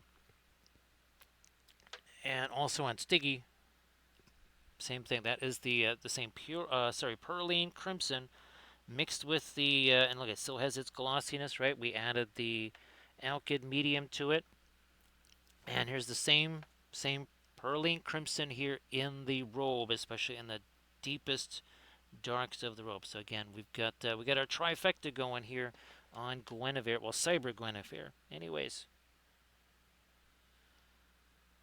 I think we need to do it. Let's do the dark there. Just so we did a couple other spots. Yep, we sharpened up some things on the other side. I want to do a similar thing here. Nope, nope, nope. A little more, a little more.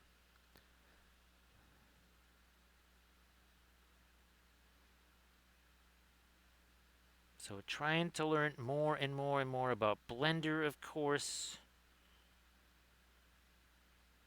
That's gonna be a huge thing moving forward is the Blender stuff.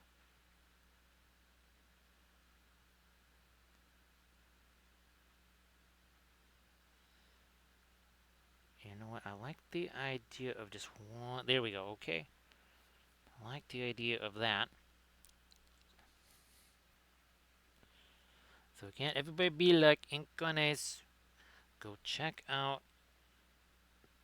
what Critical Paint Studios posted there. You know, let me try what's some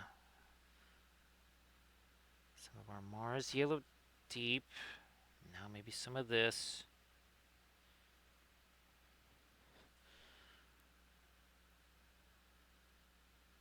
Then we'll get our gemstone in there too. That might be. Well, we can always. Whoa, big old glob of paint on. Let's get rid of that.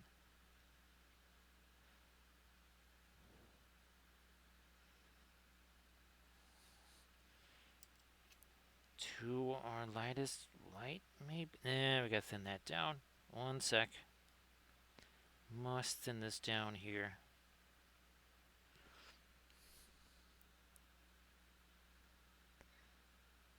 Something there. Now for our phthalo green here. So see you later, Doji. Sorry if I missed your goodbyes there. Apologize.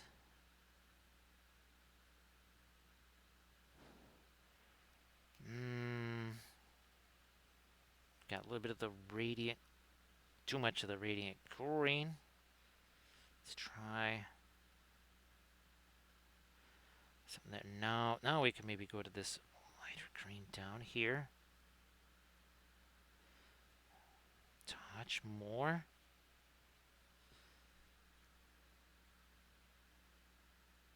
There, okay. Now to the dark on either side of that. More of the umber this time. Around you go. Okay, there we go. So now I have that another little gem going on there.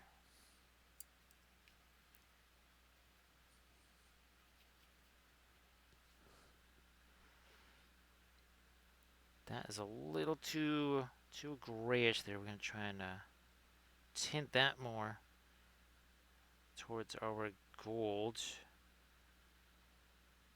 Okay, let's go back to our yellow here and Indian yellow this time around. Let me lighten this up.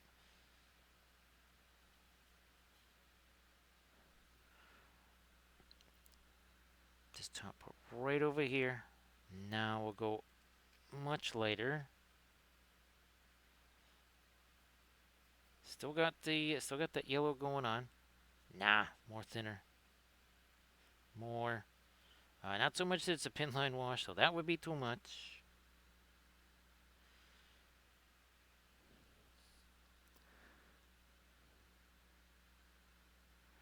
Well, critical paint again. Great to see, and every time, right? Critical paint. Every time you're painting something, most likely there's some new thing you're gonna learn. It may be an unexpected new thing, right? Critical paint. Doesn't matter how long you've been doing it. If you keep on doing it, you're gonna keep learning new stuff all the time.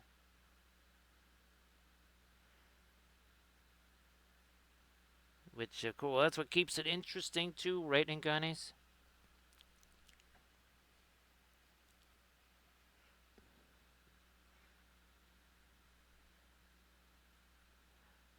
I'm telling you, Nganis, that the pace of change here, which used to be measured first maybe in years, then in months, then it became weeks, then it became days, and right recoil now it's not even hours anymore. It's like, what do you mean? 10 minutes has gone by and there's no shocking new discovery? Clearly, we're not doing this right. That is not an exaggeration, right? Recoil. That essentially is what daily life is like here.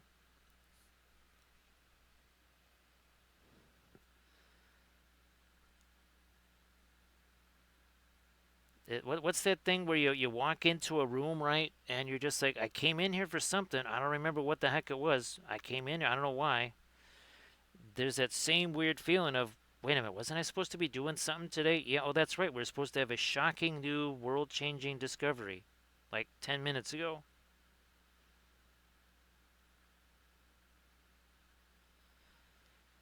And again, if we don't have one of those, clearly we're not doing it right, Inganes.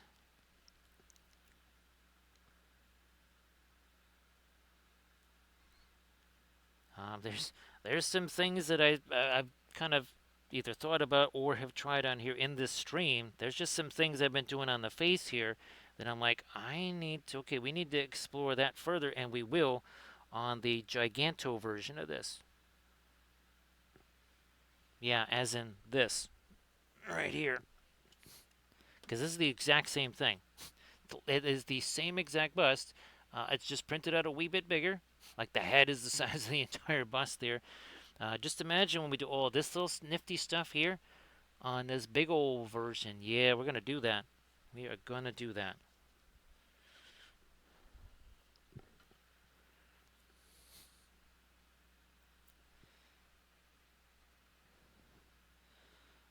So yeah, that whole walking into a room and it's like, I came in here for something. I don't remember what it was.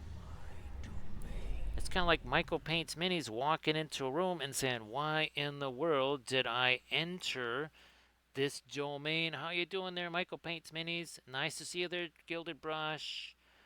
Everybody, please give Michael Paint's Minis, also Gilded Brush Studios, a follow. Hey there, Lectors. Everybody also give Lector's Kitchen a follow. So, wow, that's a bunch of follows. Michael, why don't you share some stuff? Same thing there, Lectors. So, Lectors, Gilded Brush, Michael, y'all got to start sharing stuff. We have Grim Dark Barbie in here too. Now, of course, right? Jim Dark here. So we have Jim Dark and we have Grim Dark Barbie now. So we are working here on the final part of the trifecta of Cyber Guinevere's. Well, you saw this, Michael, right? You saw that. That was last night's stream. We are doing the bust version the night before. I know you saw this too. So there is the bas relief version. We also did Cyber Nimue. And you can see again, those have quite a bit of relief to them there. Now, here is the other Nimue. So we did these last week. This was our, let me just push that out the way there. This was the Friday stream last week, Cyber Nimue in 75 mil. And we also have the bust version. Again, lots of fun translucent cloth. Here, look at this. Lots of fun translucent cloth there. Oh, thanks, Grimdark Barbie. Again, you want to share some stuff in the chat? Same thing there, Lectors. Same thing. And check this out, Michael. Look at this. Remember, these were printing last night. So there's the Morrigan and there's Ariadne. And it's just so crazy. I know I said it many times on the stream, but I have painted this. I've even sculpted that in Sculpey as a business card holder. It's freaky to see this as a living bust right now. Now, of course, again, we're gonna get to our Celtic Goddess series. This is Bridget. This was like one of the very first Celtic Goddess paintings that I ever did. And again, I painted this on a drum like 3 times, maybe 4, maybe 5. I might have just forgot because memory is the thing that I do, right, Camden? Not just words. So yeah, everybody. So Michael, definitely post your stuff in the chat. Hey, Real Brush Guy, you too. So Real Brush Guy, Lecter's Kitchen, and Grimdark Barbie. Why don't you guys all share some stuffs in the chat so that people can have a blast looking at all the really nifty stuff. Oh, hey, Michael, why don't you share some of the Reaper paint stuff? Yes. March 5th, is that right? 6 p.m. Central, Michael, is the big reveal stream basically on Reaper Live. And of course, Reaper at Adepticon is going to be also featuring the new paints.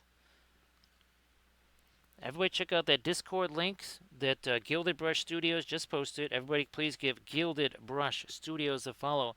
Lectors, it doesn't have to be brand new, right? Because if people haven't seen it, maybe they haven't been able, to check out your Insta in a while or something like that.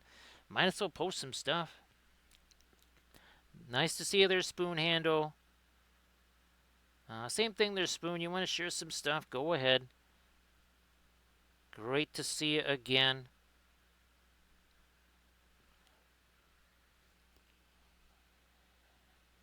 So Reaper Live talking about the new paints. Nice to see you there, White Wolf. Welcome back. Let me see. So 4 hours and 18 minutes ago, we just got started on this. There was no paint on this. In fact, it looked just like this. It was just dark brown primer. Steino Res primer. I'm going to give me some of the Pansy Gray in here. So, Michael, thank you so much for the raid. Appreciate that, as always. See you later there, Real Brush Guy. See you later. Brush Guy, if you want to post some stuff in the chat before you head out, though, you know the deal. You know the deal. Go ahead and do that. Ooh, we never did get our darker stuff on this. How we do it on the other side? We never got any over here. All right. Whatevs. Whatevs.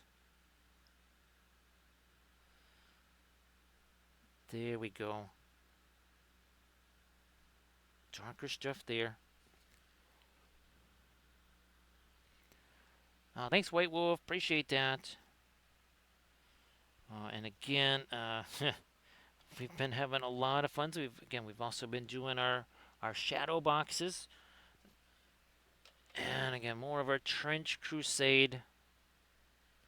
So we've been doing a bunch of these. Where's our last couple are over here. That's right. These are the latest Trench Crusade busts. These are the first of our Red Brigades. So we got a Trench Sniper, and then we had the Trench Spirit right here. The whole idea is experimenting with plinths, where the plinth and the thing on the plinth are almost indistinguishable from each other. So they're kind of meshed together. Here's another one of our Cyberthurians. This is the Lady of Shalott. Now, when I did the original painting of this years and years ago, that this is based on, the cracked part of the mirror was also becoming part of the scene. Now, it was a little bit easier doing that in the bust form, certainly easier in bas relief. The figure was almost impossible. There was no way I could kind of have that multi-layered thing with the cracked mirror, but it did at least work with the bust here. So at least I was able to do the cracked mirror. And of course, we'll have Cyber Tears. Yes, we're going to have Cyber Tears for the Lady of Shalott there. It's because of the onions, right, Recoil? It's the onions. And again, here's another one. Now, this is, of course, a very simple concept, but we have our anti-tank guy here with, well, plenty of artillery shells. Now, the candles here, that could be a somewhat hazardous accessory. And then, of course, we have here again, we were showing these earlier, essentially the before and after versions of the Shadow Lord. That's one of the 9 ring wraiths. Right, so we did those, and I thought, well, what if we was to print it out larger so that we could do a tutorial video on it, which we did. And then I thought, you know what, I really like that. What if we were to make, well, I don't know, a bust out of him? And that, of course, is his city. Again, integrating the plinth. I also have him on a horseback. I also have a bas relief of him accepting his ring. You know what's weird? I'm not sure how they managed to do it there, Recoil, but how did everybody on Allo LO manage to be an onion seller, but they weren't all just crying the whole time? Like, literally everybody on the show was dressed up as an onion seller, yet not a single tear on any of them. I'm starting to think those weren't real onions, Recoil. Again, I have a suspicion those weren't real onions. Try and also to get a little bit more phthalo green and some. Yes, we're gonna tone that down. This too. Oh, by the way, all oil paints here. All oils all the time. Little more phthalo green right there. Yes, indeed. So lectors, if you want, I don't know if you have an idea when you might start streaming again, but definitely let folks know. You're gonna do that, and of course, hopefully, kind of been able to refresh and recharge lectors. Because pretty much doing the streaming thing just about every day, right? That can take a little bit out of you.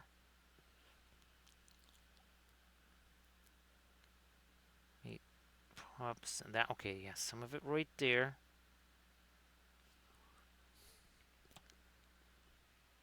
Which is this what we were working with here? I think this is what we were working with here. I'm just trying to carve out a couple little thingies here.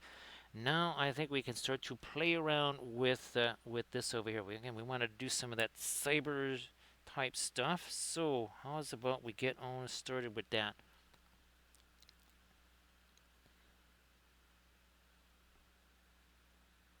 Well, again, lectors, here's hoping that you're able to kind of jump back into it again. I know it's not the easiest thing. Yeah, I like it the other way. I like it this way. So we're going to try and do something like this here. So let's do this. Like we're doing here. And now off. Like so. Maybe a little something like this here.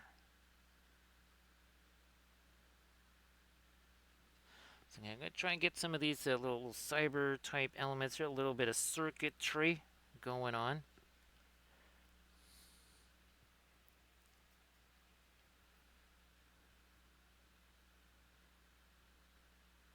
Maybe not right over the edge of that.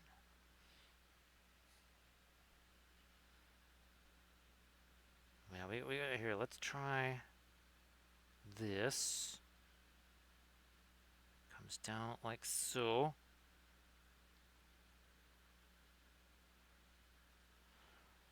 So again, kind of extending this out. Now I have new versions of these.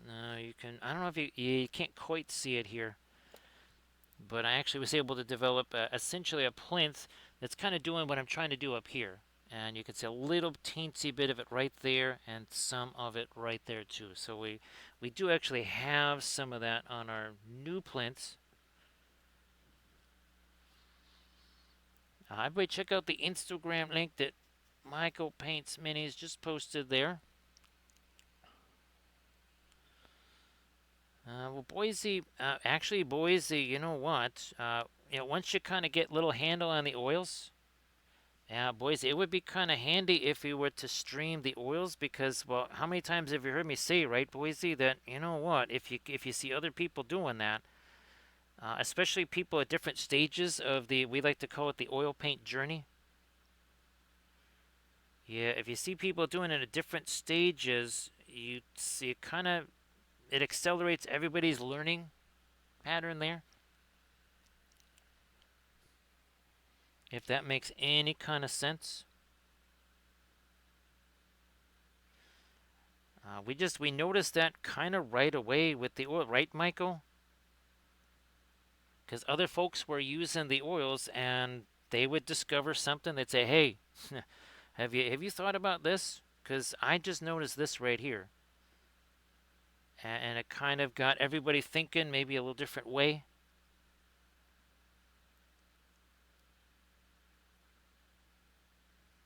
That might have to get trimmed down a little bit, but again, you can kind of see now we got some cyber elements here. I thought too, Boise, that it would be kind of something that you could look forward to, right? Where you say, okay, yeah, I've really been working hard, learning the oils, trying some different things, and then maybe you give it a try, doing a little bit of streaming or something like that.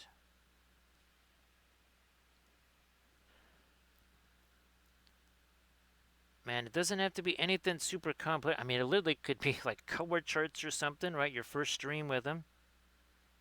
You don't have to make it too hard on yourself there to begin with. So again, everybody check out that Deep One King that Michael's got in work in progress status there.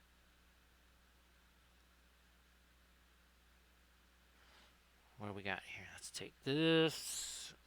Let's go this way and then back down again.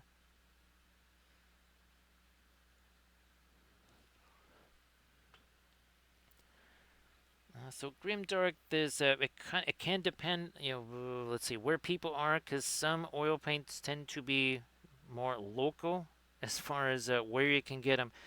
Now, once the Paul Rubens were discovered, that changed everything. A couple of key elements of these. First of all, they're alkyds, which also tend to be more friendly for beginners. I use them all the time because, well, a lot of this stuff needs to be dry either tomorrow or the next day or whatever. That's helpful with the alkyds. Also, too, these tend to come as a full set, and you can get them on Amazon. So the three things: beginner-friendly alkyds, kind of a full set, not a huge price tag, and you can get these pretty much globally.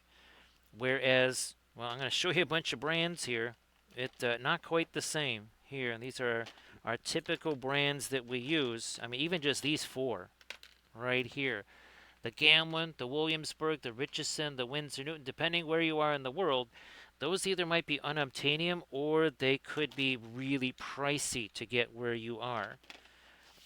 And that's again where the Paul Rubens come in, because you can kind of get them anywhere. We've tested. Folks in Europe could get them. Folks in Aussie land could get them. We thought, well, if that's the case, that's pretty good, because now again people will be able to sort of get them anywhere. And Camda was the person kind enough to discover those and then give us the heads up, right, Camda? So thanks again, Camda, for doing the scouting mission there. So Grimdark, you should have no problem getting Williamsburgs and Richardson and all that kind of stuff. Yeah, you should be able to get all that stuff. Also, too, as far as thinner goes, and this will be easy for you to get, you can get it a lot of different places, including Dick Blick. This is the Mona Lisa. Speedball is the main brand, Mona Lisa the sub-brand. When it comes to thinner, we're not using the thinner to clean the brushes. We use a Winsor Newton brush cleaner, which also works with acrylic paints. Typically, this is how much thinner I have. It's like one of those, and we have like a little dropper bottle here with some thinner that we'll throw out there when we need it. The thinner is for thinning the paints. Brush cleaner is for cleaning the brushes. Yeah, no giant vat of anything crazy or whatever. Don't have to worry about that. I know because people they have what their acrylic paint one and they got a giant vat of it sitting next to them. Yeah, you won't have that with the thinner. Not at all. And again, the alkyds they're beginner friendly because they well what beginners tend to do is pile on like 1,000 times too much paint. I mean it's like they're putting it on with a steam shovel because that's kind of the acrylic sort of after effect there. Eventually you kind of get the hang of the oils and you get much less paint on the figure. But again, for the folks that are newer to it, it's kind of hard for them to wrap their heads around that. This makes it just a little bit easier. Because if they maybe kind of forget and there's a little too much paint piled up, it's at least it's going to dry for them. Well, in their lifetimes anyway. Yeah, so when we say that oil paints are multi-generational, it's supposed to be the tube of paint that you pass down, not the fact that it takes multiple generations of your family for that thing to dry. That's not the goal. That is not the ideal. Nope. Again, doing our lid. This is the same stuff that we did up here. See it on the face right there? That's what we're doing down here on the plinth. Because reasons. Why not? Let's have some funsies with it. Let's have another little thing go off there. Like so. Another one up here. And then that. So you can tell this is starting to evolve, right? Just little by little. This is not our brightest green. The little ends of those will get treated as something much lighter. Yes, this is the true multi-generational paint, right, Camden? Yeah, Series 7 Cobalt Teal Bluish. Again, now, what is it, the 38? Yeah, the 38 Paul Rubens 50 mil tubes. If you get those on like Amazon Prime days or what is that, like Black Friday, whatever, you can get those for $63. This one tube might be $63, depending on where and when you get it. Yeah, that's part of the Doomsday palette, right? The Doomsday palette. Well, at least for your wallet.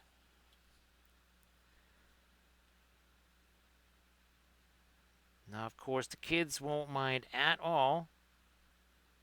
You say, okay, look, you'll start college a little bit later than you were expecting. We had to get this paint. What they maybe don't realize is that a little bit later might be sometime in their 40s. Let's get some more of our. Oh yeah, one from up here maybe. Like so. Then here. 1 second there, Grimdark. There you go. So Grimdark, the fortunate thing, even when it's just regular oil paints, the most common colors that we use here, they are not necessarily part of the Doomsday palette. Yeah, they tend to be indigo, Mars black, Terra Rosa / Mars red, phthalo green, Prussian blue. So those are not exactly your, again, super pricey colors there. So yeah, it's not necessarily everything's got to be a cobalt teal bluish. The reason kind of why we have some of those more specialty type paints is that there's things that they can do that the other stuff just can't. Now it makes sense, right, that a $63 tube of paint ought to be able to do stuff that 38 tubes at $63 can't do.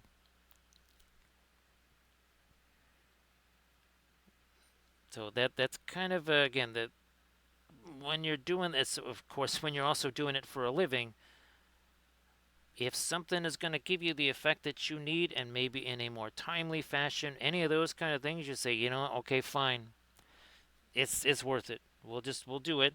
Also, too, Dick Blick, that is the place where you can get something like. Hey, I didn't pay Series 7 prices for that. I'll tell you right now. I didn't pay $63 for that. I might have paid 42. Yeah, that's. I did not shell out 63 dinaros for that. Mm-mm. We waited. We bided our time like Sauron and Dol Guldur. I mean, how do you think he's going to get his ring back, right? Unless he waits patiently, waits and bides his time.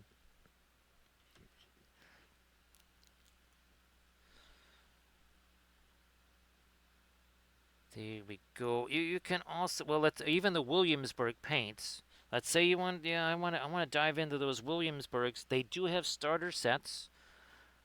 The other guys have starter sets too. However, difference with the Williamsburg starters, you can see we got our lighter stuff in here. Those are regular oil paints. The other guys' starter sets, they are the, I don't want to say dreaded, but they are kind of the dreaded student grade paints. Yeah, the Williamsburg stuff, they're tiny, they're small tubes, but it's the real McCoy, it's the genuine article. Again, as opposed to the other ones, which I mean, it's usable, it's paint, but there's a difference. So let's say you get the Williamsburg, how was it, the modern color starter set. There's cadmium yellow in there. That's real cadmium yellow. That's not cadmium yellow hue or one of the falsies. It is not tricksy and false. It is the one true cadmium.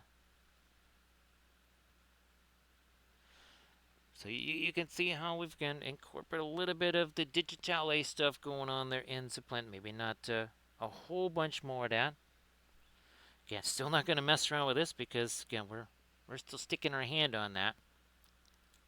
Now again, this is all that is actually prime. That's not just that. Oh, that was printed out in FDM, by the way. Just like all of our planes, those are printed out in FDM. I wonder, do we have our magnet on Gladys here? Yes we do. So the whole point of these, okay, display plinth, right? Also magnet. And that's not the biggest magnet. Look at this. Where's that hide? Here it is. Yeah. Look at that bad boy right there. Again, this will rip the iron out of your blood cells right here. That's what's going on the bottom of some of our plinths. And you can see the hole right there. We just happen to have a miniature holder occupying that space right now. Let me grab this guy here. I'm going to try and do a little smidge of... Where's my eye? Yeah, I'm going to grab me some of that too. Let's try... Yeah, I'm going to go with the violet. Let me go with some violet. Oh, yeah, we haven't used this in a while. The violet and turquoise together, right, Camden? Here, let me reactivate, reconstitute that just a smidge there. Let's get some of that here. Because it's a little bit dark. Now we're talking. Not doing much. And this is what we do a lot of with the oil paints. A lot of dry brushy stuff. A lot of dry brushy stuff. A lot of blending brush. What we don't do is layers. Hashtag no layers, right, Camda? No layers.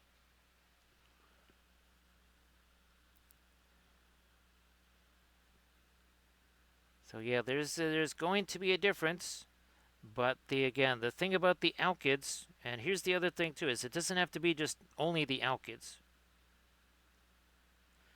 As an example, last night and today, so our reds, right, the deepest parts of our reds was this here, and again, that's a Series 6. We can make colors that kind of look like that, which we did Thursday on this here. So they kind of visually look exactly the same. There's a couple of key differences. One's going to dry way faster, and it ain't going to be this one. One also cost a whole lot more. It was that one. But again, you get there is a richness or a luminosity or one of those things that's going to happen again with the snazzier, more expensive paint, and it really ought to.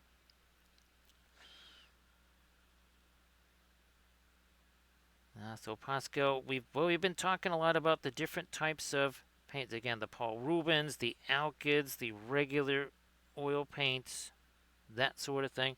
And then we also added these because again, this was before I created the digital plinths. And again, Pascal, I'm really looking for where did she go? Here she is here. I want to see if I can't turn this plinth, make a circular version of this, because I really love this plinth right here. And again, that is for Arion. That's the Celtic goddess of the heavens.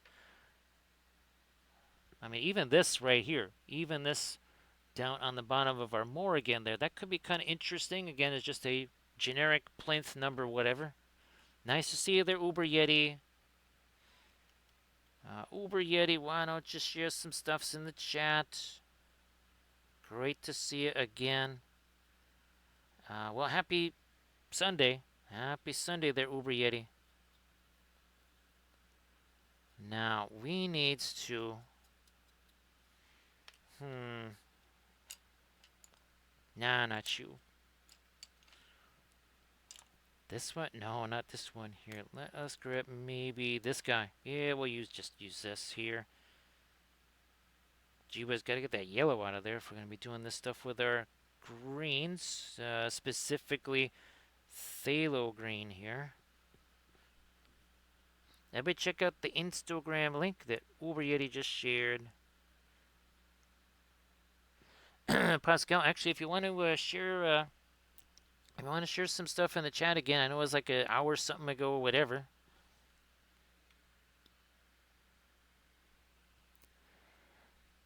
So Pascal, we definitely, we kind of suggest that Paul Rubens is, again, that's, I'm trying to think. Most of the colors in the palette are either Paul Rubens or they are, let me grab them here. Oh, look at this, more Winsor Newton. So again, you can see, look at it, it says Alkyd right there. So almost everything on the palette is either this the Alkyd Griffins from Winsor Newton or the Paul Rubens, one or the other. And again, you can always expand. You can always expand on what you have. Now, I know that a lot of folks with the miniature painting stuff, they don't like getting stuff like a little bit at a time. They want to buy 7,000 paints all at the same time. That for some folks, they don't want to be buying them individually. That kind of satisfies that particular need or whatever. So Pascal, they tend to be more beginner friendly. They are vital for me because, well, the faster drying time is crucial.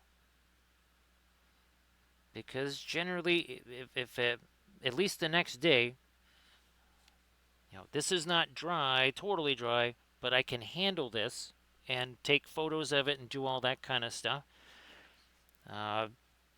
Let's do a little check here on these. Yeah, that's mostly dry. We were doing this on Thursday. Yeah, I wouldn't be able to do that if that was not Alkyds. Wouldn't be able to do that.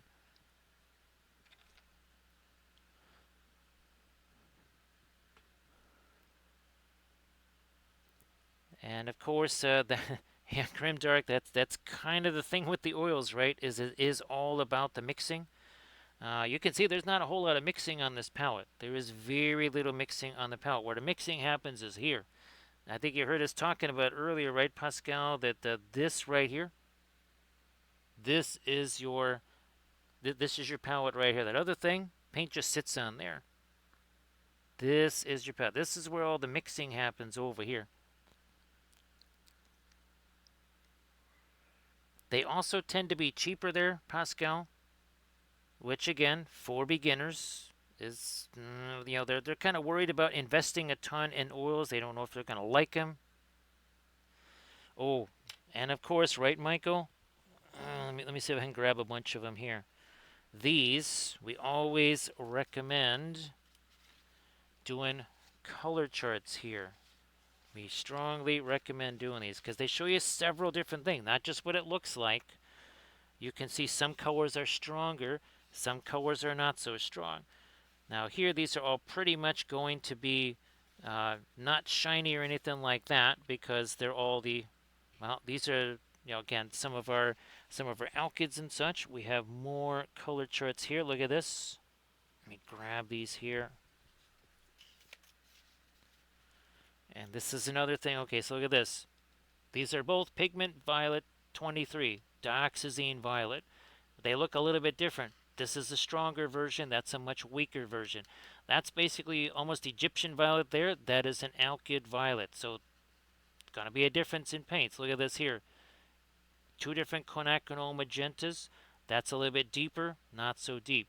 Here, basically naphthol slash fanchon red, Windsor red, they're about the same, except, look at this, see? The naphthol red is a little bit stronger than that one. Up here, the radiant violet, pink, purple, they're very much as, except, look at this. This is a regular oil paint here. That's a stronger paint than this. You can see it kind of is a 50-50. This one's like a 60-40, 65-35 kind of paint here. We got more. Same deal here. You can see there's two very different Van Dyke browns. Stronger, more neutral. Not so strong. Oh, we got paint on that brush. Let's go this way. So that's a little bit warmer and not as strong. Look at this. Radiant green is a stronger paint than the alkyd next to it. All right, so again, there's going to be differences. And two, this is the same for acrylics. Grab yourself just a figure, whatever, do a value study. You can do this with acrylics too, not just the oils. We got what? Van Dyke brown, brilliant yellow, pale. That's what we used on there. You could use indigo and white or whatever. Mix and match, max and mix, whatever it is, whatever. Do the thing. Oh, there we go. I'm like, wait a minute. We were supposed to get some lighter stuff going on in here. So yeah, do the color chart thing. It's just going to save you some hassle. I hated doing those color charts in school. Hated doing them. But, well, they really, they can show you a lot of interesting things. We'll put it that way. There it is. Like, we should have ourselves a little bit of the Indian red in here.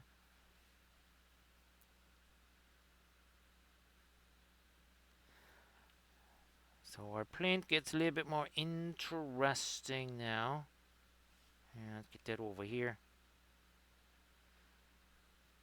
So again, everybody please give Michael Paints Minis a follow.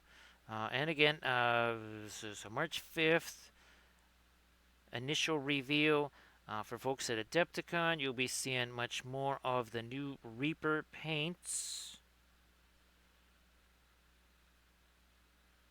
So that should be super fun, super exciting. Go visit the folks at Adepticon. Go visit the Reaper folks.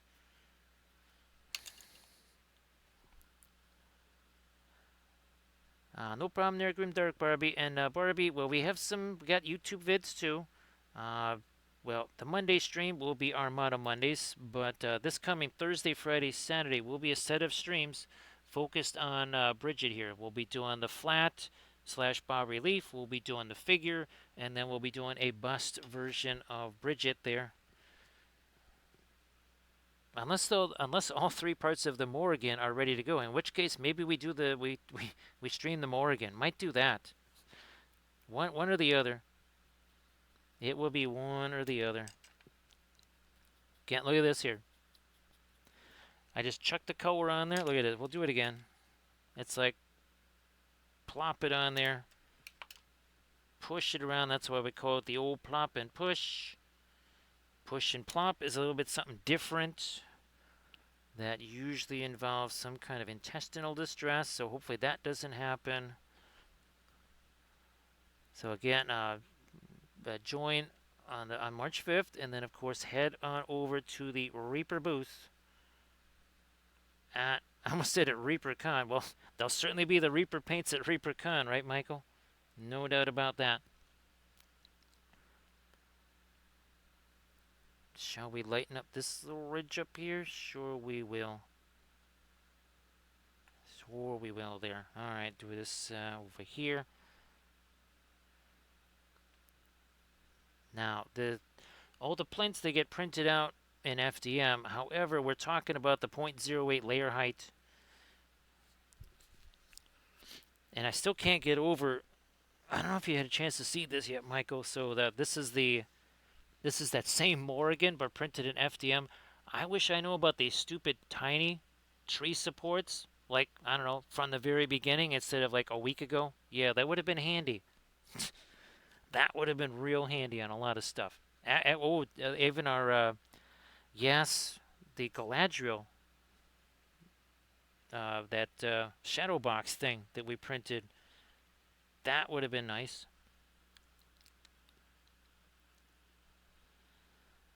So Pascal, we're just using craft brushes, almost exclusively craft brushes, Royal Langnickel, Golden Maple, whatever.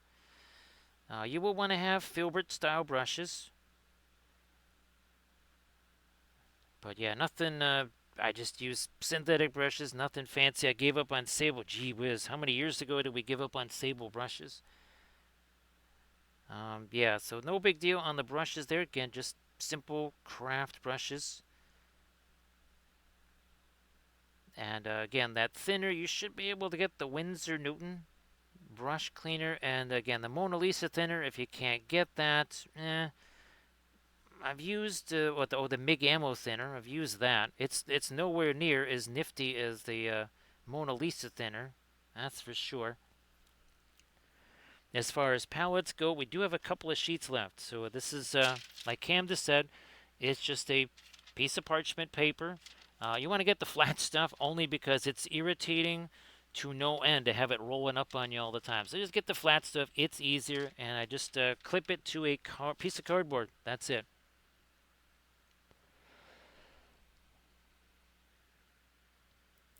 So I don't really do anything with mediums. We have, well, we use this for blood effects. So I will add this to, well, the Perline Crimson to create the blood effects like you see here. There you go. Because it gives it translucency and a shine. Otherwise, yeah, no mediums there.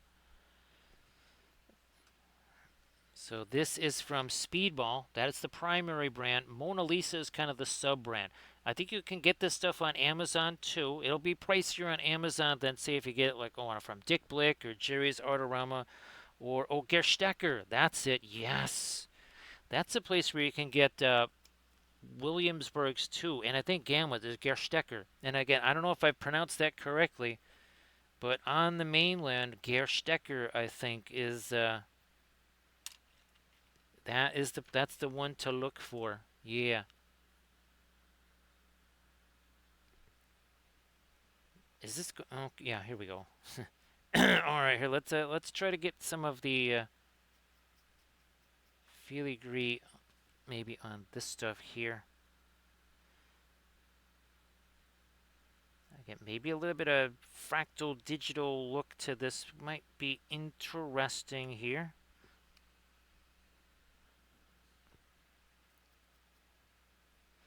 This was super fun. At first I was like, because these were kind of just designed to have the plinth, right? Not like a secondary plinth. It's not like plinth on a plinth. Part of it was I didn't really want to have to drill the hole in there. Also just a balance issue thing. Some of the Trench Crusade ones I actually have square plinths. So again, instead of, I already got the hole drilled in there, but I'm just going to put the plinth there. Oh, these are also fun, by the way, because of the stained glass windows. We got a couple other designs. Here's our War Prophet. Again, stained glass windows and such.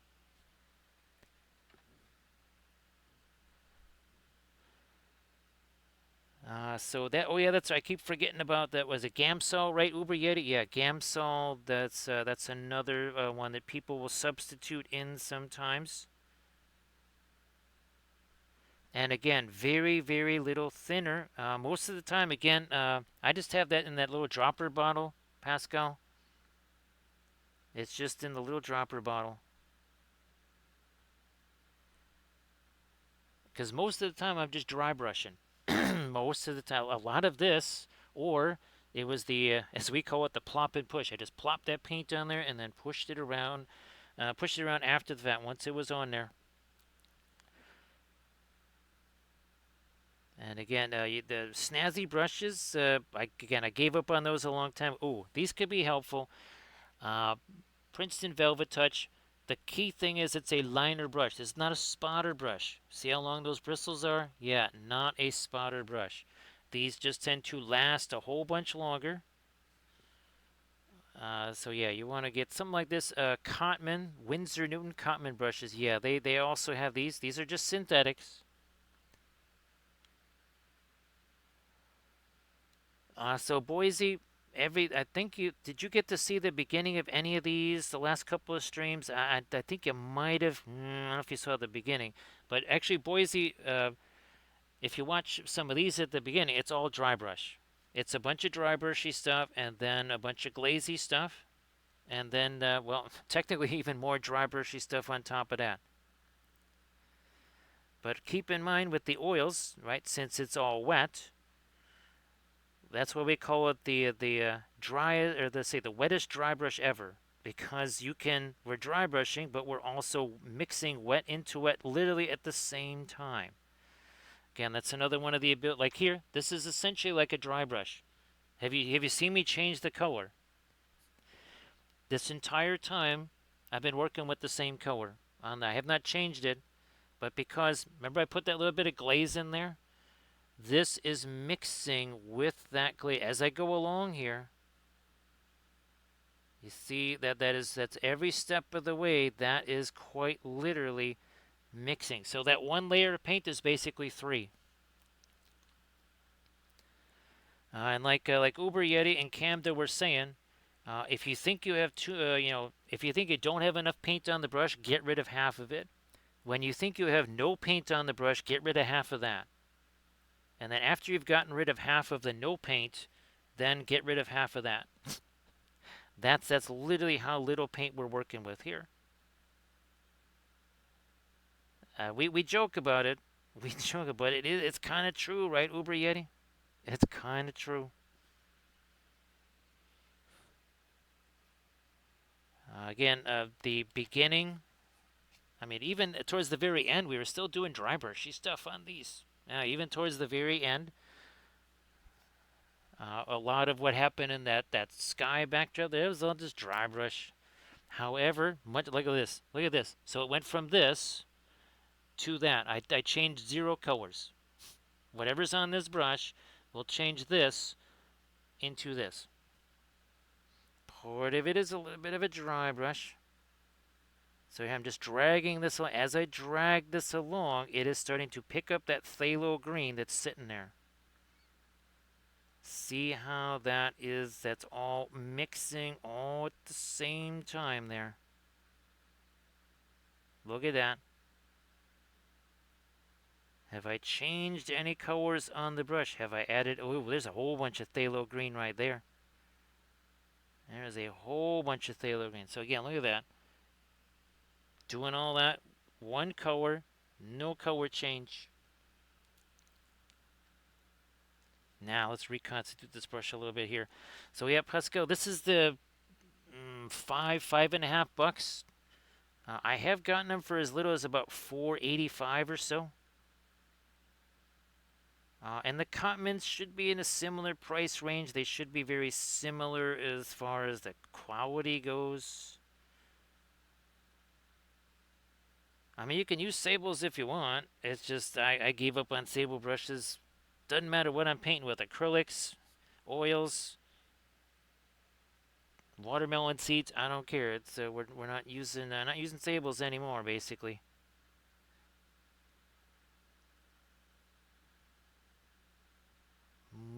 of this again. That's mixing all along the way as I do that. And it's kind of almost again like a dry brush there.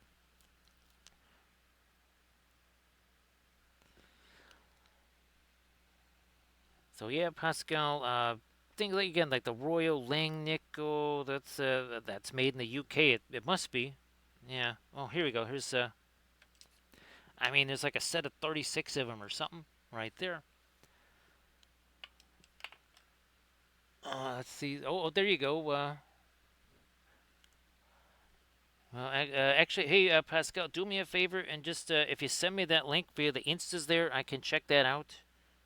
And I'll maybe get a sense if that's kind of a similar thing. Not all things are really. So Uber Yeti has tried the Bob Ross and says that will. Well, then never mind. Never mind. Actually, Uber Yeti, did you get a chance to share your YouTube channel and stuff? I think you did an instant share, but I don't know if you shared your YouTube channel. Why don't you do that? And Camda, why don't you share? Why don't you share your links there in the chat, Camda? Well, now in a couple hours, right, Camden? Maybe 2.5-ish hours or so you're going to be streaming, maybe 3. Again, look, that's just a dry brush. However, because the paint underneath there, literally there's a little, well, there's not quite as much glazy stuff here. Other thing is timing. Timing is not just for comedy. Timing is also essential for oil paints. As in, if you keep hammering away at the same area, that's going to be a no bueno right there. You move on, right? We've been working on this plinth for a while. We got to move on to something else, somewhere else. Can't just keep hammering away at this, piling on paint there. Nice to see you there, Irid Ken Wife. So Irid, I hope that the stream was fabulous today. Everybody, please give Irid Ken Wife a follow. And Irid, why don't you share that Pinterest link there? Share that in the chat. Irid, just give me a second here. I'll show you those figures that were the busts, sorry, that we're printing out. I'll show you those busts that we're printing out. Actually, Irid, of course, all of a sudden I was like, you know what? A plinth made of picture jasper. That wouldn't be pricey at all, would it, Irid? Yes, a plinth made of picture jasper. Now, one last little go around here. Again, that's basically just a dry brush right there. I'm just dragging this thing across. Whatevs. Don't care. It's mixing. It's mixing the whole time. So check this out, Irid. Look at this. We have the Morrigan and we have Ariadne. Those worked out pretty darn well. Very happy with how those printed out. So these will be very fun. Obviously, we'll be definitely painting this up. Well, it might even look a little bit like picture jasper when we paint that up.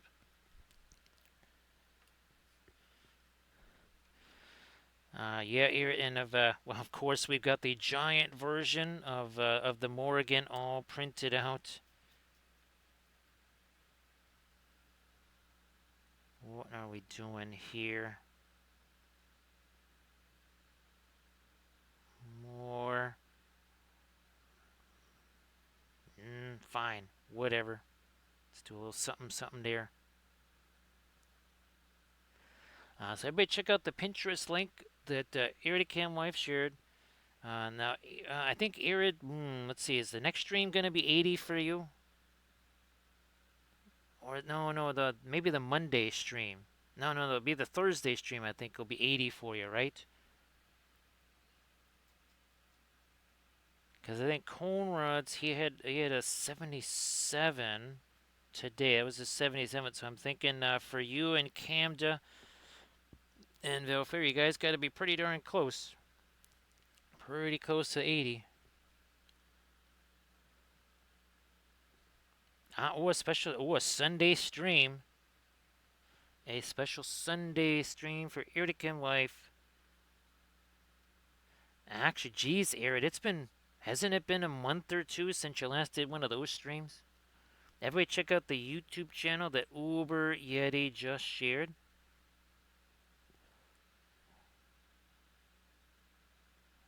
Again, go check out the different things. Again, folks maybe using different oil paint supplies, maybe ones that are easier for you to get, or maybe they're less expensive for you to get.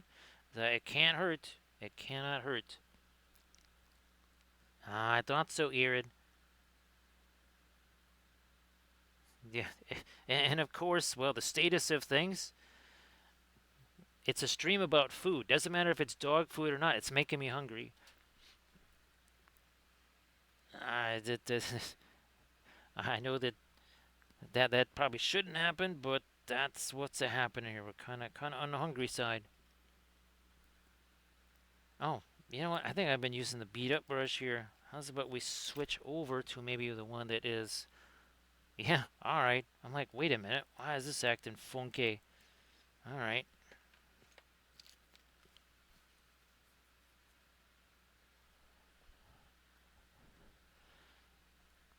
And actually, Arid, that is ground. Well, actually, I've been using ground chicken lately because, well, for whatever reason, I guess other folks are getting on the ground turkey bandwagon there, Arid, because that's pricier lately.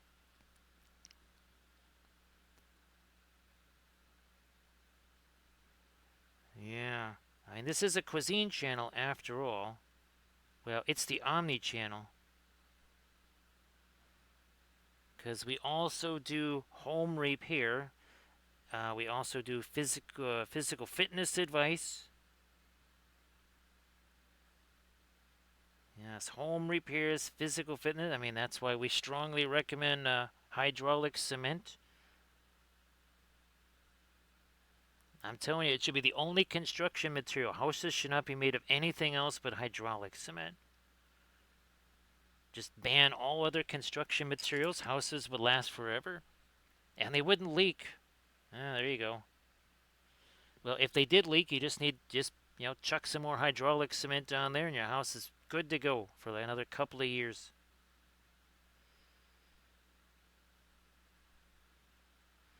Best part about hydraulic cement, it's cement that you mix with your hands. Well, preferably not your bare hands. You really do get a sensation for how the chemical reactions in cement really make things toasty. Imagine making a very toasty snowball. That's kind of what it feels like in your hands. That's how you know that it's curing, and you need to get that stuff on the wall pronto. Oh, that's the other benefit of houses made of hydraulic cement. You got like 2.5 minutes to work with it.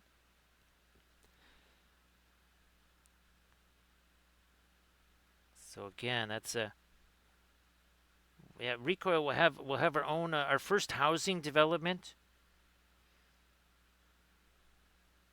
We'll just call it Hydroville or something like that. Yeah, it'll be made entirely of hydro cement.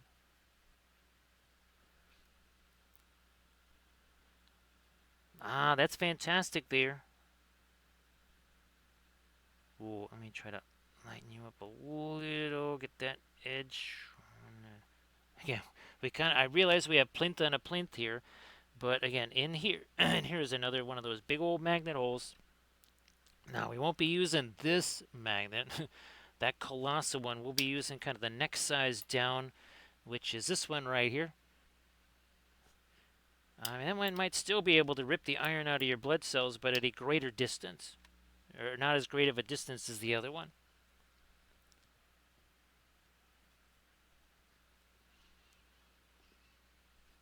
Yeah, Recoil. We do one of our little advertising commercial videos for it, right? For Hydroville. It's a neighborhood where everybody can fix their own house.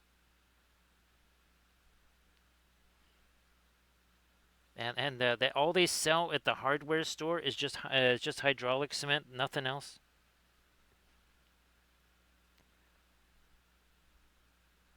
Now I cannot attest to the comfort of a sofa or bed made entirely of hydraulic cement. That might not be as comfortable, But again, you'll never, just think about it, no cat can destroy it.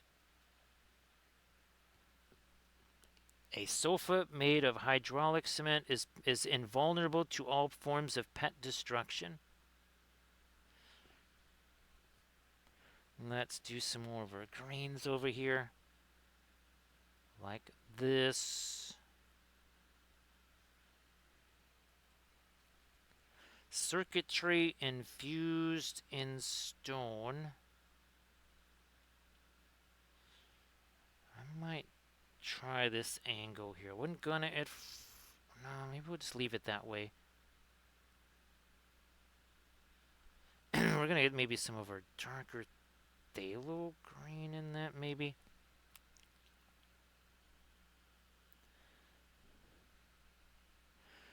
So Pascal, that's what that's what the Winsor Newton brush cleaner is for. And the other benefit of the Winsor Newton brush cleaner is that it also cleans acrylic paints. It works for both oils and acrylics. Now you can clean the brushes with the thinner there, Pascal. Actually, Pascal, if need be, it's the same thing. Okay, I got paint on my hands, right? Dish soap, yeah, dish soap, Pascal. Dish soap and warm water, boom, all clean. And of course, since you're using liner brushes, right? Synthetic brush, it's like whatever.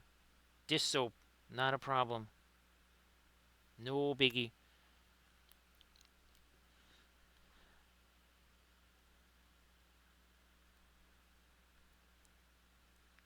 So yes, now of course, if you live on the third floor and you get a king-sized hydraulic cement bed, you might want to have that just poured in place. Yeah, I'm thinking that could be either that or you got some really good friends that would, or maybe you don't have very good friends after you move, and they're moving the hydraulic cement sofa there. Yeah, that might that could compromise a friendship or two.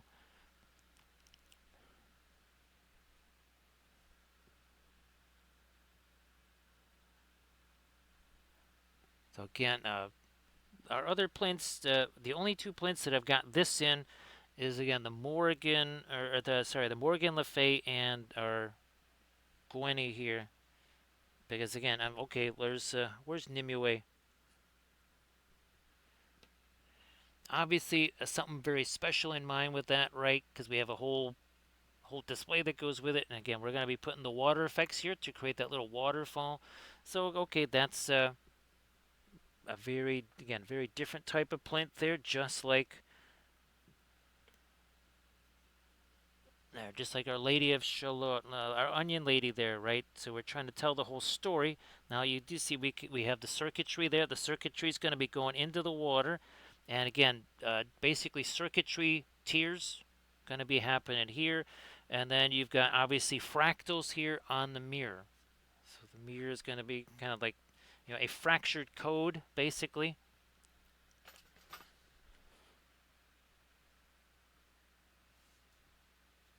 Got our, yeah, that's a fairly light phthalo green right there. Not super bright.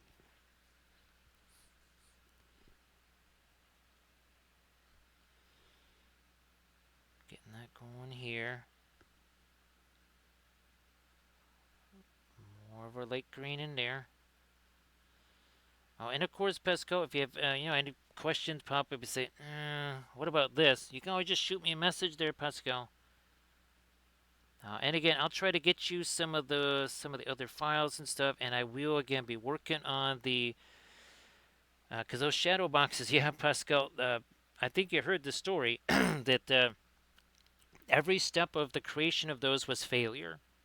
Those were never supposed to happen, basically. The only reason those happen is because the other things I was trying to make failed and we ended up with those. So yeah, there was never supposed to be shadow boxes. We just ended up with them. It's like, oh yeah, fine, whatever. Now here we gotta get ourselves some of the, there we go. Now, here as well. Let me. Do we want to play connect the dots or no? We might change that around in a sec. We'll see. Again, we've made a bunch of different adjustments to things. Well, even last night, right? The hair. We just decided to make that almost like it's a little bit of a sheer type of a blue there. Uh, Not quite like a hairnet thing, but some crowns, right? They have like a fabric type thing as part of them, not just like a metal ring. Hey there, Nurgle Matthew. Sorry I didn't get a chance to say hello last night there, Nurgle Matthew. Great to see you. Great to see you there, Nurgle Matthew. Hopefully Saturday was super fun for you, or super chill, or both. So Pascal, I only use the same primer for everything. Do I actually have me a jar of? I do got me a jar of it here. It's Stynylrez all the time. Uh, Generally using something like maybe the terracotta mixed with gray. The ebony flesh is one. Something not too light, something not too dark. If you cannot get the Badger stuff in the EU or whatever, MIG ammo one shot is the same stuff. Now there won't be as many colors, but it's made in the same building. Because again, I was in the Badger factory and I'm like, Ken, what's this stuff over here? What's this doing here? He's like, what are you talking about? Like there's a whole shelf of MIG ammo stuff. He's like, well, we make that, and that was the one-shot primer. Nifty thing is you can just brush it on if you want. Yes, the MIG, and you should definitely be able to get MIG ammo primer there without a problem. I mean, he says that you can get Stynylrez over there too, but again, MIG ammo one shot should do the trick. And also, too, Pascal, remember you can make whatever color you want as far as primer goes. For a lot of our 1/1800 scale ships, I'll mix this with a gray, or I'll even mix this with a black or something like that. So yeah, you can make your own primer colors. I've even made fluorescent primer. I'm not joking around. I'm not fooling around. I made fluorescent primer. It's in a video. Yeah, that is part of a video. Fluorescent primer. I mean, it's not as bright as regular fluorescent paint. It didn't have to be, but it's certainly it was kind of wild doing that. Yeah, fluorescent primer. You take your primer color, you mix it with some usually inks. Tends to be the best way to go. And bam, you got yourself a custom primer color, whatever you want.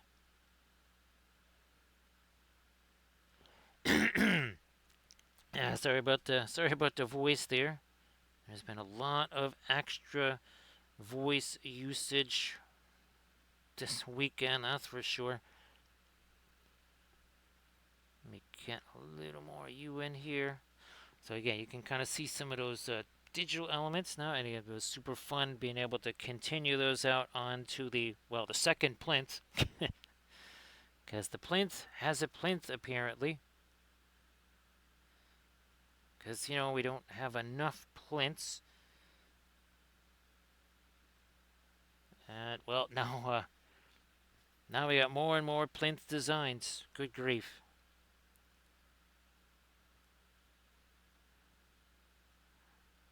And now I don't know about these as plinth again, because the figure is so integrated into the plinths, but maybe we try to figure out ways of making plinths like that could potentially. Now, what I would do I have any example? Oh, I do. Oof, this could be dangerous. Let me grab this here. So this is a Nerixon plinth, and I took the Wapellia Spellbrush figure and I literally just stuck him in there in the slicer. Yeah, that's a Nerixon plinth.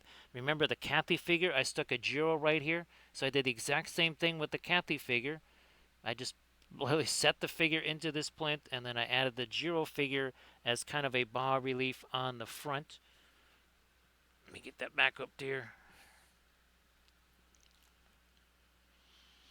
I'm glad that that worked out there, uh, Boise.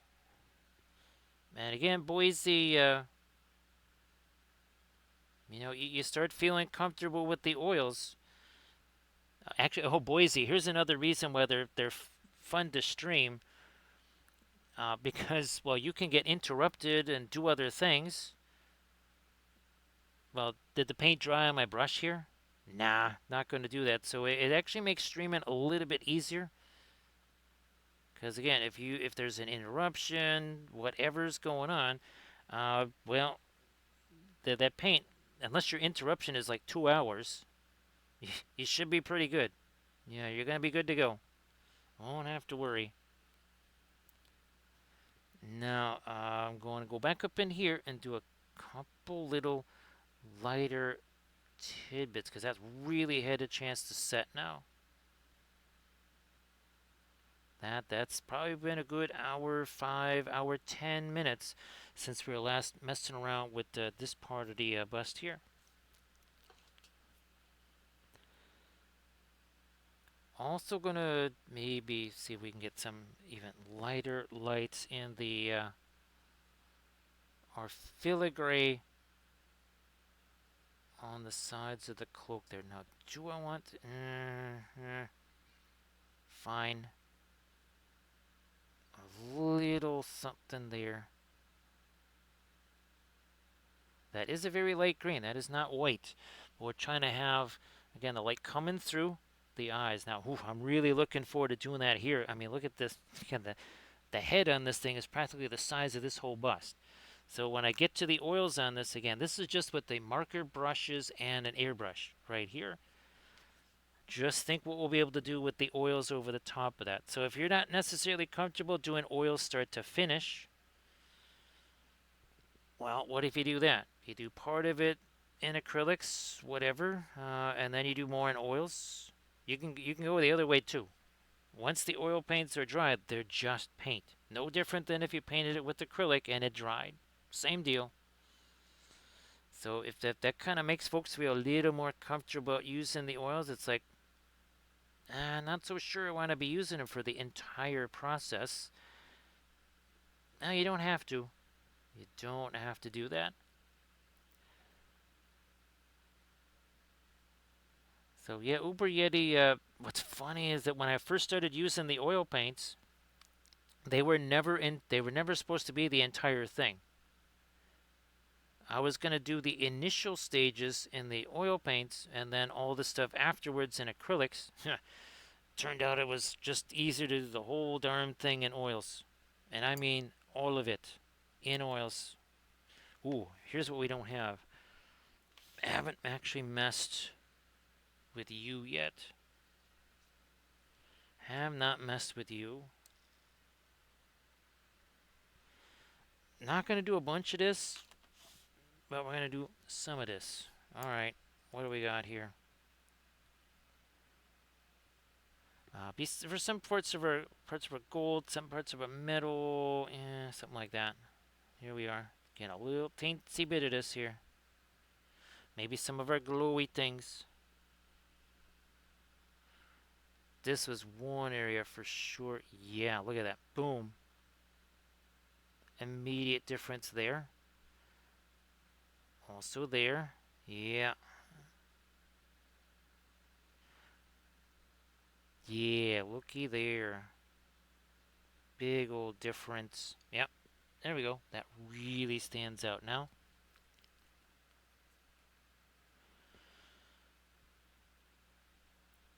Yeah, like those marker brushes that I got, Uber Yeti. I got, what, like 130 of them? Now, again, one of the big problems was there's almost no dark colors.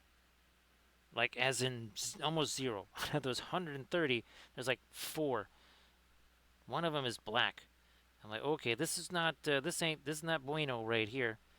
And then I realized, it's like, what if I was to, again, use the airbrush to provide the darker stuff?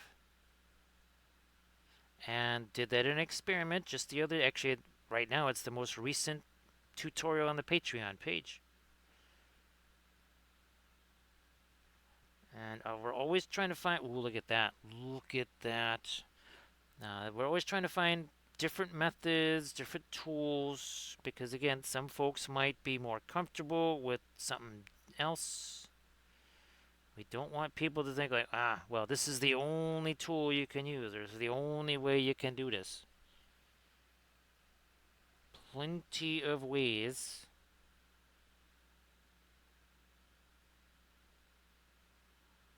About that setting right there. So Irid, is that going to be the like an earlier stream? Aren't your streams on Sunday like Sunday afternoons there, Irid? I could be wrong about that, but it just occurred to me. I'm like, wait a minute, I should probably ask about that.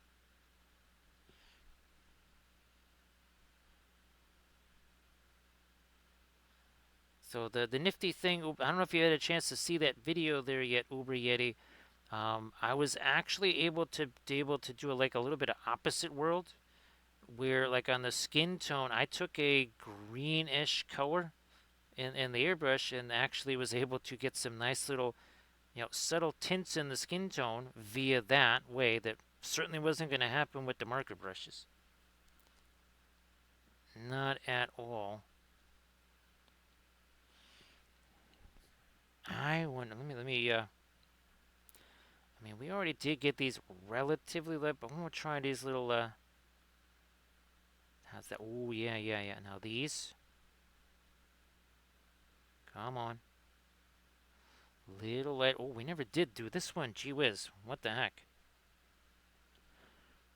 I mean, whatever. I can just do that now. Bingo. Ah, yes, yes. He's nice. He's nice. Uh, our, uh, our Cyber Lady of Shalot's gonna have a similar thing. You're gonna have a lot of this real delicate circuitry here. Now, I will tell you this right now. A lot of this, well, none of this exists. All this stuff I did on the skin tone out here, that's not part of the sculpt. That's intentional for multiple reasons. I wanted the option of being able to do what I wanted to there. Also, too, you're not reliant on something. Well, let's say you want to print this out smaller. Guess what? Smaller you print something, those finer details, well, those going to maybe do a little disappearing act on you. I would much rather just freehand that in myself. So that's kind of designed to just be freehanded on.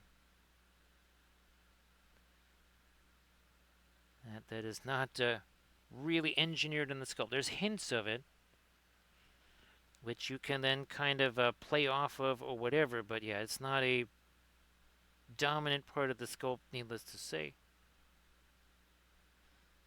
It was never meant to be. We never got that lighter line there. Come on, you need to be a little lighter there too. A little lighter along that edge too.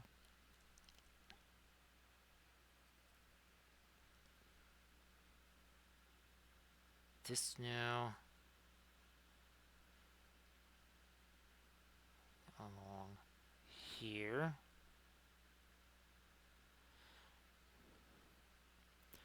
Oh yeah, these little guys. It's more thinner first. More thinner.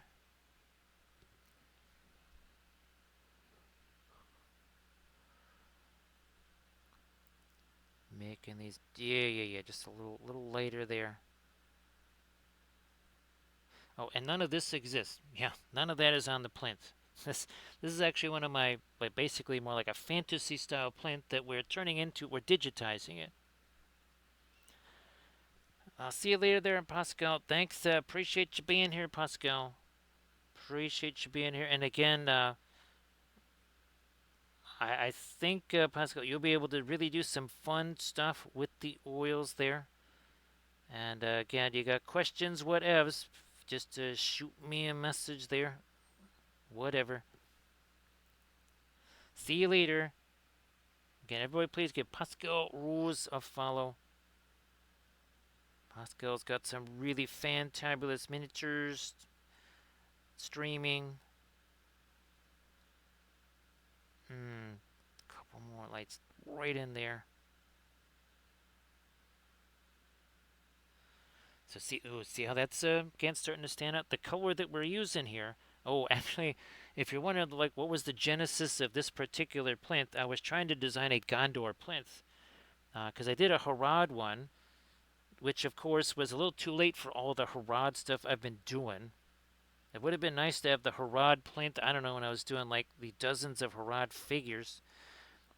So I thought let's preemptively create a Gondor style plinth, which was nifty.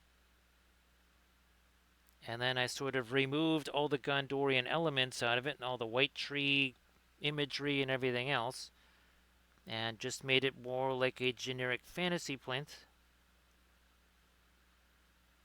Again, you could stick miniatures on this, and again, it has a drill hole in the bottom, or a hole in the bottom for the big old magnet.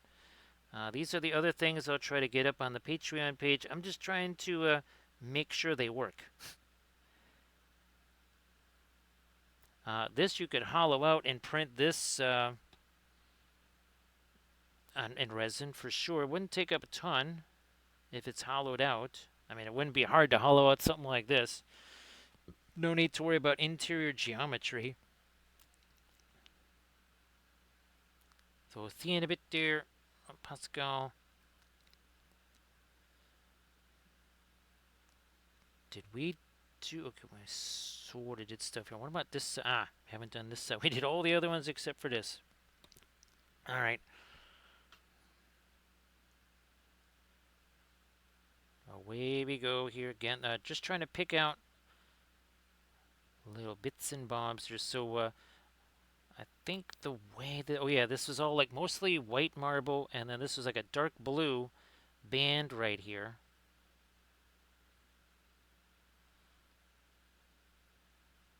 At some point, we'll use this style and we'll use it as an exercise where we say, okay, how do you paint marble on a plinth?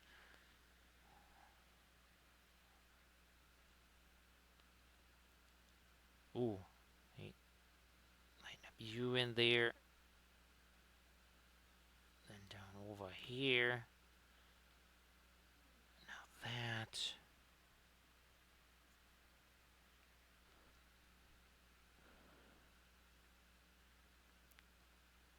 I can't. It's just so crazy that like 2 weeks ago, Camden, I had no custom. Well, I think I had that Harad. Well, I didn't even printed that out. Yeah, I didn't even have a test print of that. Fast forward a couple of weeks, which is like a couple of decades in our time. Yeah, dog years are not fast enough for us here, right, Camden? Dog years are too slow. Come on. There we are. And there. So, whoops. Plinth in the way. Now we got, we worked around it there.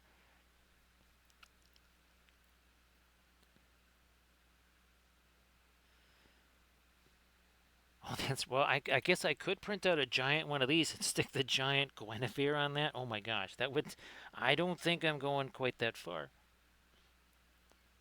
Even for me, that might be too much. Come on. Brighter green in here. There we go.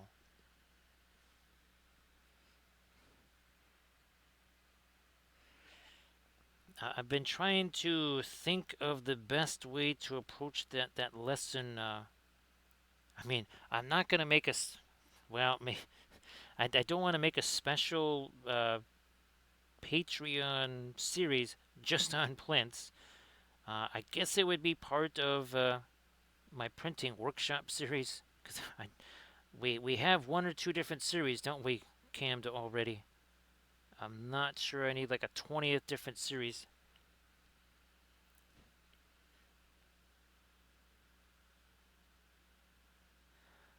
Would that be some kind of sci-fi movie there, Uber Yeti? If I ever sleep, it also serves to accelerate time. Is that like the speed version of like wibbly wobbly timey wimey stuff? Right? Like if the bus ever stopped, the thing goes off. So if for some reason I ever sleep, it actually causes weird rifts in time and all that kind of stuff. All right, see what's happening here? Where the circuitry comes all the way out to the edge. Well, I'm going to do this. If that's the case, let's try this here. Ah, look at that. So the kind of it's like it's unifying the circuit. I'm going to do this some more. All right, I wasn't thinking about doing that, but you know, here let me get this one and maybe this one, and now we'll do this here. Get right where it touches, but that's it, only there.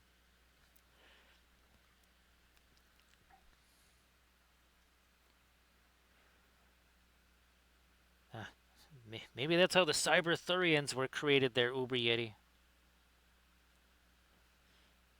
Is it like I fell asleep on stream. There you go, Uber Yeti. I was painting a regular Arthurian character. I fell asleep on stream, and the next thing you know, the Cyberthurians came to life.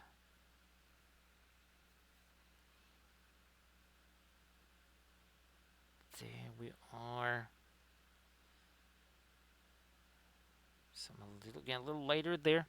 Where the circuitry is touching the edge of our plinth here.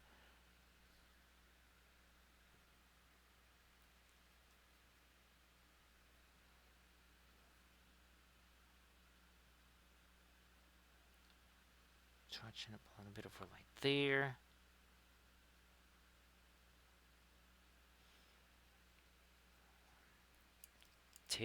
Let me get the other brushy going here. Let me try. I don't think I'm going to do the cyber stuff out here. I think we'll leave that for it, but I do have a couple of edges to do. Let me see if this brush going to work here for those edges.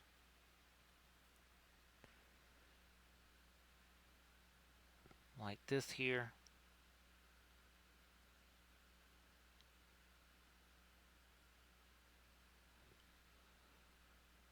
Carry it along here. And you can see it's not even. We don't want it to be uniform all the way along here. Just going right along all these edges. Catch a few of those. Some here.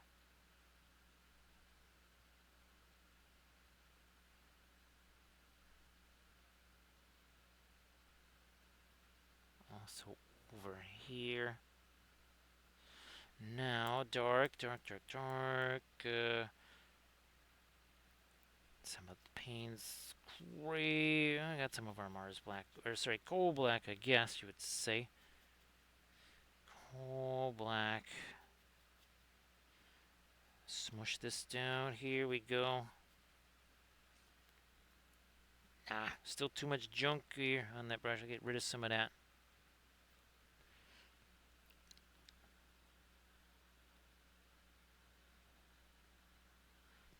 This line now.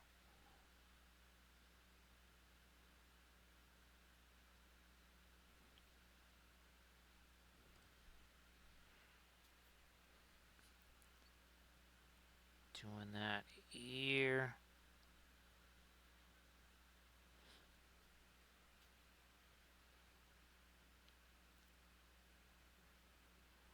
There we are. Reinforce that a little. Think we've gone all the way around? Yep, we've gone all the way around.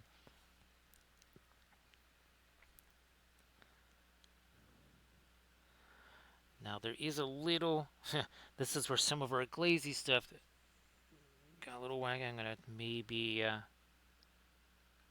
that gonna be too dark? Maybe not. I mean, I can also use this kind of sharpen up a couple of our lines back here too, because I wasn't really sure this is what I was doing here. Now again, on my subsequent designs, now it's not quite as intricate as all this, but on the subsequent design, there is actually a circuitry pattern on the top side of the plinth. Now, of course, the very first figure that I stuck on one of those plinths was the Lady of Shalott, which essentially covered 97% of it. That's, I was like, well, okay, that was great. Spent all that time doing that design and everything. Just let's make sure we cover that up with a big old plinth on top of the plinth, because that makes sense. I think, okay, yeah, that's a little better now. That was a little weird what was going. Oh yeah, that's I kind of like that now. We have a little more of a gradient happen in there. That works.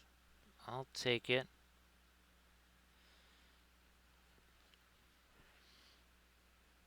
I wonder. Might do that. It kind of brings it in line with what's going on the face there. If I do a little separation there of the yeah, a little separation. No, maybe with the little bit more of our green in that too.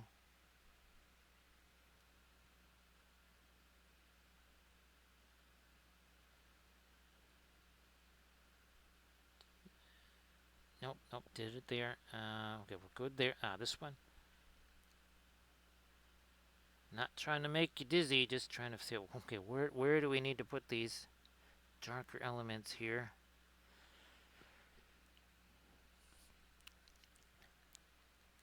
It's a. Who'd have thunk that we would have so many sci-fi plots here, Spoonhandle? Given the amount of Lord of the Rings stuff, there's an extraordinary amount of sci-fi plots. I do words, right, Camden? I do words. I mean, it says so right here. Also says the things that I don't do, like name, dates, and times. I only do words.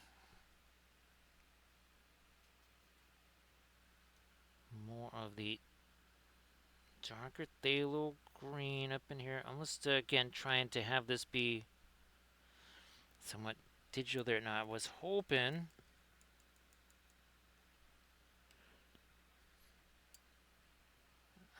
to do this. Is this going to be too light? No. Let me get some of the green in here. Let me try this. Ooh, that really, just doing the white and the phthalo green. I'm so used to seeing like the radiant green with that, man. Now, let's try a little lighter here. Something like this, maybe.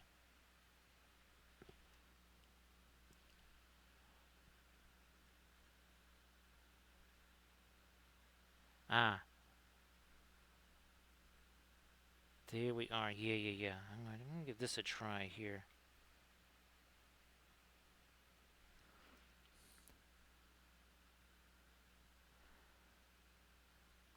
Doing that. And then have that coming all the way down here to meet that line too, perhaps.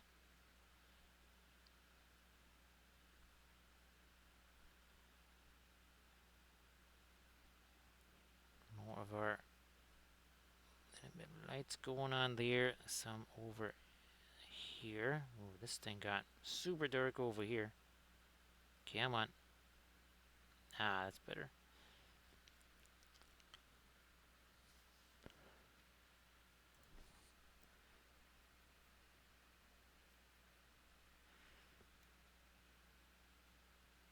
Extra little bit of light there. Now we gotta restore. I think there we lost our edge on that here. We'll be right back with this darker stuff here.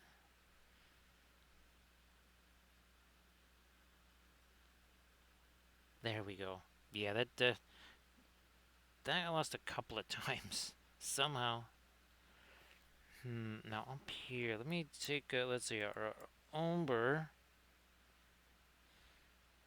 Also a little bit of the maybe a smidge of the Indian yellow in that.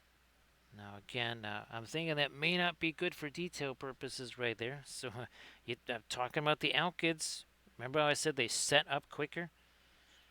Now if I kind of had a little blob of thinner on there, that would keep that. They wouldn't quite do that so much. But those are the alkyds. We've been, well, geez, we've been streaming almost 6 hours here. No wonder. And I probably put those things out there 10-ish minutes before the stream. So it has been, some of these things have been out for 6 hours. I mean, they're not exactly dry on the palette, but you can see that's the difference between the alkyds and your regular oil paints. They're quite literally drying on the palette.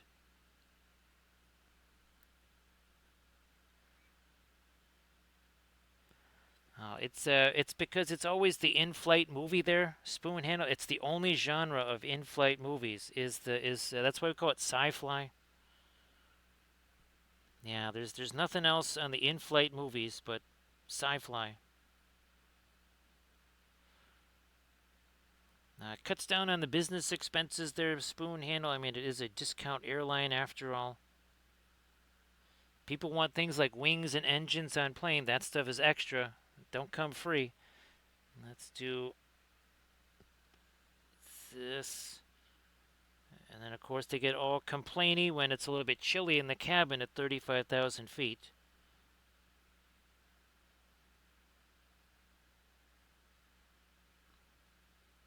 Again, that's extra. That cabin doesn't pressurize itself. Here, let's do some more of our darker browns over here. And the gold, it's got a little bit of the Indian yellow in there just to make sure.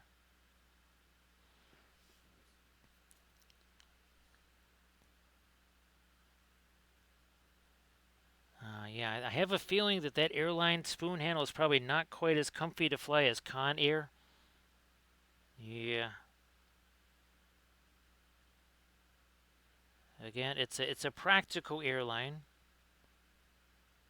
It's a frugal airline. We don't like to say cheap. It's a frugal airline.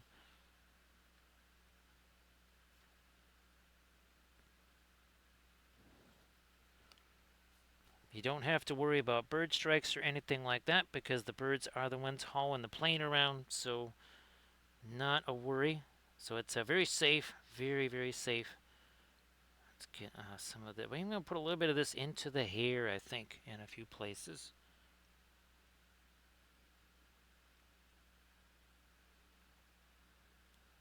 I mean, right Uber Yeti, a lot of college stadiums, they still have just, concrete slabs there.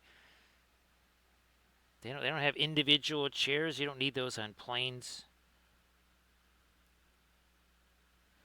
Let's get some of that darker stuff up in here. Yeah, we need some of that as we. Yeah, see, we did it in the recesses on the other side, not on this side. Okay, here we're doing. Take some of that down, and that looks a little more reasonable right there.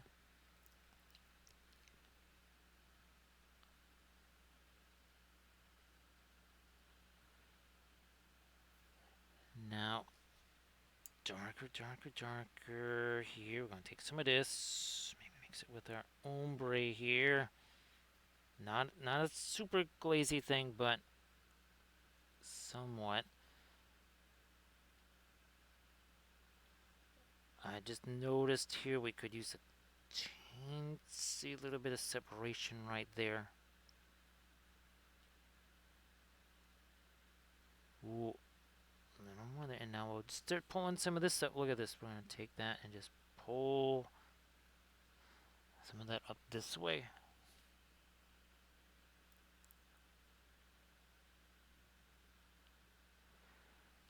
Now, Cam, there is one slight disadvantage to a bird-based airline, powered by birds. There, if you use the wrong species there, Camden, you can only fly in one direction at certain times a year. Yeah.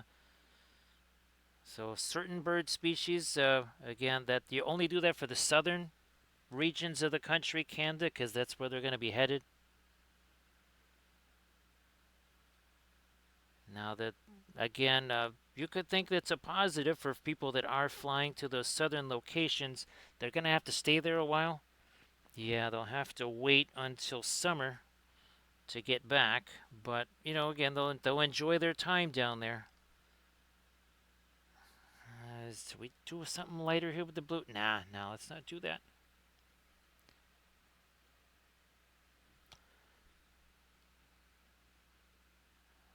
Oh, I thought I already did this. I guess. Oh, must have done it over here. All right, I see what happened there. Okay,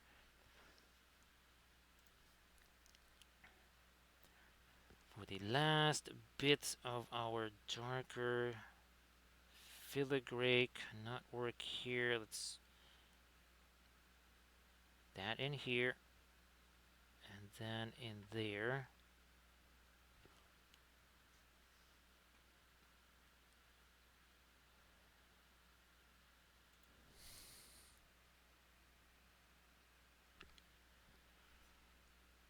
Think we've pretty much done all of yeah, I think we've done all of our dark there.